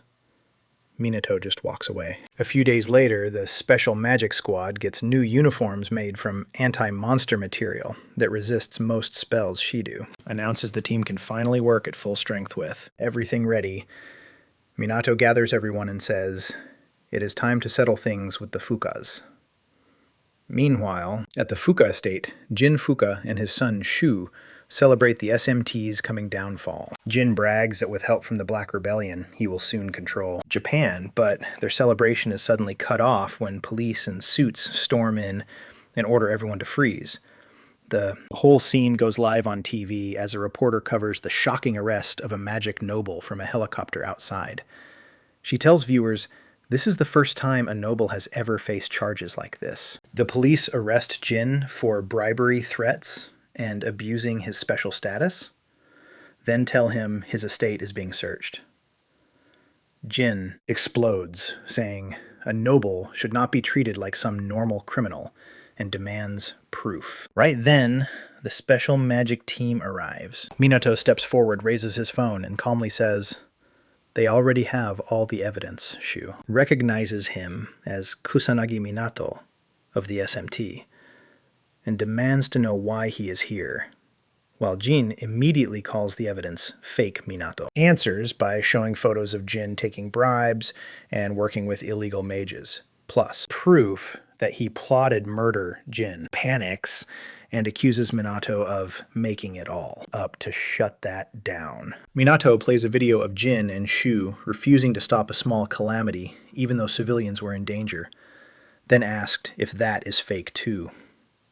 Now trapped, Jin erupts in rage and demands to know who was spying on him. His butler steps up and admits it was him. Jin grabs the butler by the throat, screaming and asking why he would betray the man who fed and clothed. The butler reveals he had secretly met the Black Mage, who asked if loyalty meant watching the family sink deeper into corruption. Unable to answer, the butler was told to choose between serving evil and doing the right thing. Now he declares that Jin is unfit to be a magic noble and needs to be removed, furious. Jin summons several magic circles and threatens to kill everyone there. Before he can strike, Minato shatters the circles and blasts a hole through the wall. Makes it clear there is no escape for a corrupt noble. Jin mourns the collapse of everything he built, but Minato coldly says he caused it himself. In one last desperate move, Jin boasts about an overseas base prepared for a moment like this. He says that once he escapes, no one will touch him, and before leaving, he will kill everyone trying to arrest him. Jinshu and their men unleash a wave of magic at the police, but Minato blocks it with a barrier and tells the officers to fall back. While the SMT takes over, Minato fires again and opens a second hole in the wall, and this time the news helicopter catches it live. The reporters announce that the Fuka family is openly resisting arrest, raising major doubts about magic nobles. With the whole country watching, the reporter asks if people can still trust nobles to protect them, then quickly reminds viewers that Japan still has the SMT and their leader, Kusanagi, Minato, outside. The mansion, the Fukas, and the SMT get ready. For battle, Minato faces Jin, while Shu and his men take on the rest. Before it starts, Shu mocks the SMT, asking if they really think they can win with so few people. Yuika fires back that, unlike spoiled nobles, their squad is also dealing with other calamities. Angry Shu says he will stop holding back and threatens to kill them. All Yuika calls him a stain on the magic nobles and says they will never forgive what he did to the people. As the battle begins, Jin asks Minato if he really thinks he can beat a magic noble, and Minato says there is no reason, and calls him pathetic for sinking that low. Jin says he does not care how low he goes as long as he profits, which only disgusts Minato more. Meanwhile, Yuika Ruka Sanada and their teammate start overpowering the Fuka lackeys, seeing his side losing Shu, panics. He cannot accept that nobles are being beaten by commoners. He orders his men to use their strongest magic and kill the SMT, no matter what, as the enemy prepares their biggest spells. The Mizuha sisters join their power and unleash spell Burst Stream. The attack crushes Shu and his men in one hit and leaves them helpless before the SMT defeated. Shu drops to his knees and desperately claims it was all a brief mistake. In judgment, he swears he will change and begs for mercy, seeing through him. Yuika pretends to accept the apology. The instant she and Ruka turn away, Shu curses them as idiots and launches a sneak attack, but the sisters expect it to counter at once and pin him down. They ask if he really thought they would forgive someone who never planned to change with. His last trick failed. Shu breaks down crying, sensing his team has finished off the others. Minato turns back to Jin and tells him his precious son has finally been beaten.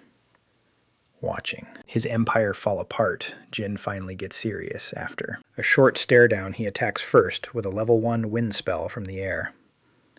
Minato dodges it like it is nothing. Frustrated, Jin follows with a level 2 wind spear to catch him off guard, but Minato slips past that too. Jin then throws out a level 3 wind cutter, and Minato dodges again. The reporter in the helicopter is amazed by Jin's magic power, but starts worrying about Minato, asking viewers if he can keep handling this non-stop assault. Trying to finish it, Jin raises his output and casts a level 4 Tempest wind spell, creating a wormhole that threatens to pull in everything nearby. When Minato avoids that to Jin, boosts it into a level 5 Grand Typhoon, strong enough to rip through anything. By then, Minato's team knows how dangerous it is and begs him to stop and arrest Jin. Another time, Minato ignores them, forms a 4-layer high magic barrier, and wipes out the Typhoon before it can touch him. Ruka is stunned that he blocked such a deadly spell, while Ryuji just watches with admiration, already used to Minato's reckless courage. People watching the live broadcast are left speechless, finally seeing how powerful a magic noble really is. After Jin casts a level 5 spell so easily. But the bigger shot comes when Minato stops it with ease, and the reporter keeps the audience locked in with non-stop commentary during. A short break, Jin starts wondering why Minato still has not attacked, and suspects he is stalling for backup to test that idea.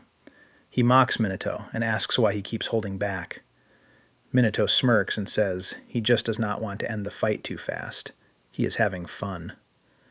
That answer pushes Jin to reveal his full power. He says his mana is around 200,000 and warns Minato not to panic when he sees the gap between them. The SMT members scoff. Sure, he is lying, since even 100,000 mana is almost unheard of in Japan. Without words to stay back, they understand right away and do not interfere. Jin laughs at that and says if they had come any closer, he would have killed them on the spot.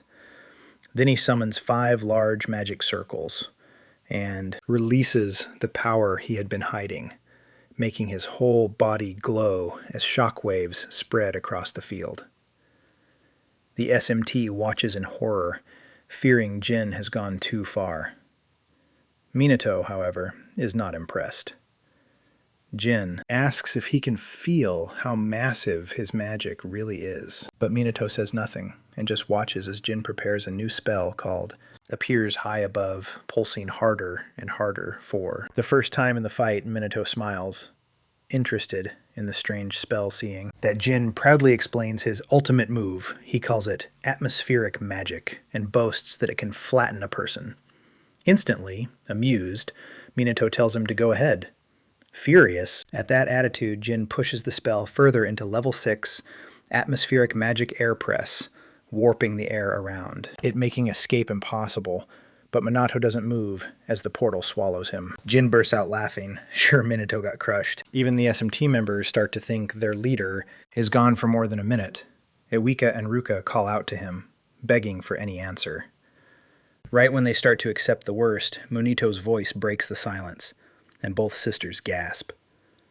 Monito tells them not to decide he's dead that fast. Jin, completely stunned, asks how he survived Minato. Calmly says he balanced the pressure inside and outside his body, canceling the spell, like deep-sea creatures living under huge ocean pressure still. Shaken Jin asks, atmospheric magic, his own signature spell. Monito grins and says he just watched and copied it. Jin is left speechless.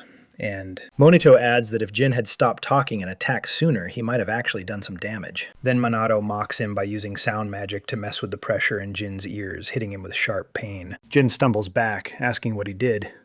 Minato smirks and says, sound magic. A branch of wind magic raised the sound pressure around his ears and made him suffer watching all this.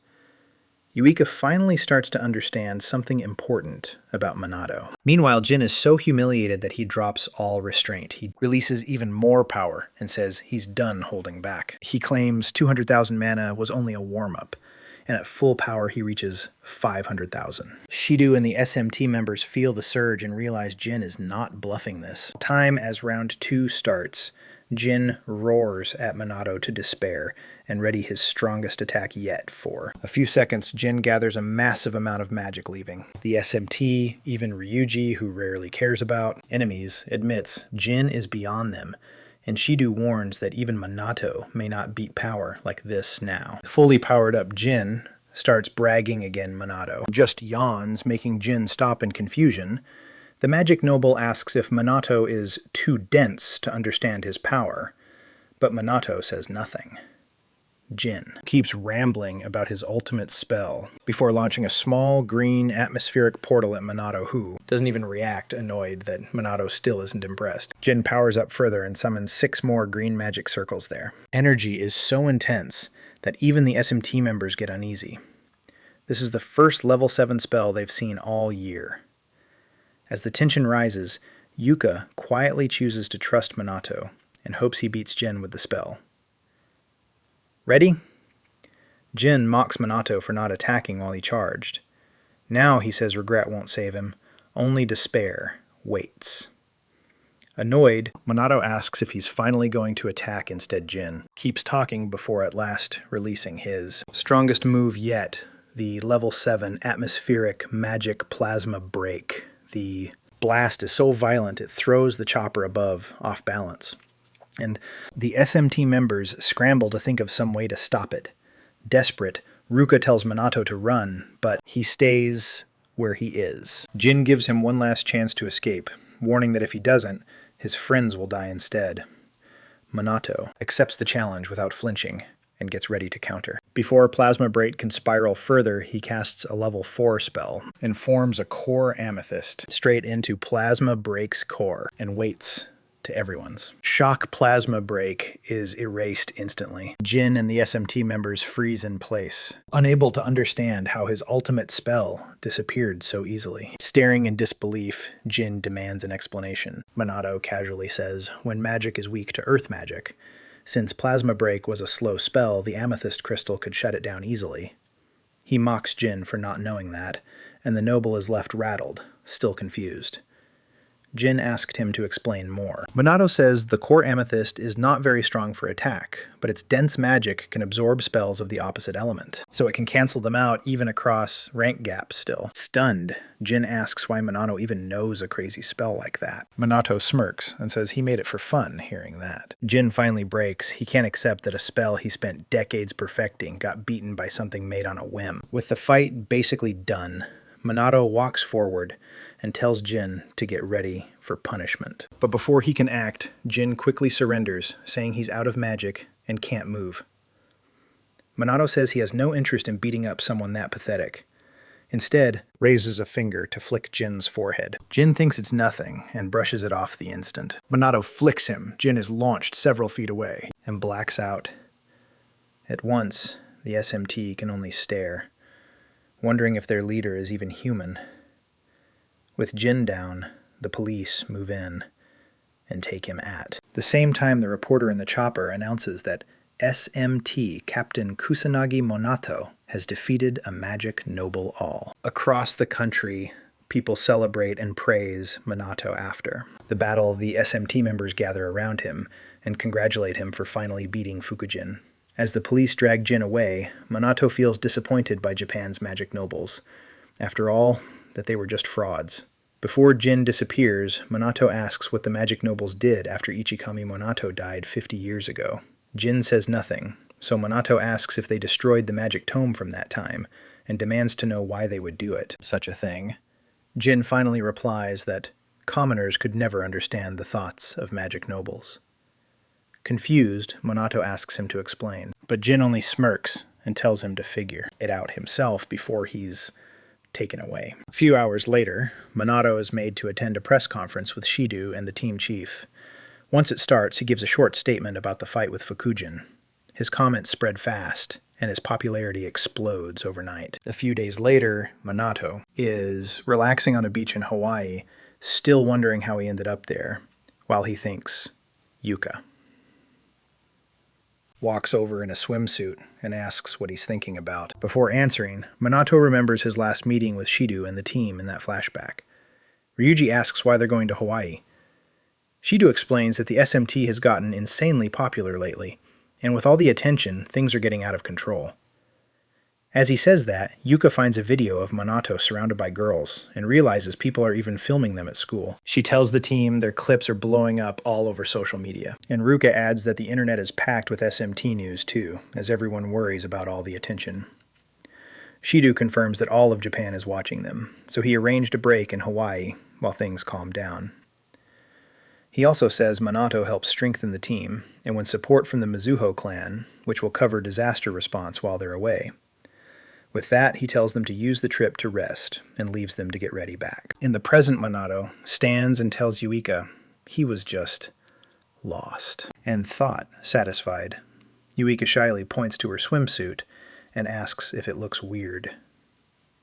On her, Minato immediately says she looks cute. The sudden compliment catches Yuika off guard, and she turns bright red Minato. Keeps going, saying the swimsuit matches her style and looks really good on her overwhelmed. Yuika awkwardly thanks him and turns away to calm down soon. After Ruka shows up in a dark swimsuit, annoyed that Minato has been avoiding her all day, when he looks confused, she asks if there's anything he wants to say. Minato says he was just admiring how pretty she looks, adding that her pale skin makes the swimsuit stand out and adds to her elegance. Embarrassed by such a detailed compliment, Ruka turns away red-faced and thanks him. Ryuji, who's been standing next to Minato the whole time, is amazed by how easily and honestly he praises the girls, with zero bad intent. A moment later, Sanada arrives in a white flare dress and apologizes for making them wait. Ryuji is stunned, realizing for the first time how curvy she is under her uniform. Curious, Sanada asked Minato what he thinks of her outfit. Before he answers, Ryuji silently prays he won't mention her figure. With everyone watching, Minato simply says she has great style. Doubting him, Sanada asked what he means. So Minato says the outfit really brings out her natural elegance that catches her off guard, and she blushes just as hard as the others, shocked by how easily Minato makes everyone blush Ryuji jokes that he's amazing, then asks if he's overdoing it. Minato says he's only being honest. If someone deserves praise, he'll say it. Since all three girls look beautiful in their swimsuits, he sees no reason to hide it. Ryuji gets that, but still feels embarrassed for them because they're so flustered. To make things worse, Minato suddenly turns to Ryuji and starts praising his balanced physique, telling him to be proud of how he looks. Ryuji instantly and warns him never to compliment another guy in front of the girls. Again, once that awkward moment passes, the special magic squad spends the rest of the day having fun, including playing volleyball, riding jet skis, sunbathing, and taking tons of photos. By night, Minato heads out to buy a drink from a convenience store. Before he gets far, he notices Yuika acting strangely shy and decides to walk with her as they stroll. They talk about how much fighting they've done lately and how unreal this break feels then. Yuika notices earlier and starts wondering if her sister is dating Minato before. She overthinks it. She reminds herself that Minato said he isn't seeing anyone. Sensing her mood change, he stays quiet and lets her speak first. Gathering her courage, Yuika asks what kind of person he likes. When Minato says he's never really thought about it, she jokingly lists herself, Ruka, and Sanada as examples, and tells him to choose one after. Thinking a bit, Minato picks all three, saying each of them is beautiful and admirable.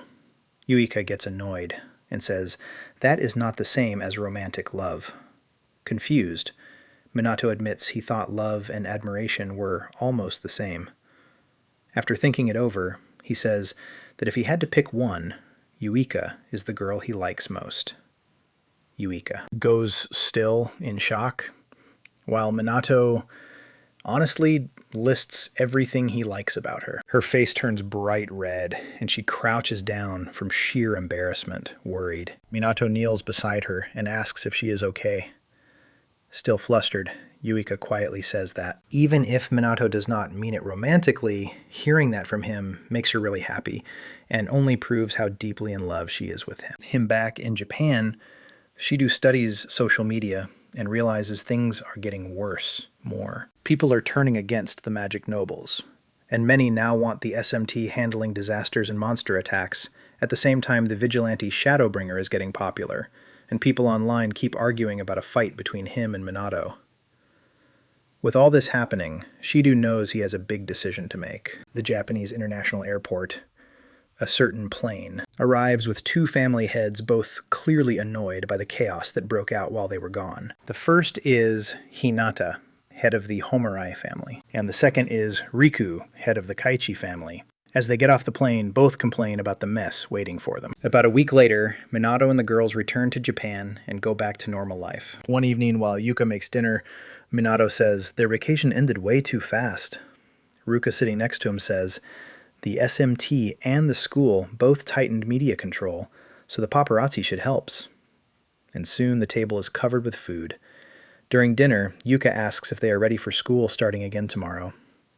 Minato says that with the police and school helping, the attention around them should have died down by now. After chatting a bit more, he says they should just ignore it, since people will probably lose interest soon. But Minato learns the very next day how wrong he was, when girls from different classes swarm him and keep asking if he has a girlfriend. Once it gets too much, Yuka and the others brush the students off and invite each other to lunch. On the way there, Yuka says things were even worse before the trip. Sometimes people from outside the school would sneak in just to say they were out of toilet paper. Minato says they should stop by the store after school to buy more, along with some bath salts Yuka likes. The nearby students hear that and realize Minato is living with the Mizuha sisters, embarrassed by the reaction. Yuka grabs the others and hurries them up to the rooftop to eat. There, Ryuji confirms the three together, saying it makes sense since they are with their team. Leader Minato Kusanagi, he adds that if they ever need help, they can count on him. The girls thank him for that. Then Ryuji tells Minato to stop being so formal and ask if they can call him by his first name instead. Easygoing as always, Minato says they can call him whatever they want. Just as Yuka is about to respond, she suddenly stops and realizes how serious it sounds for the three of them to be living together before. She can overthink it too much. She shakes it off and tells herself it is fine as long as nothing weird happens Ryuji. And Minato notice her sudden mood shift and trade confused looks. Once she settles down, Yuka asks Minato if he ever feels awkward about living with the two of them. He does not answer right away, and they finish lunch before going through the rest of the day peacefully. That night, while Ruka and Minato are asleep, Yuka stays awake, wondering how they can sleep so easily. She starts asking herself if she is the only one bothered by their living situation. When the silence gets to her, she throws a little fit, then forces herself to sleep a little later. Ruka wakes up thinking almost the same thing. She admits she still is not used to sharing a room with Minato. Since she cannot fall back asleep, she sits up and tries to understand why this bothers her so much. When she still cannot figure it out, she glances over at Minato sleeping on the floor. That alone makes her blush. And when her thoughts start going somewhere improper, she yanks the blanket over her head. Then she remembers how Ryuji and the others casually call Minato by his first name and wonders why she still calls him Kusanagi. Her mind goes back to the time she almost choked trying to call him Minato on the way to school. In the end, all she managed was Kusanagi before mumbling something so strange that Minato got confused. Another time, when they were alone on the rooftop at lunch, she still could not say his first name. Thinking about all those awkward moments, she cringes and scolds herself for being too scared to do something so simple the next morning on the way to school. Minato notices Ruka looks down and asks if she feels sick. Ruka says she is fine, but once again calls him Kusanagi. This time, Minato stops her and reminds her they are not strangers. Tells her to quit using his last name and just call him Minato. Blushing, hard Ruka finally works up the courage and says his first name. Elsewhere, the magic nobles meet in secret to talk about how badly their image has fallen. Hinata opens the meeting by blaming the special magic squad for the magic nobles losing support. While she thinks about what to do, Riku asks how she plans to handle Captain Minato Kusanagi. With no clear answer, Hinata turns to Toshido and asks what he thinks. Toshido says he only intends to follow their lord's will, which irritates Hinata because of how vague he is when she pushes him to be clear. Toshido reveals that Minato does not recognize him. Hinata asks if that means Minato knows nothing about them, and Toshido says yes, once. Riku learns Minato is unaware of them. He decides to test him. If Minato proves useful, fine. If not, they will kill him without hesitation. Next day, Minato tells his team the next great calamity will happen in Osaka. So far, the major disasters, aside from smaller ones, have followed the same pattern as they did 50 years ago. Yuka says the timing has still gotten much shorter, and great calamities that used to happen once a year are now hard to predict, even with police watching closely on top of that. Disaster response is a mess, and without SMT-style teams in other areas, things will only get worse. Then, Shido proudly tells Minato the police are creating a second. They worked with the police and self-defense forces to improve disaster response, and many trainees there want Minato to train them. Smugly, Shido asks if he will go. Minato cannot really refuse, and agreeing makes Shido even happier. Shido then tells him someone who survived the great calamity 50 years ago is waiting for him there. That person is Takigami Shizuku, one of the few remaining makers of anti-monster gear, and she wants to speak with Minato. Minato agrees to meet her, and Shido adds that Takigami is the one uniforms with. Everything set, Minato heads to the airport and meets his team one last time before boarding. Just before the flight leaves, Minato reaches into his pocket and gives each teammate a bangle, warns them to keep the bangles on until he returns, and not remove them for any reason. When he asks if they will be okay without him, the others say they have gotten stronger too, so he can go to Osaka without worrying. Minato says goodbye, tells them he is counting on them, and boards the plane, taking his first-class seat. As the flight begins, he thinks back on a few random moments from Hawaii, but then gets distracted by the fact that he is actually flying first class. Admits Shido treated him pretty well this time then. He notices a few strange people boarding the plane, people he has never seen before, and wonders who they are when Hinata and Riku sit fairly close to him. Minato instantly senses they are strong magicians. There seem to be several more on board too, but with security this tight, he figures they should not be a problem. Once boarding is done, the plane takes off, and Minato is served a rich, tasty meal. He enjoys every bite, then leans back to relax and enjoy the view from the window.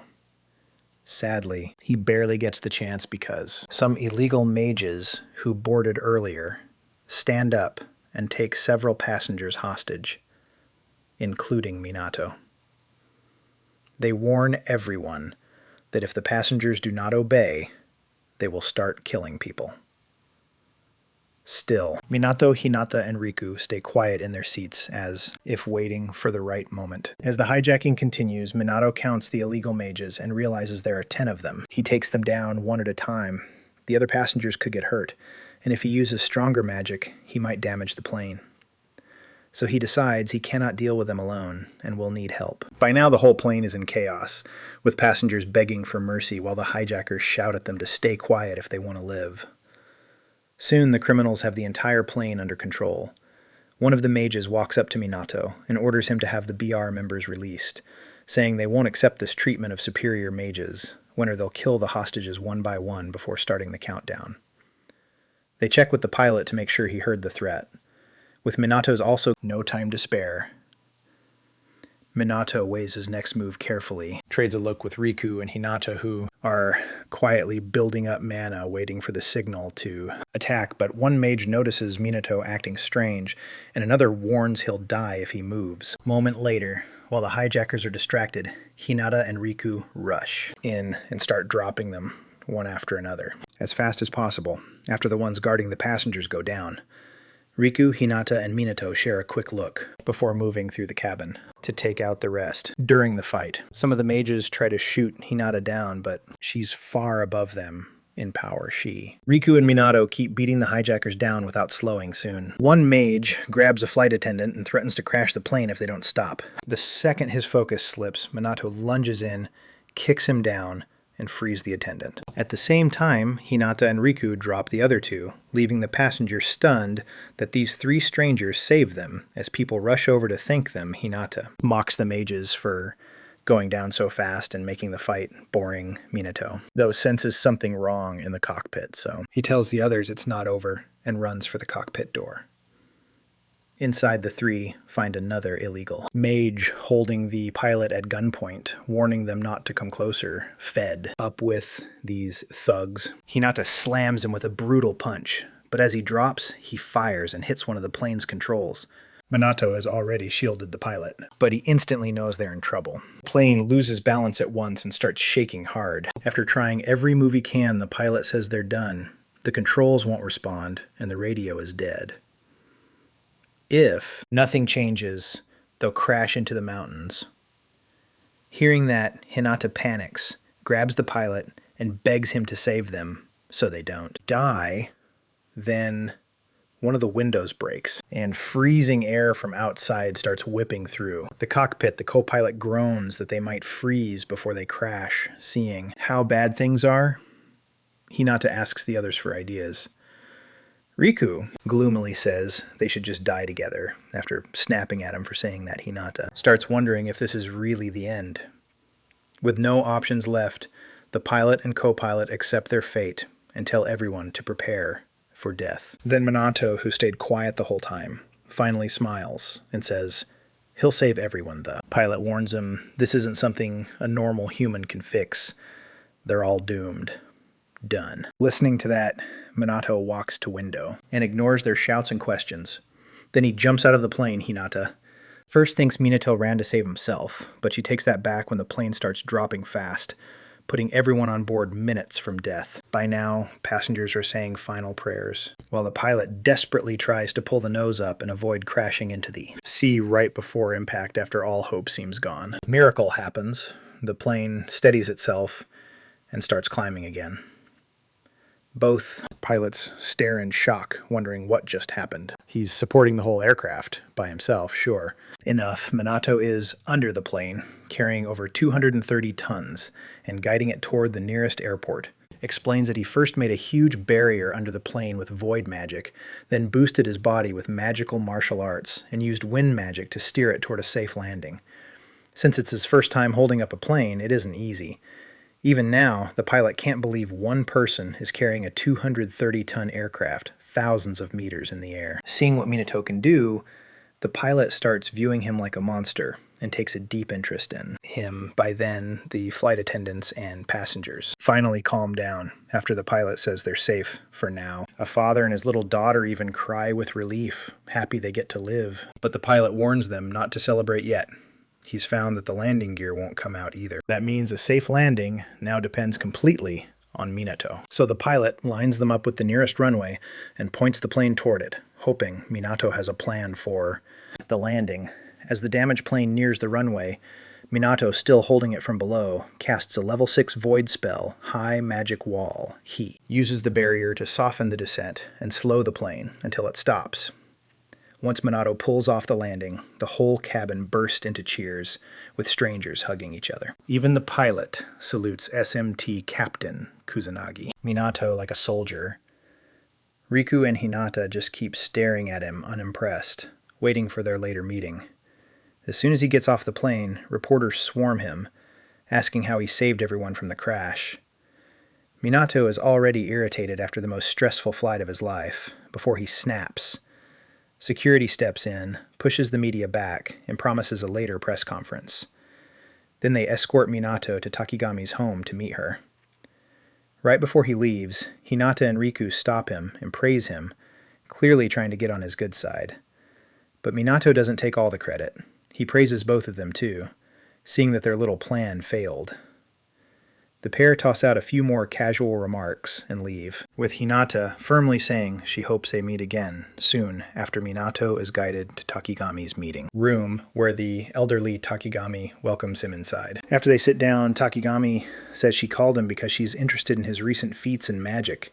A lot of it reminds her of her mentor and ally, Ichikami Minato, Void. Magic is rare, hard to use, and often treated like useless magic, so Takigami is shocked Minato can use it and asks how he learned the same magic as Ichikami after. Hearing her out, Minato chuckles and says she still hasn't changed. Just like before, confused Takigami asks if they've met, and Minato says they've met more times than he can count. Then he answers plainly, he can use Ichikami's magic because he is Ichikami Minato. She's surprised but keeps calm and says, many people before, relatives, friends, lovers, even secret children, have claimed ties to Ichikami to get close to him. Still, she never expected someone to go as far as claiming to be him.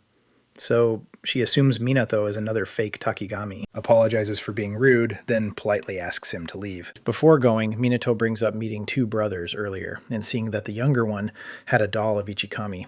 Takigami asks what he means, and Minato reminds her that she once said she wanted to make a doll of him now. Takigami starts sweating and asks how he knows something that private after. A short pause. Minato says, she once claimed that doll gave children strength. And even now, Ichikami is still saving people through. Yet, after hearing all this, Takigami slowly starts to believe him, and asks if he really is Ichikami. Still bothered that she doubts him, Minato decides to tell her a story. After several more minutes of old memories, Takigami finally believes he is the reincarnated Ichikami Minato. When Minato lightly scolds her for doubting him, she says believing in reincarnation isn't easy in the modern world. Even if Ichikami was always unusual, she never thought he'd come back in her lifetime after, catching him up on the disasters that hit the world after his death. Takigami admits how happy she is to see him again and tears up. A little after she calms down that She knows what happened over the last 50 years. He says he's noticed magical knowledge stopped being passed on properly. Sorcerers have grown weaker. Rumors about Ichikami Minato are full of lies, and these so-called magic nobles appeared out of nowhere then. He asks her to explain what happened while he was gone. Takigami starts to answer, but a text pops up on her phone, and her face changes in shock. Minato asks what's wrong, but she clearly can't tell him, so she cuts the meeting short, says it's late, and asks him to stay the night so they can talk tomorrow. Minato agrees and heads to. Around midnight, Riku slips into Minato's room without a sound and slashes at the bed, trying to kill him, but Minato is already standing beside it, mocking him for attacking someone in bed. He doesn't know who it is at first, but once he sees his face, he recognizes Riku before Minato can say much. Riku attacks again, and Minato dodges. A second later, Riku kicks him through the window. Minato lands safely in the yard, and Riku's already there waiting. Riku uses level 1 Earth Magic Rock Break. Minato answers with level 1 Void Magic Magic Barrier, trying to block the blows, but after a few exchanges, Riku cuts straight through the barrier and forces Minato back, making him get serious before round 2 starts. Minato praises the blade and asks if it's anti-magic gear. Riku says nothing.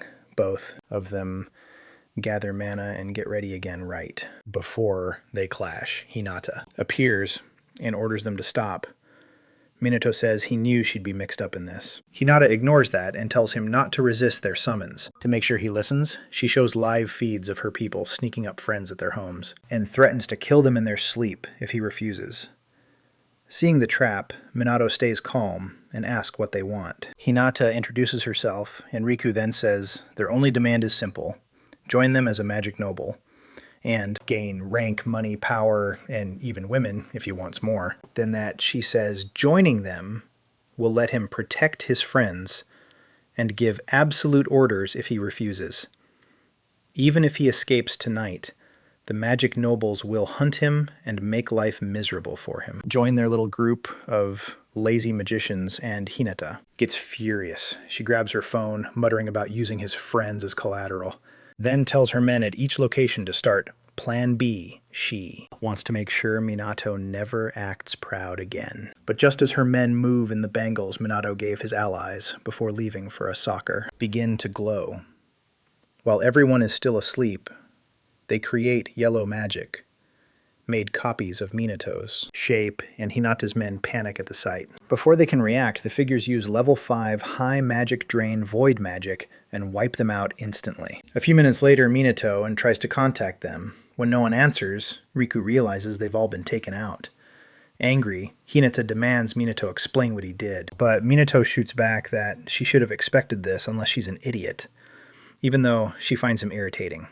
Hinata praises how he handled both the hijacking and the hostage trap, saying he passed the first test. Confused, Minato asks if they were behind the hijacking too, but she says no, they'd never use something that stupid, just to drag him into their game. Then she tells him it's time for the second test, as she and Riku power up for the real round to Minato. Clearly enjoying this, jokingly asks if he can skip the fight, but Hinata refuses and rushes him with Riku. Hinata opens with a kick at Minato, and he blocks it easily. She springs back to make space and fires a level 4 fire spell, Flare. The attack explodes loudly, but Minato comes out untouched. Riku then cuts through the smoke for a sword strike aimed at Minato's neck, but it still misses because Minato blocks it with a small barrier around his neck. He sighs, knowing that would have killed a normal person. Hinata tells him not to get cocky and launches another spell, level 5, Fire Magic Blazing Column, at the captain of the SMT. Minato praises the spell, then counters with level 3 Water Magic, Water Splash, and completely wipes it out. Seeing that Hinata finally understands the rumors that he can cast without chanting when.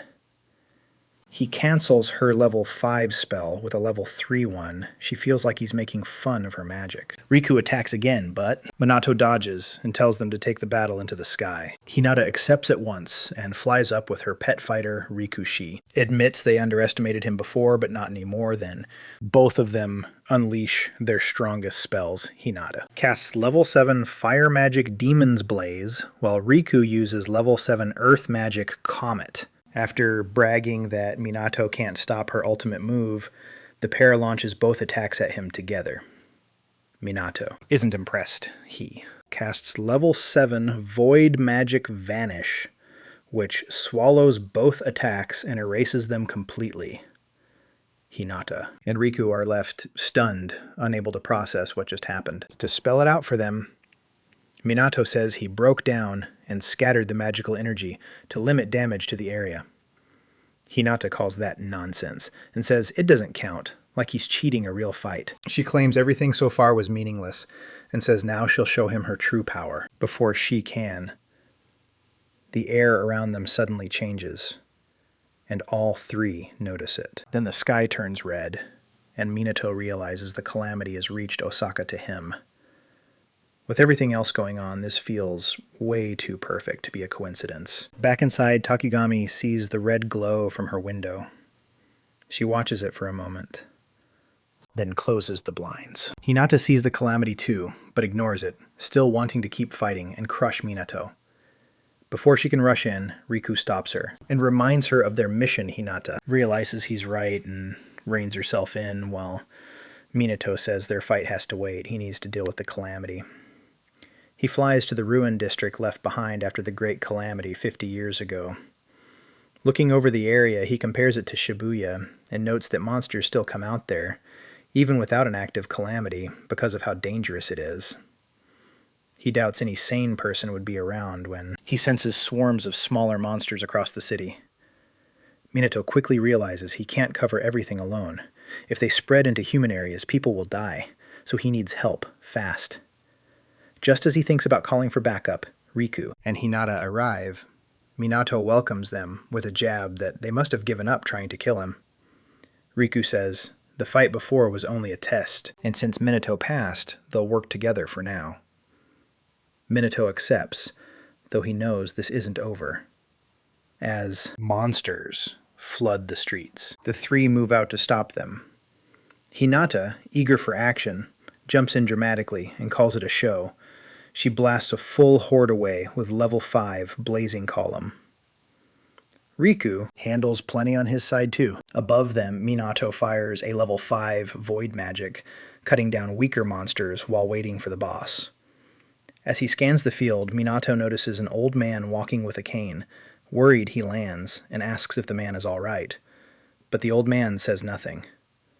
Minato offers to escort him to safety, but before he can help, the man pushes him back and frowns. After a pause, he thanks Minato for the concern and says he's fine something. About him feels familiar, but before Minato can figure it out, one of the man's subordinates helps him into a black sedan, and the car drives off soon. After, Osaka's self-defense and disaster response teams rush in and seal off Dotonbori's exits to stop the calamity from spreading.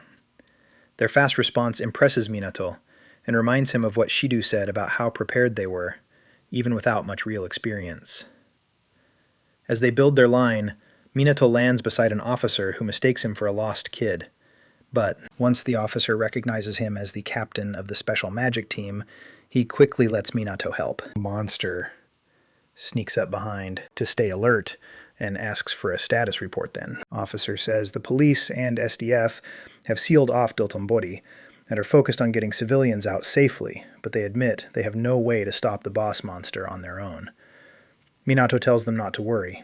He'll handle the boss himself. The soldiers thank him, and Minato adds that he didn't come alone. His backup is Riku and Hinata magic nobles from the Homarai and Kaiichi families. The soldiers are stunned and ask if the SMT and the working together now. Minato doesn't answer, but he can see their hope return as they trust both sides to fight. Then a dark purple miasma suddenly spreads through the air. The soldiers' bodies grow heavy, and they can barely move. Through the fog, a huge figure slowly appears. The officers recognize it at once. The chief demon, the boss monster. Just this one creature could destroy Osaka against. Something like that. Normal humans have no chance. Minato, though, just smirks and complains that it took too long to show up. His calm attitude leaves the officers in shock before Hinata and Riku step in and claim the chief demon is theirs, telling him to watch, even though he wanted the fight. Minato backs off and lets them take on an enemy this strong, with the stage set. Riku and Hinata ready themselves for a desperate battle. After Hinata's usual nonsense, the two launch their level 6 spells again. Demon Blaze and Comet, firing both at the chief demon, who just stands there like they're idiots as the attacks rush in. The chief demon wipes them out with his level 8 fire spell Supernova, blinding both the nobles and everyone is stunned that a monster can use magic this powerful. Realizing how strong it is, Hinata and Riku get ready to strike again. But the chief demon suddenly speaks, asking if any strong sorcerer is among them. One soldier knows chief demons are smarter than normal monsters, but hearing one talk like a human still shocks him. Minato understands their fear. A monster with human-like intelligence is rare, and the unknown scares people most.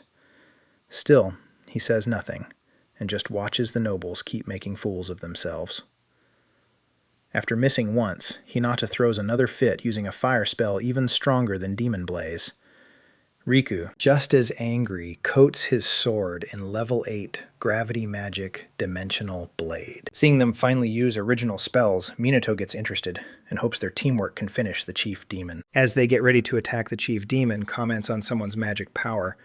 Hinata assumes he means them and brags, but the demon says he was talking about Minato's huge mana. Annoyed by that insult, Hinata and Riku drop their magic and charge him with their fists instead. The chief demon dodges every hit with ease, mocking them for being too slow after. Toying with them for a bit, he hits back, sending both of them flying then. He mixes fire and wind into a level 6 fusion spell Flare Cyclone and crushes the nobles in a single move, as Riku and Hinata shakily try to stand again. Minato steps forward and tells them to leave the rest to him. Hinata tries to stop him, saying that if even magic nobles like them lost, there's no way he can win. Riku says they should fall back, but Minato stays calm, telling them a monster like this is nothing to him. Riku asks if Minato really understands how much power the chief demon is giving off. Hinata still refuses to give up. They can't afford to fail. The person they want to prove useful to. Minato walks toward the fight and teases the chief demon, who still seems impressed by his power before they start. The chief demon asks Minato for his name. Minato brushes it off and asks why he should answer. The chief demon accepts that and says dealing with humans means nothing to demonkind anyway. With that out of the way, the fight starts. The chief demon attacks right away, striking Minato from every direction. But Minato blocks it all with his strong magic barrier watching. Hinata thinks Minato is in trouble and starts bragging that she knew he couldn't win before she can finish. Minato casually knocks the chief demon back and says he's getting annoying. The two nobles are left speechless. The demon's non-stop attacks haven't left even a scratch on. Minato Riku realizes that just defending won't be enough, since the chief demon also has incredible durability. Minato thinks about using a new spell he recently made, but hesitates with the nobles still watching, so he picks another plan and fires off a level 9 void spell Magic Sparkle to set up his counterattack. Hinata is stunned. She always thought level 8 was the highest magic could go. Minato traps the chief demon inside the glowing yellow void circles he just made and ends the fight in one quick move. The soldiers can hardly believe it. Captain Minato just beat the monster the nobles couldn't handle. When Minato comes down, the soldiers cheer for him, calling him nobles, and casually says that monster wasn't much trouble for him, completely crushed. Hinata admits they're nowhere near his level, and that they can't hope to bring him down. Minato asks if they still want to fight. Both immediately surrender and declare that he passed their test. Now that it's settled, Minato demands answers. Riku agrees, but says one more person needs to be there, Takigami. Minato instantly knows who he means. A moment later, Takigami arrives and asks if Minato knew she was behind all this. He says yes, she's never been able to hide anything from him now. He wants to know why she tested him, why sorcerers grew weaker over the last 50 years, and why she's worked with the magic nobles since his death. Before answering, Takigami brings Minato and the nobles back to her house so they can talk properly. Once seated, Minato asks if she knew about the magic nobles before he came back. Takigami says she did, and she also knew he would be attacked. Confused, Minato asks why she allowed it, but Riku explains they only wanted to test Minato's skill and see whether he'd use his power selfishly. Minato points out that his allies were dragged into that test too, and Riku says they never meant real harm. They only threatened them. Minato still wants to know why they did it at all. Riku says, Minato being in the SMT weakens the magic noble's position, and that puts Japan in danger. Minato fires back that this mess came from the nobles' own neglect. The SMT never tried to put them down. Nobles were the ones looking down on everyone else. Hinata throws another fit, but Riku, acting more grown up, tells her to stop, because Minato is right. Even so, Riku says the world still needs the nobles to keep order. Takigami cuts in and says the real problem began 50 years ago, after Minato died, leading to Japan's current state and the rise of the magic nobles. After Ichikami Minato died, and most demons vanished, Japan was flooded with illegal mages. There were so many that even the police and SDF were overwhelmed, and law enforcement fell apart. Japan turned lawless. The few good mages left fought back, but they were defeated and killed. The country was close to collapse, and hope was almost gone. Takigami sums it up by saying, Japan fell apart because of Ichikami Minato's death. Without him, the surviving mages couldn't rebuild. Hope so. After many talks, they created the Magic Nobles. They were meant to win the public's trust and become a new symbol of hope like Minato, since magic was dangerous in peacetime. The nobles took every magic book and record, gathered anyone with talent, and got rid of those who refused to join by controlling all magic knowledge. They shut down oral teaching and even rumors of magic, and Japan moved toward peace, but the cost was huge Japanese mages became weaker, and politics also caused a drop in technology, and knowledge, something Minato has seen before. He remembers the chaos from 50 years ago. People. Dying mages falling and magic being used for evil. Now he sees it only got worse after his death. Then he asked Takigami if the nobles really have enough political power to control things this much after. Glancing at the nobles, Takigami quietly asked Minato if he remembers Mumu Hifumi, his old subordinate, a sore loser but extremely gifted.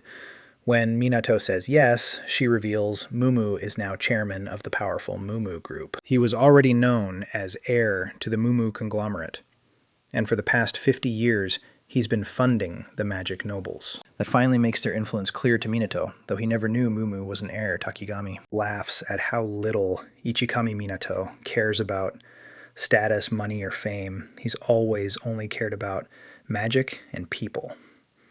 She goes on the best in the world during Minato's time, but now they've fallen badly. Hinata cuts in, insisting Japan only stayed peaceful because of their predecessors. Minato asked what she'd do if another calamity hit. She has no answer and goes quiet. Riku says they believe the police could handle anything, with the magic nobles stepping in only if things got truly bad. Minato asks if they understand their mistake now, and Riku says nothing.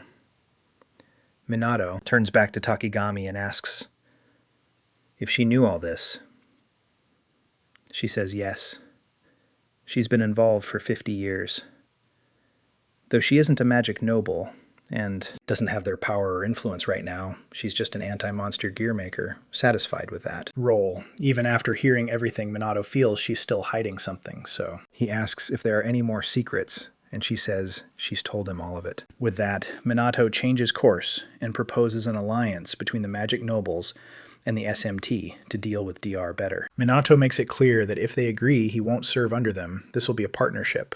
After how badly they did in the last calamity, working together is the only real choice. Hinata scoffs, wondering why someone like him would need their help.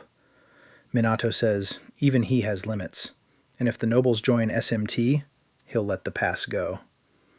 Then he asks if any of them object to helping the people.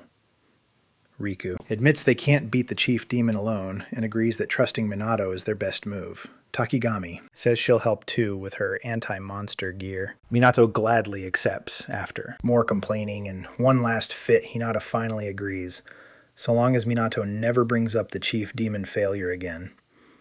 He accepts, but tells them to stop taking hostages whenever they want to talk to him. They agree. With that, SMT and the magic nobles form their first alliance in 50 years, soon after Minato feels like he's forgotten something. But since he can't place it, he lets it go around. Then the other SMT members wake up and find suited men beaten up and tied beside their beds. At first, they think they're burglars, but they quickly suspect it has something to do by noon the next day. Minato arrives at the Osaka Prefectural Police School, where a crowd of students is waiting for him. He's caught off guard by how much attention he's getting, but the instructor quickly tells the excited trainees to line up and act properly. Also apologizes for the chaos. The instructor explains that many of them join the police because they look up to Minato, especially after what SMT did during the calamities. Minato sighs and gets straight to work a little later. He calls over a few students and tells them to prepare level 1 spells then. He orders them to fire at the wooden targets. While training them, Minato notices 3 girls staring at him and realizes social media and the news have really shaped how people see him. Still, even if their reasons aren't great, they do want to improve. So he decides not to go easy on them. He raises the difficulty making them run while sensing their magic, so they can build both stamina and mana after. Several minutes, the trainees start whining, asking what he'll do if they pass out. Minato tells them he can heal them with holy magic, no matter how bad it gets, so they should quit complaining and keep moving enemies. Won't care how tired they are, so the trainees force themselves through the training like their lives depend on it after. A week of the same brutal routine, the Osaka police force's average magic power rises a lot. On the last day, Minato gives a farewell speech, praising them for surviving the harsh training and growing so much in just 1 week. He tells them to keep training even after he's gone, since they now protect Osaka's peace. When he finishes, both the trainees and their instructor are left in tears, not long after Osaka's magic level is shown to have improved a lot, to the point where it now rivals Tokyo's officers, all thanks to Minato Kusanagi after. Leaving the training grounds, Minato dreads going back to Tokyo. Sure, another press conference or some other headache is waiting for him. On the way back, national news covers the new alliance between SMT and the Homurai and Kaichi noble families to fight calamities. That major companies may start backing SMT. Anyone worried about police power is told that SMT is not part of the official Tokyo police force. As the news spreads, people all over Japan start seeing just how influential SMT is becoming. Reporters also point out that the Mizuha family still hasn't appeared publicly, which is odd since they usually work with SMT. That leads to rumors they may be backing out. Just as Japan starts uniting against the calamities after landing, Minato asks the girls if they can reach their father. Yuka says she's tried many times, but since they've been disowned, he may not want to answer even. So Minato worries that the family still hasn't publicly supported the alliance. Ruka says she thought he'd step in once the other 2 noble families joined since. Toshido's silence is so strange, Minato decides to check on him later. Seeing him lost in thought, the girls snap him out of it by praising what he did in Osaka and saying they're proud of him. Realizing he's in for trouble, Minato joins their chat, really leads the Shadowbringers, and Chrono is an illegal mage. He'll have to arrest him. Even so, Shido desperately hopes he's wrong, because he believes Minato is meant to save the world later. That night, while heading home and grumbling about his busy teammates, Minato is stopped by 2 of Toshido's attendants. They tell him he's been summoned. Minato calmly goes with them. Before long, he arrives at Toshiru's villa. Toshiru angrily asks if it's true both his daughters are living Minato then, warns him he'll kill him if he hurts them, confused. Minato says they're just friends, but Toshiru keeps pressing, wanting a clear promise that Minato won't touch them. Minato firmly says he'd never do that to his friends, then wonders if this whole meeting was only about the daughters even. After everything he can tell, Toshiru does care about them as a father. A moment later, Toshiru takes Minato outside and challenges him to a match in the air. Since he has time, Minato agrees. Toshiru attacks first charging mana and firing level 6 water magic geyser wave Minato. Answers with level 7 fire magic demons. Blaze and crushes the water spell after. They land. Toshiru praises him for beating water's advantage with fire. Accepting Minato's strength, Toshiru finally leaves his daughters in his care. Minato stays quiet for a moment, watching him walk away. Elsewhere, the furious BR boss from earlier throws a fit. When he learns Chrono is still alive, fed up, he decides to stop holding back and crush anyone in his path. Then he turns to his newest ally, Toshiru, and demands proof he can deliver, shockingly. Toshiru promises to wipe out Chrono around then. The enraged boss, later revealed as the former troublemaking magic noble, Kuroi, declares that BR's next move will be full war against the Shadowbringers and tells the Black Mage to wait for him. A few days before BR makes its move, Minato and the SMT members go back to school and get even more attention than before. With their fame exploding, Minato is already worn out. The others have it rough too. Yuka keeps getting swarmed by fans who just want to be near her, while jealous people start hating her for it. 3 bitter girls finally decide they've had enough of all the attention Yuka gets. When Yuka slips out of class saying she needs the bathroom, they take their chance. After finishing up, Yuka complains to herself about how tiring all the attention has been, when the 3 girls suddenly corner her and drag her to a notorious part of the school. They try to scare her and start calling her annoying, asking why she's even in SMT. When Yuka says nothing, the short heavy girl claims she must have gotten special treatment because she's a magic noble then. The green-haired idiot adds that Yuka probably seduced her way into SMT. Yuka finally snaps, saying she worked hard to join and would never use cheap tricks. Seeing that reaction, the red-haired leader pushes harder and demands Yuka swear as a magic noble that she doesn't like Minato Yuka. Freezes, but before she gives herself away. Minato shows up and asks what's going on, startled. The girls quickly claim they were only talking about how unfair Yuka's special treatment is. Their leader even accuses Minato of playing favorites. Minato ignores them, looks at Yuka, and instantly understands how humiliated she feels. Meanwhile, the jealous girls start rambling that they want to join SMT and would be a big help seeing through the act.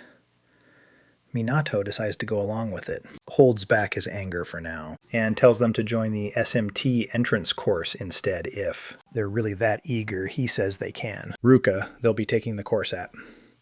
First, both are unimpressed and say the girls don't look very capable. Yuka worries that Minato might actually let them in, but pushes that thought away to deal with what's in front of her. As the new girls keep talking, Ryuji and Ruka get even more suspicious. When they ask Minato, he just tells them not to overthink it. These girls need to learn a lesson training. Starts, and within an hour, the redhead is nearly collapsing Minato, and the veteran SMT members shout, after, making them run the track 4 full times. Minato switches to one-handed magic-boosted push-ups. He trains with the others while telling the 3 losers to keep pushing. Then comes non-stop spellcasting until they're completely drained. By then, the jealous trio is already planning to run away just. As they try to slip off, Minato calls them back and casually says they've only finished the warm-up. Panicking, the girls start yelling that he's harassing them, and one even says he made training unbearable just to mess with them. In response, Minato points to the real SMT members and reminds the girls that they all struggled in the beginning too, but kept going every day to become who they are now. He says, SMT fights monsters beside death itself and protects people with everything they have. Then he brings up Yuka telling them that even if they think she lacks talent, she works non-stop to get better. So saying she got in with her looks or status is just stupid. He knows she'd never do that. Finally, he stares the redhead down and says, "Yuka is someone important to him. He won't forgive anyone." Her down, realizing they went too far, the three bullies start begging for mercy then. They run off like the cowards they are. Watching them flee, Minato lets out a tired sigh at how pathetic they are. Still confused, Ryuji asks what that was about, but Minato tells him not to worry. Later, on the way home after training, Yuka thanks Minato for standing up for her and admits she heard everything. He brushes it off, saying he just told them the truth and shut down their dumb jealousy since. They'll probably spread the story themselves, he says. She doesn't need to worry anymore. Yuka laughs and repeats his words. Then, a little shy, she admits he's important to her too. Deep down, she knows his meaning isn't the same as hers. Still, that's enough for now. She believes that once she's strong enough to stand beside him, she might finally win his heart with fresh resolve. She tells Minato to get ready for the day she becomes strong enough to beat him with Yuka's bullying finally settled. Things go back to normal for the SMT until the next calamity hits, when it begins. In Tokyo, the sky turns red, and monsters start appearing across the streets. People recognize the danger and run as the creatures attack. Minato and Hinata happen to be nearby, so they jump in right away. Hinata excitedly calls dibs on a few monsters and burns them down with fire magic. With no time to argue with the tiny loudmouth, Minato goes after the rest. He wipes them out with void magic. Meanwhile, first responders and even some bystanders are stunned to see the SMT and the nobles fighting together so smoothly. Ever since the nobles started working with the SMT, their image has slowly been getting better. A recent public survey backs that up. For now, Chrono handles illegal mages while the SMT takes care of calamities and monsters.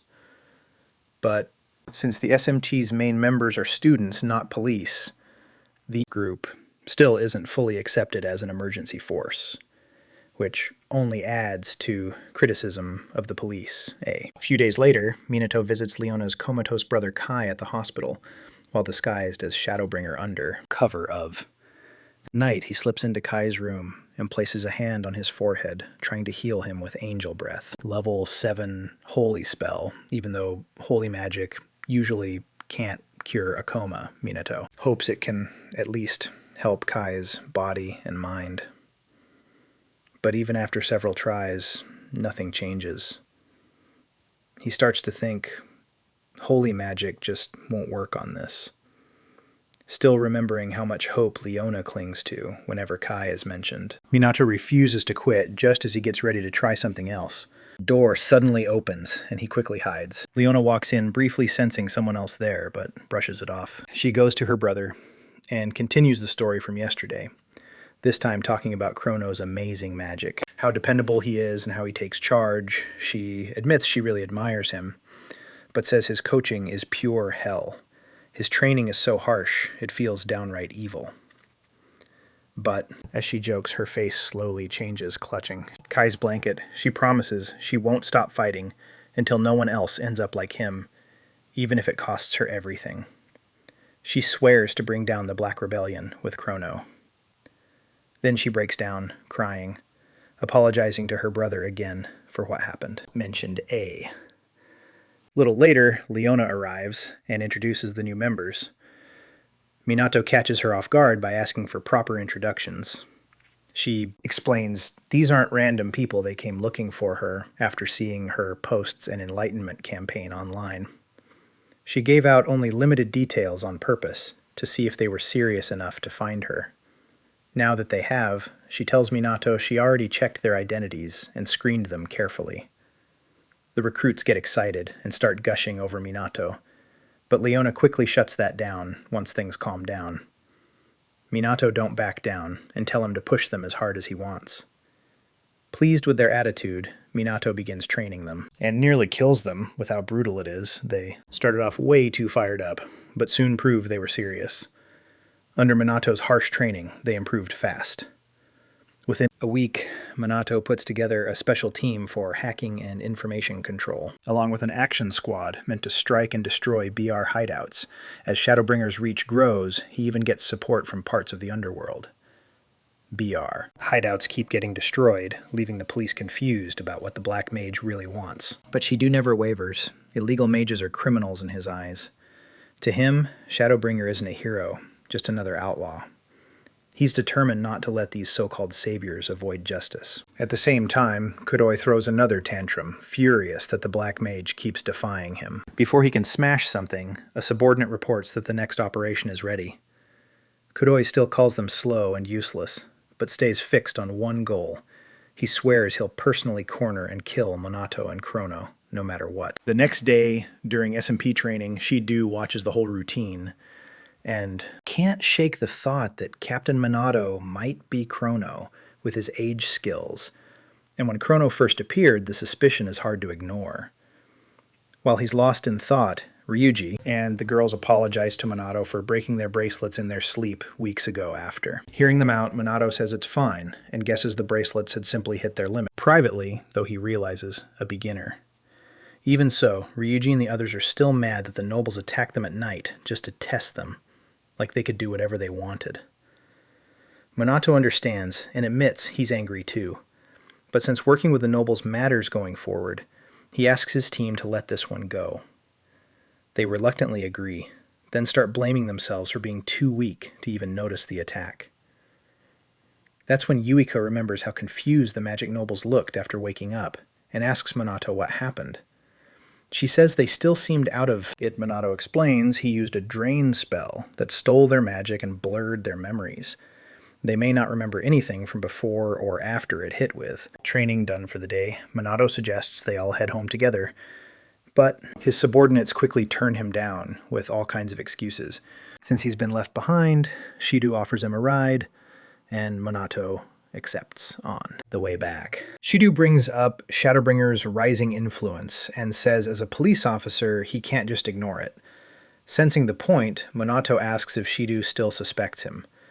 Shidu avoids answering and instead lists a few traits Shadowbringer has, asking if Minato noticed them too. Minato plays dumb and says he knows nothing. Shidu stays doubtful but lets it go for now. Then, Minato asks if Shidu sees Chrono as a villain, since he's never heard of him doing anything evil.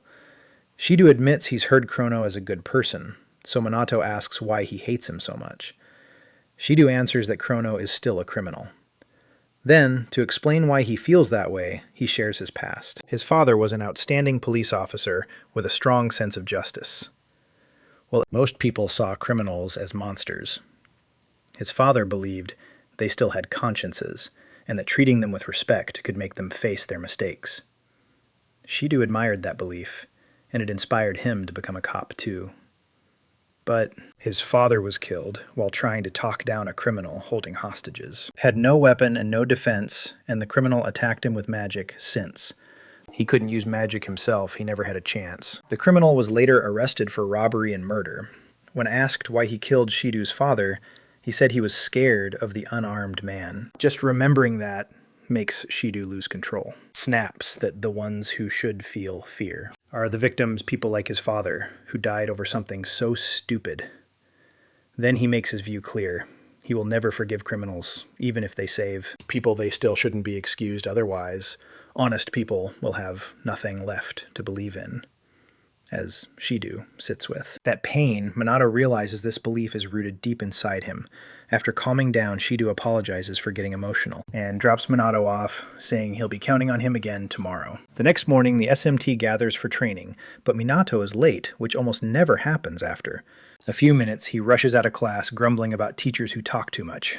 As he heads for the training area, he ignores two shady men watching him from a corner. Seconds after he leaves, a giant news screen suddenly gets hijacked. The image changes and Kudoi appears on major displays all across Japan. People immediately recognize him as the former, saying he has a gift for them. He claims bombs have been planted all over Japan and warns the police not to interfere or they'll go off, one by one, to prove he's serious. Kudoi snaps his fingers. A nearby building close to Minato suddenly explodes. Minato reacts at once, throwing up a high-level barrier to protect civilians at. At the same time, the SMT tries to gather intel, only to find all their data scrambled. Worse, neither they nor the police can respond fast enough. Frustrated, Yuika says they can't even reach Minato, and wonders what he's doing at a time like this. As confusion spreads through the police, Kuroi gives his final demand. Chrono must come to the marked location, alone. If not, every bomb will go off at once. After checking the damage in the area, Minato makes up his mind and waits for night to move. Once it's dark, he puts on the Shadowbringer outfit and heads for the meeting place, an old port warehouse that used to be a hideout. After confirming the location, Leona asks Overcomes if he's really doing, tells her it'll be fine. With everything set, Leona tells him to come back safe and hopes he doesn't die on them.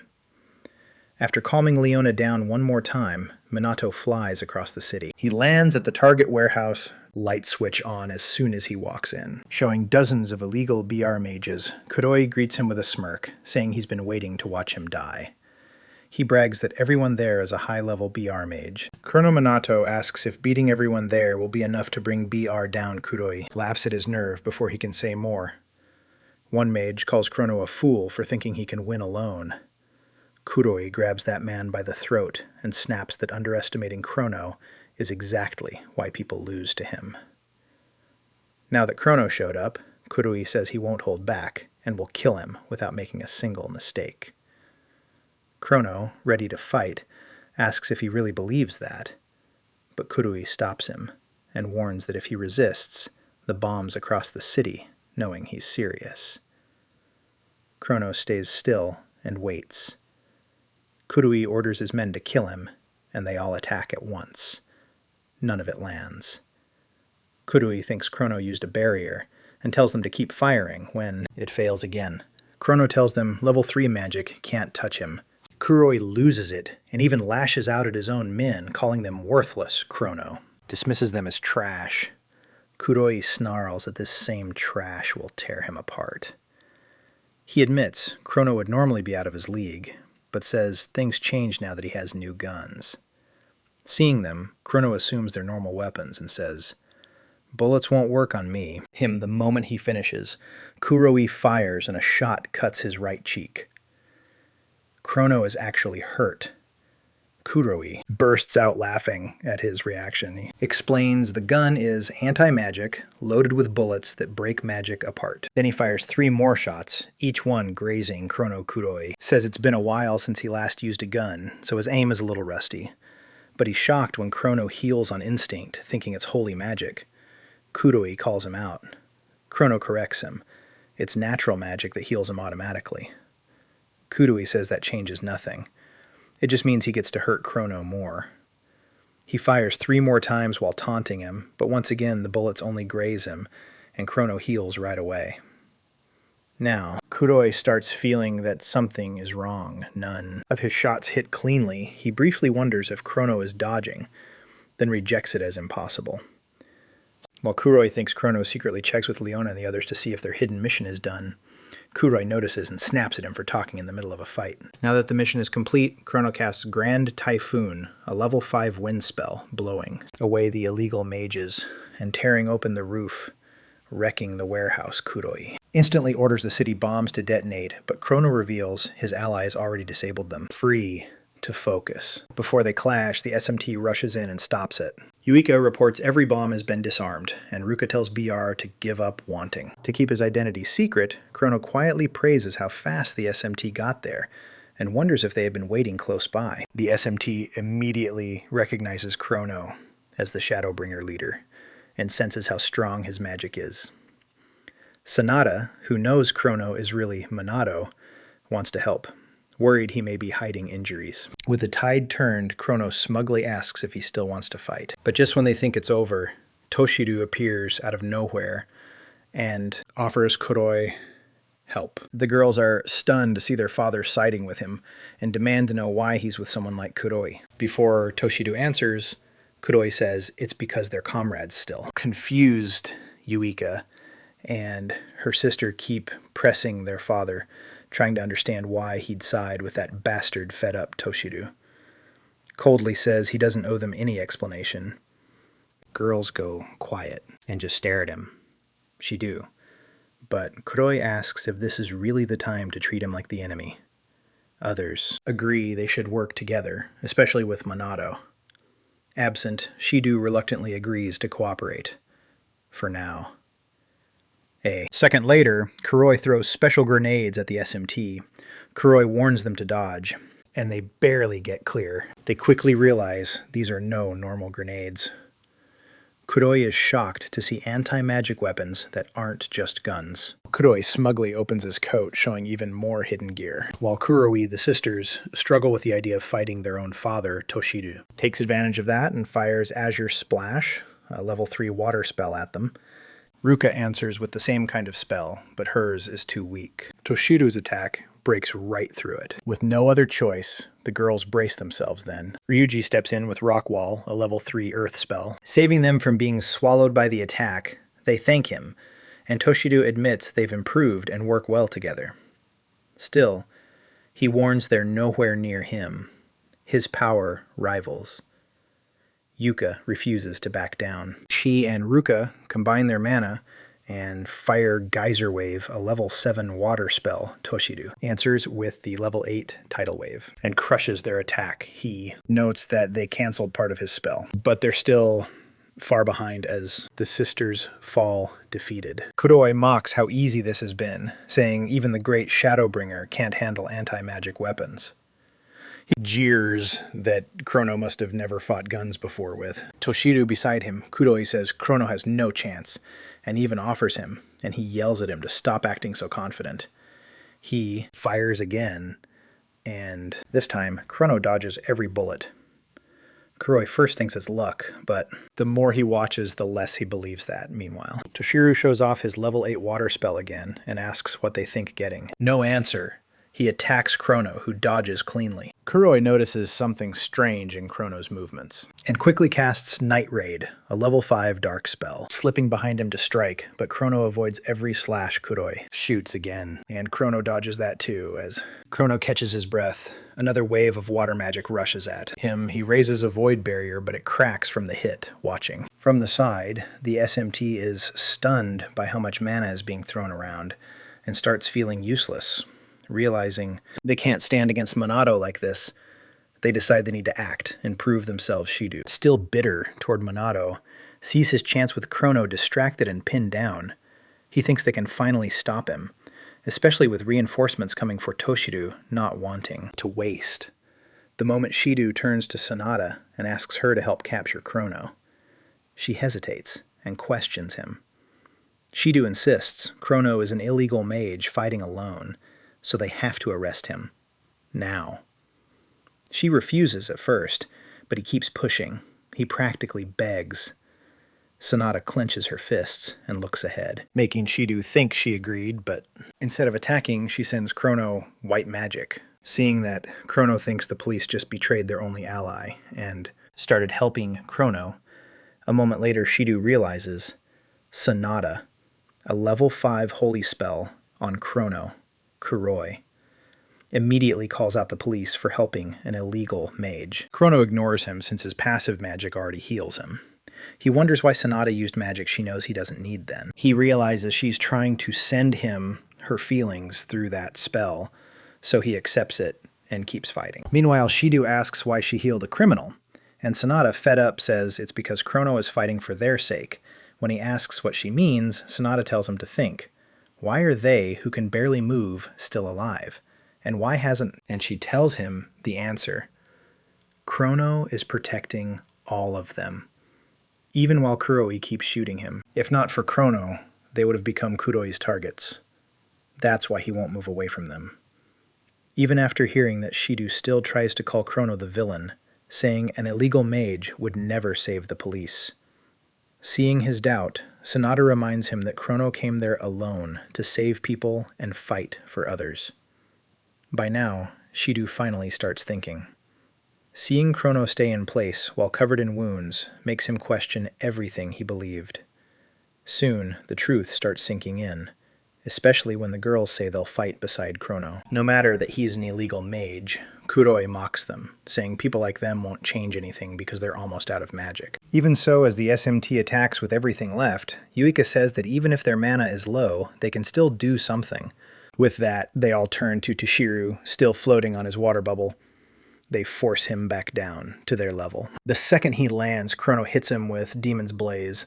Tushidu notices the surprise attack right away and blocks it with Geyser Wave. Seeing how well they are working together, Toshidu realizes he barely has any openings to target Chrono. He knows the SMT will keep getting in the way, and they do everything they can to pin him down. Sanada jumps in, gladly, to help Minato. As the girls pressure their father, Shidu firms up and joins them against Toshidu. That finally gets Kuroi mad. Chrono praises the SMT for keeping Toshidu busy, making his own fight easier, which only makes Kuroi angrier until he vows to kill them all then. He unloads even more shots at Chrono. This time, Chrono dodges every bullet perfectly, leaving Kuroi stunned. When Kuroi accuses him of using magic, Chrono says, "He just dodged. No magic at all." Kuroi snaps, saying, "This isn't some movie." Chrono tells him it's been a while since he faced long-range anti-magic gear, so he was rusty against it. Hearing that, Kuroi starts firing wildly, but Chrono says he's already figured out his attack pattern and slips past every shot as he closes the gap once. Kuroi sees bullets won't work. He pulls out an anti-magic rocket launcher to blow everyone away. But before he can fire, Chrono uses Night Raid to rush in close. Kuroi is shocked, and Chrono follows with Cruel, a dark spell unlike normal magic, and drops him into agony that will last 3 days and 3 nights. After dealing with Kuroi, Chrono turns to Tushidu next. Even with the team barely able to move from exhaustion, he sees how well they held Tushidu back. Chrono smiles at them and tells them to leave the rest to him. Then he gives Tushidu his full focus. But before they can fight, Tushidu surrenders, and Chrono asks why, just then. Leona reports over comms that the police and magic nobles are raiding BR hideouts all over Tokyo. She adds the timing was clearly planned, and says the leak from Mizuha Tushiru so. Chrono asks Tushidu if he was a spy inside BR. Tushidu admits it. Before they can say more, Kuroi gets back up and tells everyone to stop messing around. From his condition, Chrono figures he used anti-magic gear to break free from Cruel. Holding a detonator, Kuroi threatens to set off all the bombs he planted nearby. The SMT members complain they are too worn out to escape in time. But Chrono and Tushiru, still standing, cast Firewall and Emerald Aqua. Again and again. Nothing happens. He just stares in confusion, insisting he planted bombs everywhere. While he panics, Leona arrives and tells him the bombs nearby were already defused. The moment he recognizes her as one of Shadowbringer's people, he calls them slaves and orders them to kneel and obey Leona. Furious punches him hard. Then she says she finally got her payback even. Then Kuroi boasts that he's only one cog in BR and the real leaders are still out there. Right after that, he collapses. Chrono is left wondering who truly runs. But he knows he needs more proof. So he drops the thought, picks up Leona, and prepares to leave before the police arrive. Yuika calls out, asking him to wait so she can confirm something. But Chrono ignores her and leaps into the night sky once again. The SMT can't catch him. After he leaves, Ruka, Yuika and Ryuji are left wondering what kind of person Shadowbringer's leader really is. Sanada, who knows Chrono is really Kusanagi, is deeply grateful to her hero for saving so many lives that night by the next morning.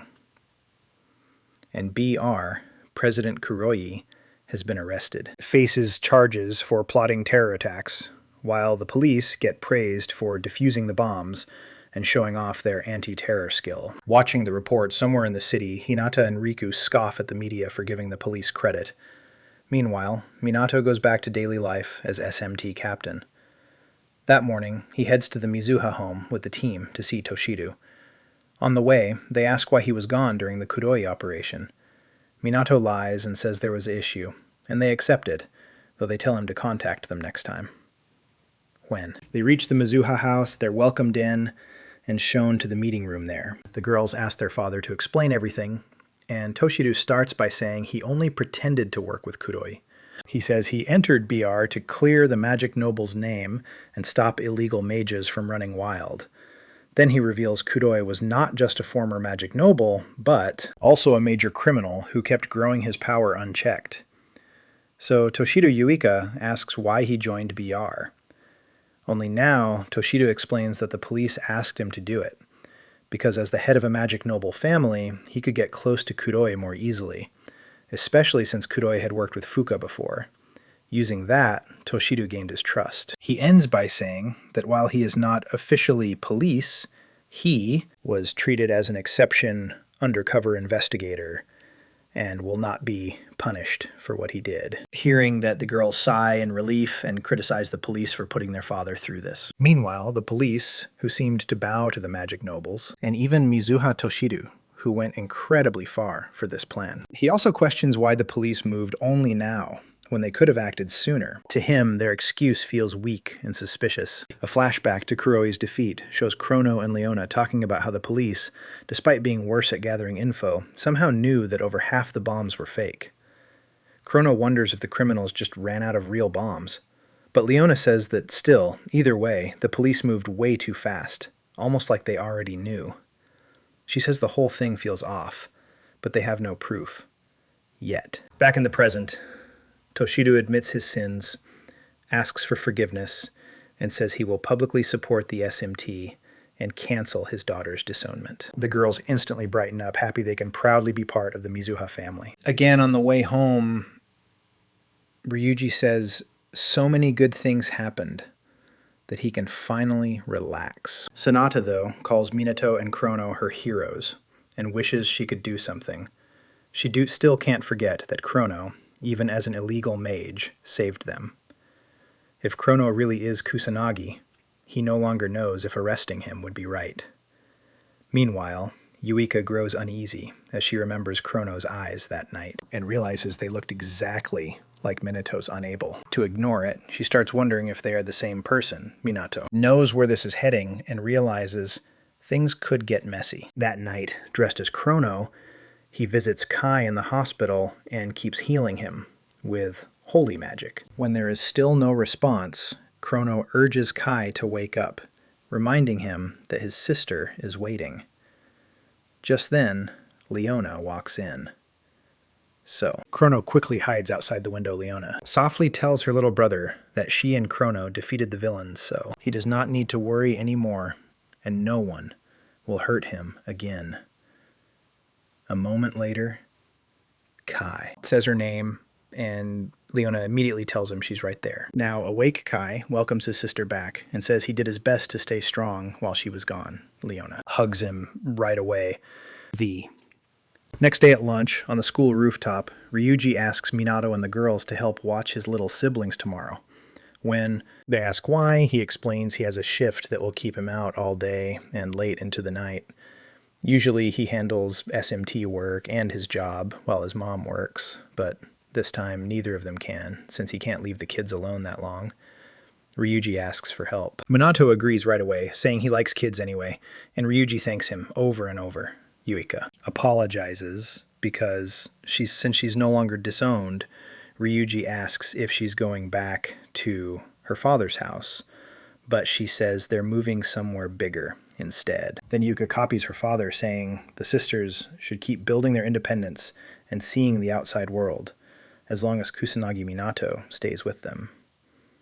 Ryuji comments on that, and Yuka says, at least her dad is kind enough to fund it. Minato thinks that if Toshido wants them to be independent, having the sisters live together does make sense. At the same time, he understands why Toshido wants him near them. Now, more than ever. Ryuji then jokes about Minato and Ruka helping Yuka move, but quickly decides they'd just be overbearing and clueless, so Yuka is better off alone. After laughing at his own joke, he asks if Ruka can go with Minato. She stammers, then says she'll help him. Watch the kids. Ryuji thanks them both and promises to repay them. The next day, Minato and Ruka take Ryuji's 3 siblings to the amusement park, since none of them have gone. The kids excitedly say they want to ride the merry-go-round, the roller coaster, and the Ferris wheel. Minato laughs and promises they'll do them all right as they head for the first ride. He notices Ruka hanging back and tells her to come too, but her face looks so stiff that the kids get nervous. So Minato asks why she isn't smiling, not wanting to ruin the mood. Ruka says sorry and forces an awkward smile, asking if that helps it. Only makes her look scarier to the kids before. They start crying. Minato calms them down and leaves sad Ruka after that. The 5 of them ride the roller coaster, the Ferris wheel, and the merry-go-round before calling it a day while. Looking after the cheerful kids, Minato notices Ruka still seems down and decides to speak with her. When the kids go to the bathroom, Minato reminds them not to run into anyone, leaving him and Ruka alone. After talking about how excited the kids were, Ruka tells Minato he's amazing. Even children look up to him. Minato brushes it off, but Ruka admits she's bad with kids. It's not that she hates them, she just doesn't know how to talk to them. Minato understands, and Ruka apologizes for always acting cold. Then she remembers saying she'd never surpass her sister. And now she feels worse than her in every way. She can't cook, connect with people, or be as caring as Awika. Even in magic, the one thing she was proud of, she's falling behind Ruka. Says she's far from perfect, just a clumsy woman who can't handle anything on her own. When Minato stays quiet, she apologizes for whining into one of 3 bullies who have been picking on other kids and threatening to record them. Minato gets ready to step in, but Ruka moves first to shield the children, so he waits and watches. She quickly pulls the boy away and asks if he's hurt. The boy bursts into tears, and she's relieved he's okay then. The bully and his friends demand an apology from the child, but Ruka refuses, saying the kid did nothing wrong, and the bully should apologize instead. Like an idiot, the bully swings at Ruka, but before the punch lands, Minato catches his fist and calls him trash, who only knows how to make trouble. He warns him not to ruin a public place just for fun, as the bully cries out and begs. Minato lets go and grumbles that troublemakers are everywhere. Once the punks leave, he checks that everyone is safe, after seeing Ruka protect them. The 3 kids cling to her, crying and thanking her for saving them. Ruka freezes, but after Minato gives her a look, she hugs them and tells them everything is okay. After that, they enjoy the rest of the day without any more trouble. That night when Ryuji finally gets home, he apologizes and hopes his siblings, but instead he finds all 5 of them asleep together like one happy family. As time passes, Minato, Chrono, and the Shadowbringers keep drawing attention, while the police look worse and worse even. Though they responded fast to the BR explosion and got some praise, the SMT's success still made the police look bad. During one of their meetings, people in the Tokyo Police Department argue they can't keep letting the Shadowbringers run free and ruin the police's image. Agreeing. With that, the General Superintendent orders them to arrest the so-called and bring them in, meanwhile, at the Kaiichi family's dojo. Minato and Riku spar with wooden swords to test their skill. For nearly 10 minutes, the 2 fight in silence, with deadly focus, striking, thrusting, and dodging only when needed. In the end, Riku calls it a draw. When they both reach killing positions, he admits Minato's swordsmanship is impressive. He's surprised Minato can fight evenly with him, the assistant manager. Minato still says he hasn't matched Riku yet, which only makes Riku more impressed by how skilled and humble he is. After the match, they put the wooden swords away, and Riku suddenly starts complaining about how annoying life is. Minato asks what changed so fast, and Riku says holding a sword makes him feel motivated. The second he puts it down, he feels useless, and says he'd rather die or turn into a plant. Minato seriously tells him not to die, saying it's enough to simply live and do nothing if that makes someone happy. Riku calls Minato an interesting person and admits he's always felt out of place. Being known for his sword skill only made him feel more separate from others, and that frustrates him more than anything Minato tells him that doesn't make him some alien it. Just means his uniqueness is obvious to everyone. Riku is stunned because no one ever described his talent that way before. Minato says he's felt something similar and starts recalling his past as Ichikami Minato, when he once faced a terror so great, death felt right in front of him. He says he fought back and awakened his power then, though. Riku blankly assumes Minato means the traffic accident he mentioned before in his own thoughts. Minato remembers learning magic from that day on by copying the monster's spells until he made his own even. As the only survivor, He tells Riku he still remembers being unable to save anyone and being treated like an odd person now. He uses his strength to help others, and he asks Riku if there's something he wants to protect. Riku realizes there is Minato, smiles and tells him to use his power for that, because that uniqueness is already inside him. Riku accepts the advice and thanks him for the help. Then they shake hands and promise to work together again. After leaving the dojo, Minato thinks about Kaiichi Riku and decides that for the head of a noble magic family, he's actually a decent guy, despite his odd habits. Minato feels Riku is way better than the others, who are fake nasty and hard to understand still. Lost in thought, Minato bumps into someone on the street and quickly apologizes, only to realize it's Homarai Hinata, the short brat. When Hinata recognizes Minato too, she demands he explain himself. Without waiting for an answer, she says she already ran into some annoying guy earlier and is still mad Minato. Asks why she isn't wearing her flashy outfit today, and Hinata says she obviously doesn't wear that stuff every day. Today it's anti-demon gear, so she only uses it for official work. Minato comments that she really is into that kind of thing, then realizes she truly is. Before long, people nearby start staring at them. To avoid trouble, Hinata rudely tells Minato to follow her somewhere else. Too tired to argue with someone like her, Minato just follows. They end up at a cafe, grab an empty table, and sit down, hoping not to stand out. It doesn't work. People are already whispering and looking over at them, with some even hinting they might be on a date. After a few sharp glares from Hinata, everyone quickly looks away. Minato stays calm, silently thinking of Hinata as a mad dog and deciding not to provoke her once. The room settles down. Hinata asks about his meeting with Riku, thinking she might be jealous. Minato apologizes for not inviting her to the dojo. That only makes Hinata snap, and she insists she isn't upset about not being asked to come in. In her mind, they're only working together for now, not friends. Right after that, she looks jealously at a family celebrating a child's first birthday.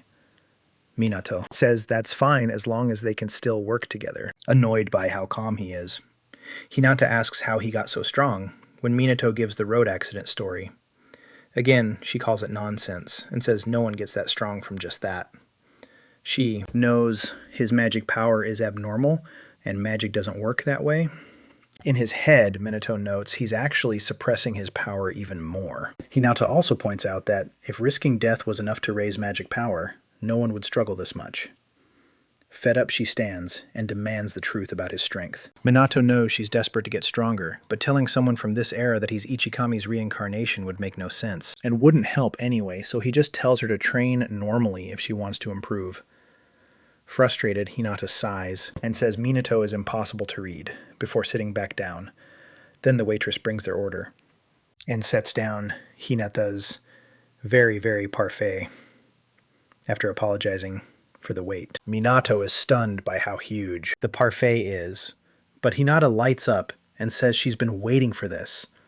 Then she acts like the waitress brought the wrong order, and Minato watches in confusion as she devours it like her life depends on it, enjoying every sweet bite after. Finishing it, Hinata takes a deep breath and admits she'd always wanted to try this cafe's parfait. She just felt weird coming alone, so hanging out with Minato worked out well. Minato realizes she really loves sweets then. He checks her monoflow and sees it spilling out the buck. Second, Hinata notices she relaxed too much. She cuts the meetup short, says there's nothing left to talk about, and rushes out after. She's gone. Minato realizes he caught a glimpse of the magic power she'd been hiding. Even so, it's clearly much stronger than when they last fought there. Is no way normal training raised it that much in so little time, as Minato thinks it over. Every time Chrono shows up, Kusanagi is missing that. Makes it hard to believe they're not the same person at the same time, the police investigation keeps growing, and she knows it's only a matter of time before Chrono is caught. Troubled, he looks at a family photo and hopes his father's spirit can somehow guide him. Later that night, Leona meets Chrono on a rooftop and reports that the police are moving to Crush. Shadowbringer raids are happening everywhere, and some members have already been captured for questioning. From that, Chrono realizes the SMT has also been ordered to hunt them. He thinks about telling Leona he's Kusanagi from the SMT, but stops. If she gets caught, knowing that would only make things harder, he trusts she would never betray him. But telling her now gives them no real advantage. He can still hint at police info without saying everything. So, this isn't the time to reveal it. Then Leona says they need a plan before the police reach them. Chrono tells her not to worry and says to leave it to him, he already has a plan. The next day, Minato visits Takigami at her home and asks for help with it, and she agrees. Days later, the Tokyo police chief explodes in rage over the lack of progress in the Shadowbringers case. Despite intense interrogations, captured members remain clueless about Chrono's whereabouts. Desperate to protect his own position, the chief authorizes any level of force necessary to apprehend him. Simultaneously, Shido briefs the SMT on new orders. Find Chrono and his allies at all costs. To aid the hunt, Chrono's profile has been made public, a move Minato views as a sign of police desperation. The team is spread thin, struggling to balance this manhunt with ongoing monster calamities. While members like Ryuji and the Mizuho sisters complain about the overwhelming workload and the out-of-touch brass, Shido admits the higher-ups are panicking. They fear the rising influence of illegal mages and the loss of public control. Amidst the tension, Shido abruptly calls out Minato, telling him to stop acting offended, leaving the latter questioning his intentions. Shido directly accuses him of being Chrono and tells him to surrender now. The whole room is stunned, and the girls jump in to defend Minato, saying there's no way he's Chrono, seeing how fast they protect him. Shido starts suspecting Yuka and Sanada are working with Chrono too when they protest. Shido says Chrono may have saved lives, but he still needs to turn himself in now, so the judge might go easy on him. Better than being chased by the police. He points to the timing of Chrono's and Minato's appearances, their similar build and powers, and how Minato is always gone when Chrono appears. He asks if they can really call all of that coincidence. When nobody answers, Shido pushes Minato to respond, hoping he'll reveal his real identity. But just as Minato is about to speak, Sanada cuts in and shows broadcast on her phone, Shadowbringers have taken over the station again. The video starts with Minato still in the room, while another person appears and calls himself Chrono after. Apologizing for the interruption, the fake Chrono speaks to the public about the growing talk of a power struggle between him and Minato. To end the argument, he challenges Minato to a daytime duel, shocking the whole world as the team stares in disbelief. Shido wonders how Chrono could challenge Minato if they're supposed to be the same person at the same time.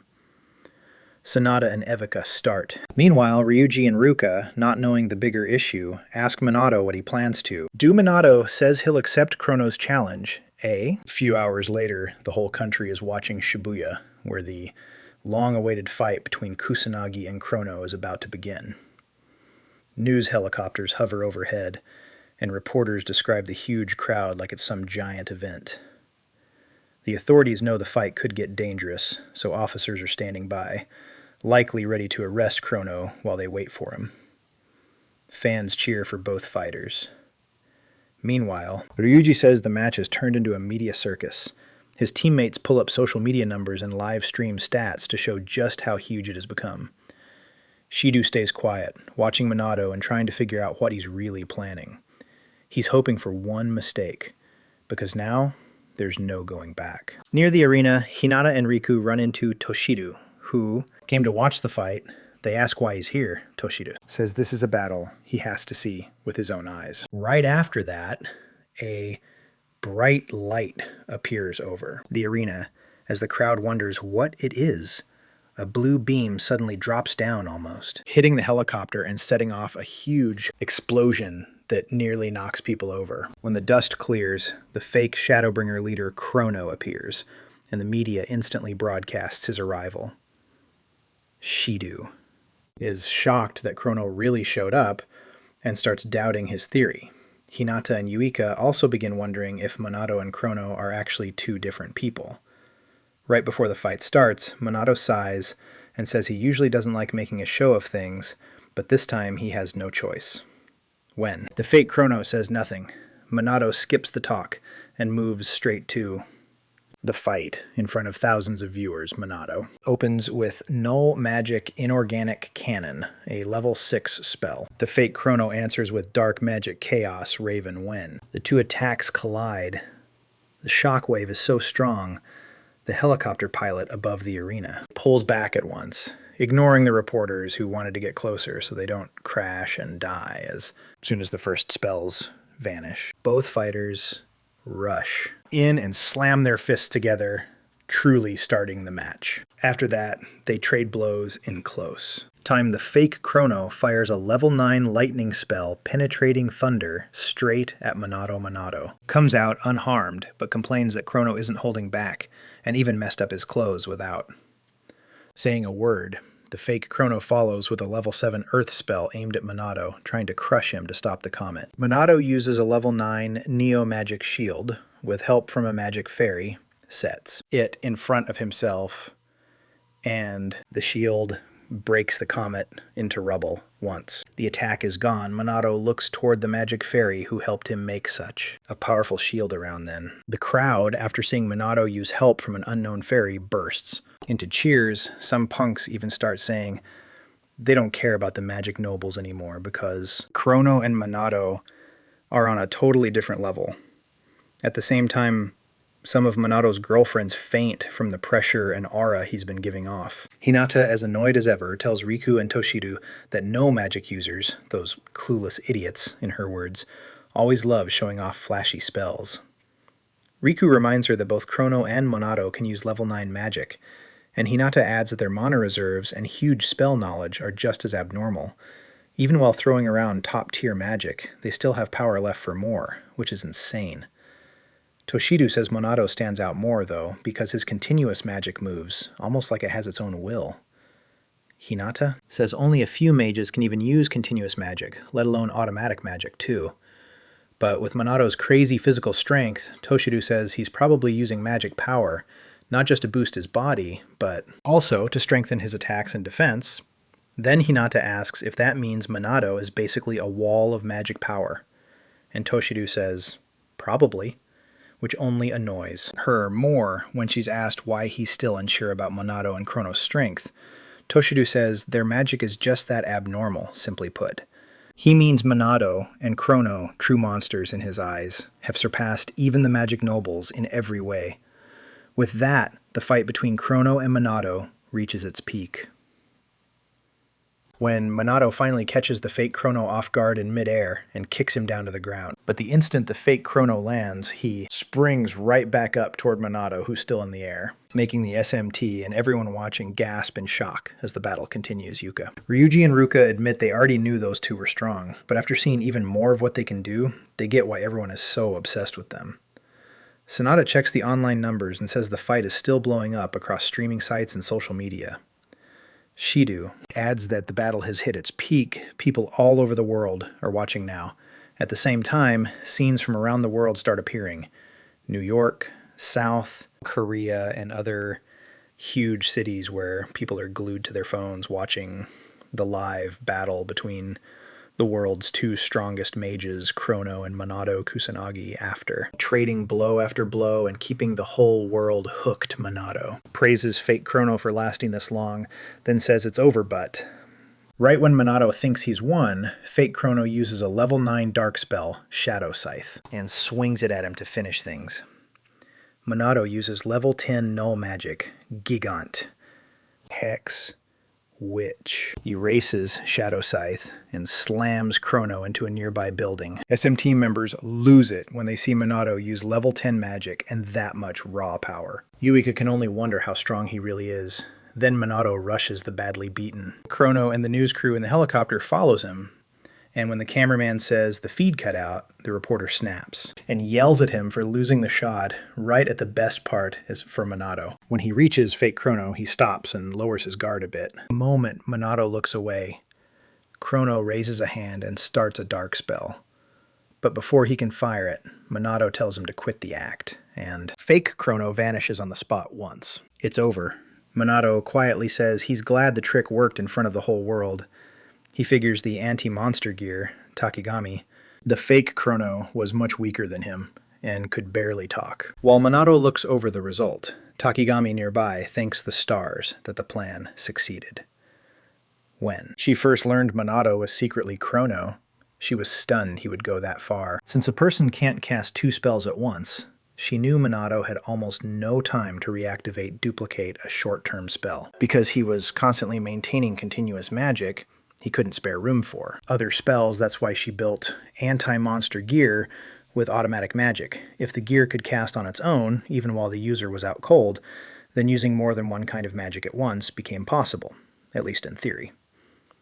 Even so, Takigami knows Minato still needed insane mana and control to handle both at the same time. Otherwise, the clone could have gone wild and attacked the crowd in the end. While using massive magic and keeping everything under control, Minato managed to put on a thrilling fight against himself, Takigami. Says only Ichikami Minato could pull off something that brilliant with. The match over, Minato calls Leona and tells her to stop jamming the broadcast. Leona asks if it's done, and he says yes, then. She calls him by his real name, Minato, and says no one will keep chasing Chrono after what they just did, shocked.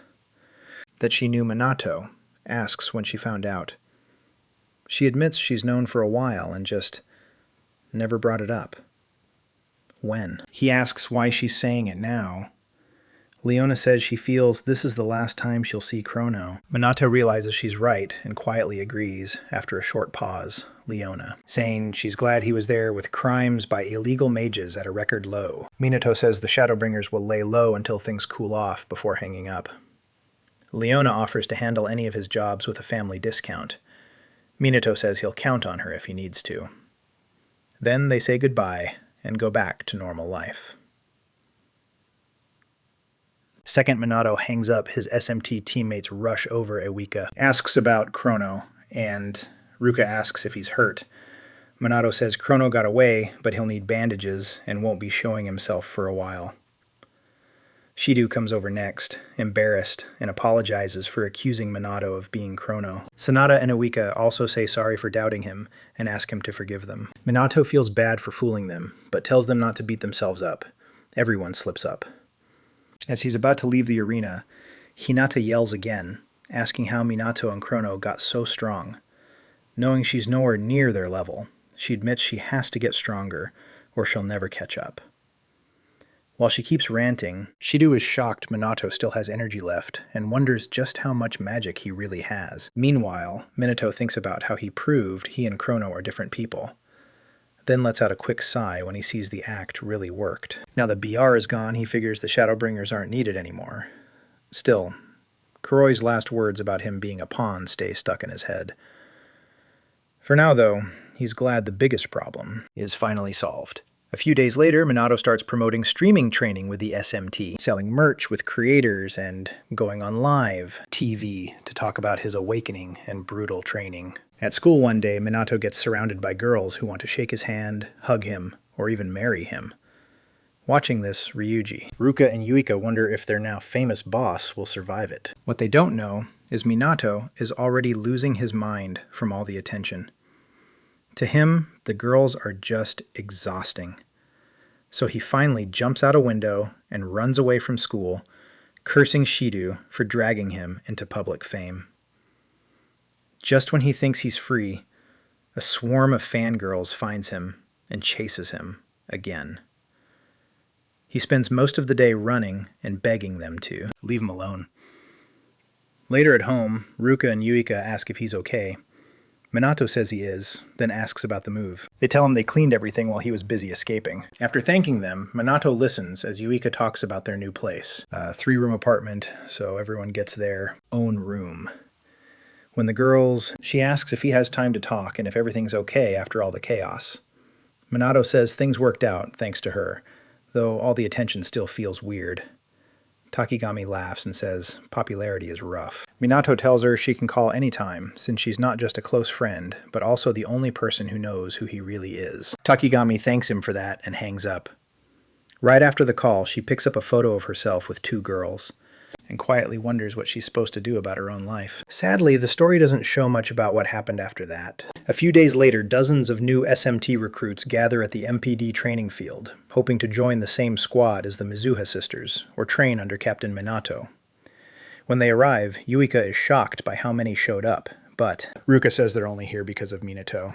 Anyway, Ryuji says excitement is nice, but if they can't survive Minato's brutal training, they're done for. Soon Minato steps onto the field, and the recruits instantly start fangirling over him. They shower him with praise, and Minato, already sick of it, lets out a huge burst of scary magic pressure that freezes them in fear. Once they finally quiet down, Minato praises them for hanging on, and says he planned to go easy on day one, but now he doesn't see any reason to. The other SMT members can tell their boss is annoyed, but the recruits have no clue. So when Minato puts them through his usual harsh magic body and mental training, they quickly collapse and start whining, some even calling it abuse and saying they'll quit. But just when they think it's over, Yuika and the others keep blasting spells at Minato's barrier. The recruits stare in shock, realizing this is nowhere near normal training. Eventually, Minato ends the session and tells everyone, including the recruits, that they'll check magic power next. He gives them 5 minutes to rest before heading to the testing room. Watching him walk off like none of that mattered, the recruits decide Minato is a monster. Meanwhile, Ryuji and the Mizuha sisters think over their own flaws and plan how to do better next time. Seeing that the recruits decide they're monsters too, one guy even cries as his sweet image of the Mitsuha sisters gets destroyed. A little later, each SMT member's magic power is measured. Yuika reaches 120, Isor 0. Ruka hits 118, Isor 0. Ryuji has 105,000 Sonata, gets 100 Isor 0, and Shidu comes in at 112,000. The recruits are shaken and start wondering if the SMT is on the same level as the Magic Nobles. Minato explains that Yuika once had only 2,000 magic power, but through effort and grit she reached this point. Fired up, one recruit asks if they can get that strong too, and Minato says yes, if they're serious. That lights a fire under them, and they renew their will to grow. After the speech, Minato judges the team's MP and decides they should be able to beat a chief demon alone, or take down a demon general together. Even with that progress, Minato knows it still isn't enough. The Demon King and Demon God are still out there. While he's lost in thought, Shidu walks over and says he wants to talk. One look at his face tells Minato it's probably bad news. Hours later, Minato is in a suit at a joint event between the Magic Nobles and the SMT, grumbling about how stressful the party is, before he can snap Shidu also dressed. Thanks him for coming. Minato admits working together matters, but asks if they really needed a whole party. Shidu apologizes and says the Magic Nobles are probably using it to celebrate getting their power back, since the BR case boosted the police's image too. Minato realizes he can't avoid it, and just stands there, pretending to enjoy himself. After a brief pause, Minato compliments Shidu's suit. Nearby, Ryuji says he doesn't think formal clothes suit him, but Minato quickly hypes him up, praising his height and build. Then, Shidu announces the girls have arrived. Yuika comes in first in a flared gown and apologizes for the wait. Ruka follows in a long, dark blue dress, also saying sorry for taking so long. Then Sonata arrives in a light green gown. Surprise, so many people came to celebrate them. Yuika asks Minato if she looks strange dressed like that, and he tells her she's even cuter than usual. After that, he starts showering all three girls with dramatic praise. Flashy compliments make them blush watching. This, Ryuji realizes Minato never holds back when praising girls not. Long after, Hinata walks up in her usual bad mood. This time, she's dressed in a red gown, with Toshiru and Riku beside her as the heads of their noble families. Minato praises her, just like confused Minato asks Toshiru why he's here, and Toshiru reminds him this event is part of the cooperation he agreed to. Not wanting to chat, Toshiru quickly leaves, stunning Minato with how blunt he is. The girls apologize for their father's attitude, saying he's just not talkative, and Minato says it's fine. A moment later, Minato senses a strange aura and turns to look. He spots a girl in a black dress. Before he can talk to her, the host steps on stage, thanks everyone for coming, and begins introducing the guests of honor. Nobles and director of the Mage Association, Momoyu Hifumi, and his daughter, Chloe Momoyu.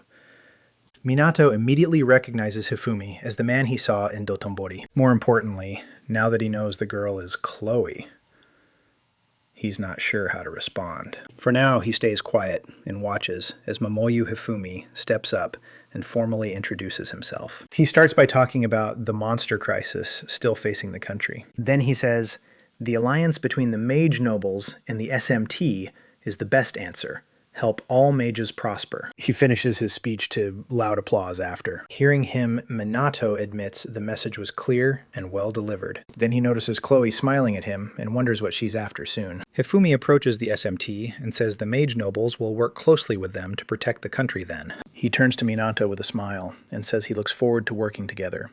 As they shake hands, Minato says the same and secretly checks Hifumi's magic power. From what he can tell, Hifumi has kept training and is still extremely strong.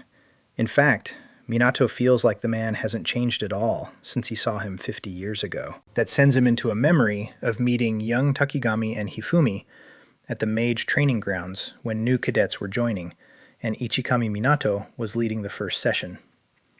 He told them all to attack him at once, but one boy, the young Mumu Hifumi, yelled back, called him a bastard, and warned him not to underestimate them. Young Takigami Shizuku scolded Hifumi for talking that way to a living legend.